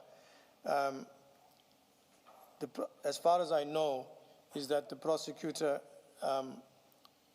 didn't speak anything about not going to the office, and that is what I heard, because I left there during that moment in time, so I don't know what really happened. But I told the prosecutor, look, those are crime scenes, and I think if I'm not mistaken, and if I can maybe just have a look at one of my notebooks that I was writing whilst I was sitting behind there, that I made a note there on it. But the fact remains of the whole thing is that, from what I gathered, and is that the prosecutor never requested that particular bail condition. How my name came about there is that during the deliberations with the bail or whatever, it's perhaps there where my name came up. It came up during the processes during the course of it. So that's where he probably picked it up from. But I know that the prosecutor didn't mention it. Thank you. Yes, Commissioner. Why did you want this bail condition that they must not go to the office? That you say you didn't discuss with the magistrate, yes, somehow he comes to know about it. Why did you want that condition? Yes, Commissioner. As I indicated, we were busy with investigations on the Secret Service Fund, documents, etc. No. But this matter had nothing to do with the secret fund. It had absolutely nothing to do with it. This case, this Mokwele matter, it was about the recruitment and appointment of Brigadier Mokwele. Yes. Why are you introducing other cases that under this bail condition? Yes, Yes, you may. thank you, Commissioner. I think it was mentioned during the course of the proceedings there that the accused before court are also implicated in other matters that we are investigating. Yes. And during that process of not just the Mokwele case, but the other cases that we're investigating, I'm digging into my memory that was said there, that we considered the crime intelligence officers, especially where the Secret Service Fund was, as crime scenes. So you were getting a bail condition, or you were asking for a bail condition that in fact has absolutely nothing to do with the matter that is before this magistrate. It has to do with other cases where you must justify bail, or rather bail conditions in other investigations that you are still conducting. You are using this case to get a benefit in respect of other investigations that are not yet complete. Commissioner. Yeah, you may respond. Chair, Commissioners, it's with the current case before court. The current case was mentioned before court and other cases that we are busy investigating. No, you've said you do not want them to go there because that's where the secret fund. Secret funds, witnesses. The witnesses, you had completed your investigation and you've seen this judgment. There is an exchange between the prosecutor and the magistrate. And the prosecutor says, our investigation is complete. We don't have a problem about witnesses being intimidated. In fact, we haven't even produced a list of witnesses. So these people, these accused, are no risk or pose no risk to our witnesses in this case. That's the position of this prosecutor, right? The magistrate keeps pushing, but they must be protected. What about members of the public? You know this judgment. I'm not going to read, interesting as it is to read. The magistrate keeps saying, but what about this? What about that? And your prosecutor says, the witnesses, we are not going, if I'm to preclude, if I'm to get an order, that's a condition rather, that says they shouldn't go to the office, then I have to mention the witnesses in this case. And we are not going to mention the witnesses because it would be to endanger them. So there is no risk to witnesses. Investigation is complete. So I don't need this condition, which the magistrate is very keen to give Meromutu without it being asked for, at least not in open court, is keen to give. So your other cases have absolutely nothing to do, even on the magistrate's own enthusiasm. Your other cases are no reason that he has imposed this condition. On this transcript that is quoted in the appeal judgment, those other cases have nothing to do with it. He gave this condition because he's protecting the witnesses in the Mokwele matter. My question to you is, why would you want this condition, as you say, you did for cases that have nothing to do with this Mokwele matter, that are still incomplete? They are not before court. You don't know whether eventually they will result in prosecution. Is that not another instance of an abuse of your position where you are sitting with this particular case, which is done and complete, investigated, it is before court, you've effected the arrest, but you use this case to gain a benefit in respect of other cases that have nothing to do with this case? You must accept it is on the face of it an abuse of your position that you're holding at the time when it comes to this case. You can comment? Thank you, Commissioner. I did not see it in that light. And as I said, in chief, and the way I looked at what we were doing, and this is what it is what it is. is that I spoke to the prosecutor and said to her that, listen, I'm leaving now. And I wrote on a notebook or I wrote something. I would have to check on that. When they're addressing the bail conditions, just take this to say that they're not permitted to go to the crime intelligence officers because of the witnesses, and that the crime intelligence officers is where it's a crime scene, where all the documents and everything that's going to assist us On an in that. investigation that has been completed according to the your prosecutor. The investigation has been completed. There is no risk of interference. That's what he tells the court. Yes. Yes. And what happened? I did not know what took place after that, but she didn't ask for it. So that's what happened at the end of the day. I made that suggestion, and then she didn't put it up to the magistrate. So that's where it stands there, Commissioner. All right. A related question. This appeal was opposed. Yes. That's correct. Yes. What role did you play in the decision to oppose an appeal on a bail condition that you and everyone in IDAC didn't ask for? What role in that decision did you play, if any? We oppose the bail conditions on what I put forward before you now, Commissioner.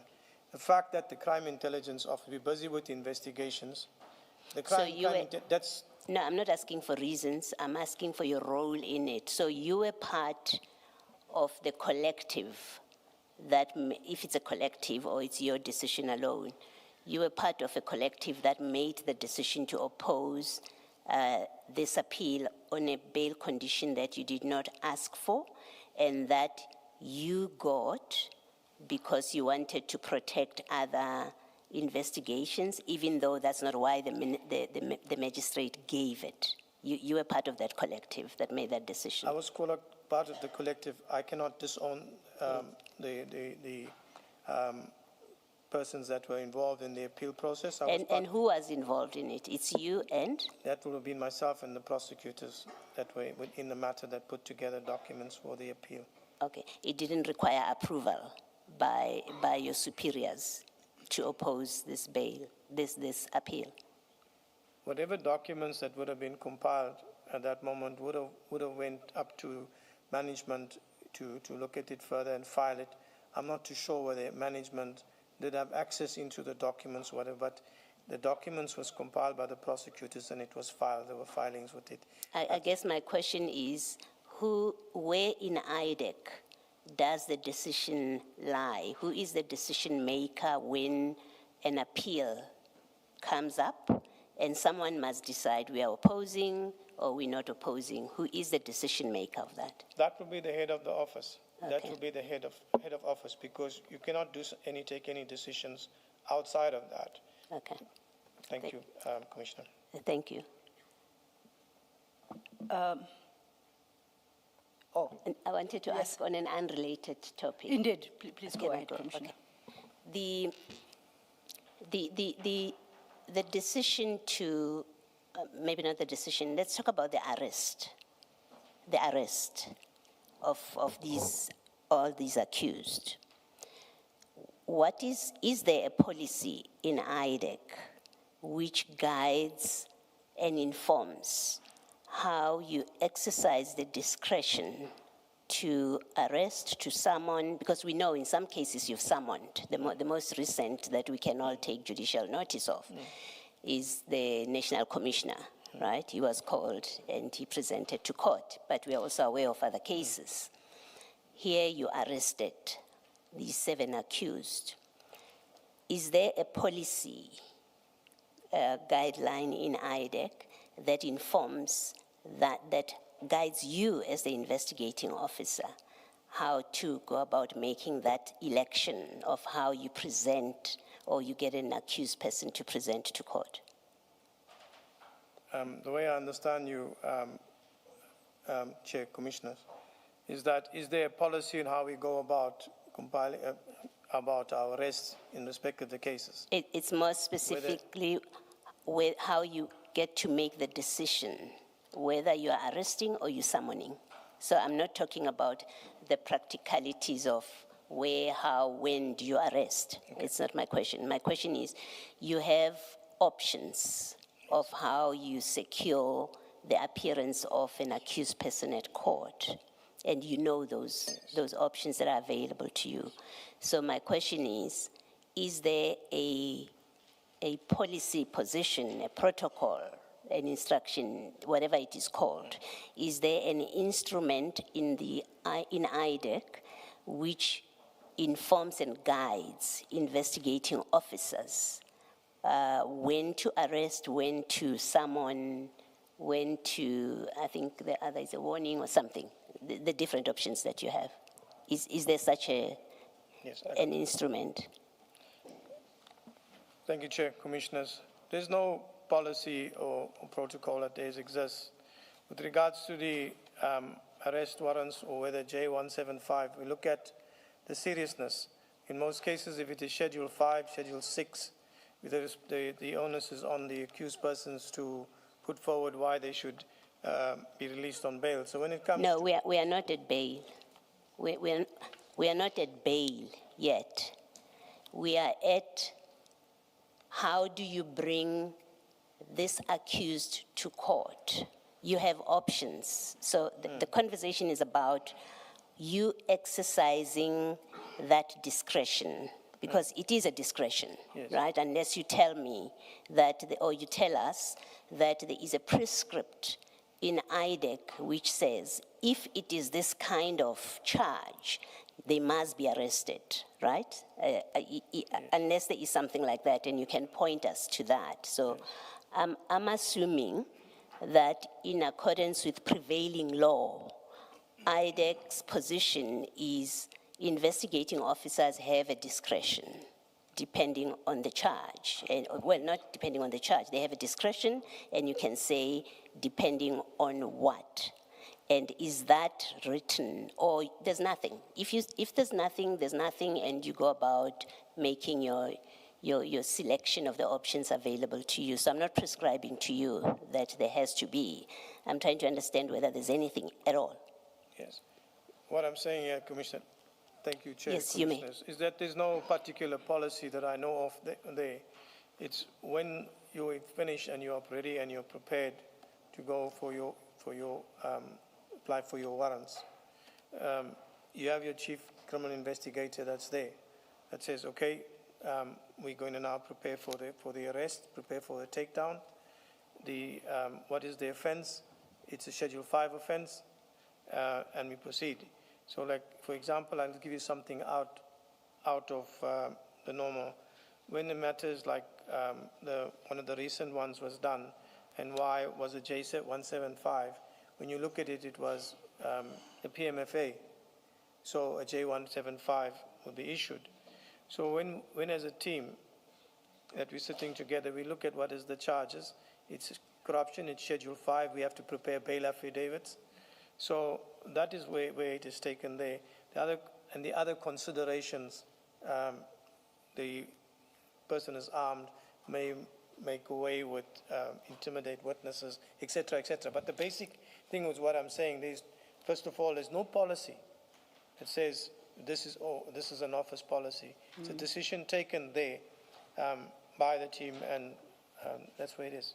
So is it irrelevant to the decision that is made by the team that you know where the accused lives? If you know, and let's come back to these facts. Yes.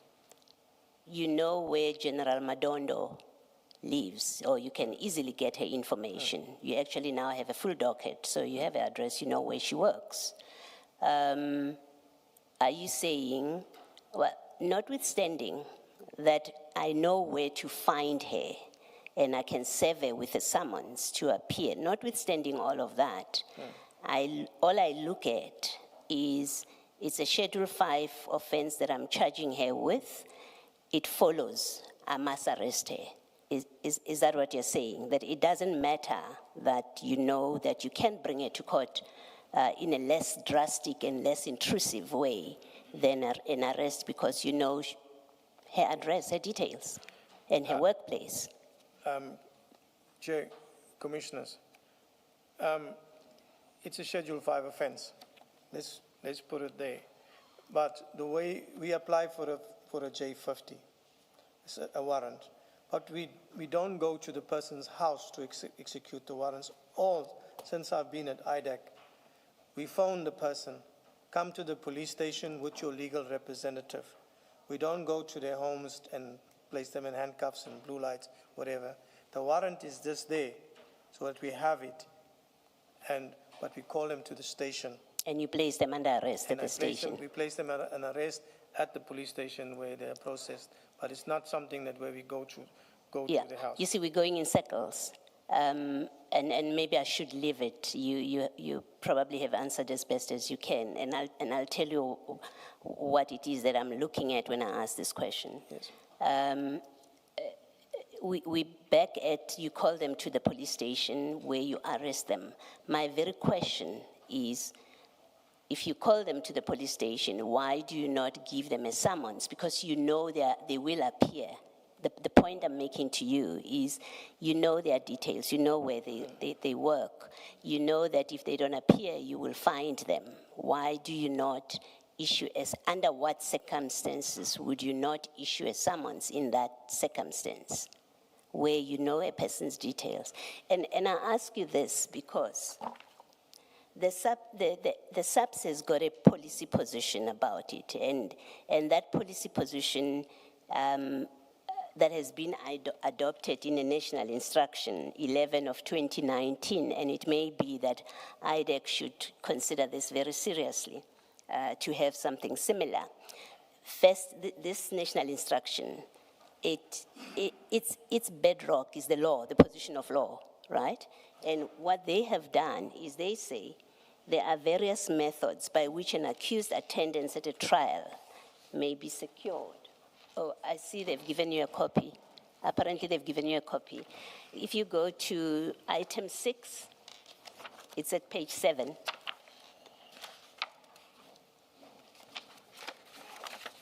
At page 7. Securing the attendance of an accused at the trial by other means than arrest. And one says there are various methods by which an accused attendance at a trial may be secured. Although arrest is one of these methods, it constitutes one of the most drastic infringements of the rights of an individual, and a member should therefore regard it as a last resort. This is what SAPS is saying to its members, not to you, I accept. It's not to you. Arrest is never an obligation, irrespective of the offense. But you seem to consider it an obligation when you say, well, in a Schedule 5 offense, I have to arrest. They must come and argue for bail. That's contrary to the SAPS's position and guidance to its members. Yes. And then the next paragraph recognizes that it's impossible to lay down hard and fast rules. Each case must be dealt with according to its own merits. A member must always exercise his or her discretion in a proper manner when deciding whether to arrest or not. And then 3, I'll just read the one. It says that a member, even though authorized by law, and you are not saying, I'm mindful that you are not saying, because it's a Schedule 5 charge, the law requires me to arrest. I'm mindful you're not saying that. 3 says, a member, even though authorized by law to arrest, in appropriate circumstances, should always refrain from arresting a person if the attendance of the person may be secured by means of a summons, as provided for in Section 54 of the Criminal Procedure Act. Mindful this is SAPS, why could you not do that with these accused? Why couldn't you, instead of arresting them, why could you not issue them a summons to come and appear? Because remember, there's no law that says because it's a Schedule 5 or even 6, they must be arrested. Why was that not an option that is available to you? Why did you not choose that option and chose the more intrusive and quite punitive way of bringing them to court? Thank you, Chair, Commissioners. I see the SAPS regulation and the manner in which they do, and each case is decided on its own merits. However, ever since I've been at IDAC, with regards to matters that's being investigated, when the matter is serious, it's a serious charge, I know I'm mentioning Schedule 5, the other circumstances with regards to this firearm, witnesses, etc. The normal thing is that we apply for J50s.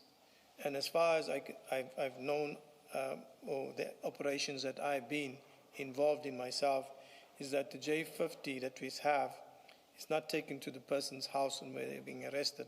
They're brought to the station and they are processed there. So all that I can say is that, Commissioner, but then the question will be, why apply for a warrant then? The warrant is there. We have it in case there is something that where the person doesn't report or the person decides he's going to now evade justice or whatever else there is there. Thank you. Well, I think the correct thing to say, to express how IDAC does things, is to say that as a matter of course, we apply for warrants and we arrest them at the police station, because that's what you're saying. We call them to come to the police station, and when they arrive, we arrest them. So your modus is an arrest. We are charging this person, we arrest. That's how IDAC operates. That you are correct. Okay, thank you. Thank you, Ms.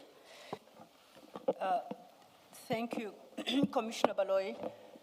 Chair and Commissioners, that would bring me to the conclusion of my questions for the witness. I don't know if there.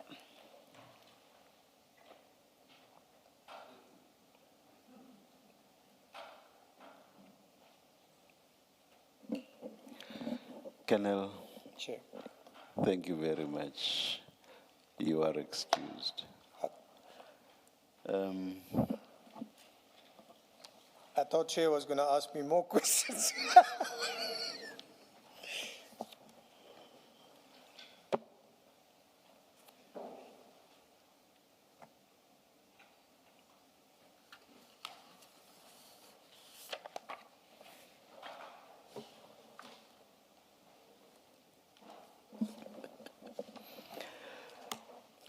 We'll resume at 9:30 tomorrow. Indeed, Chair. Let's adjourn. Thank you. Thank you.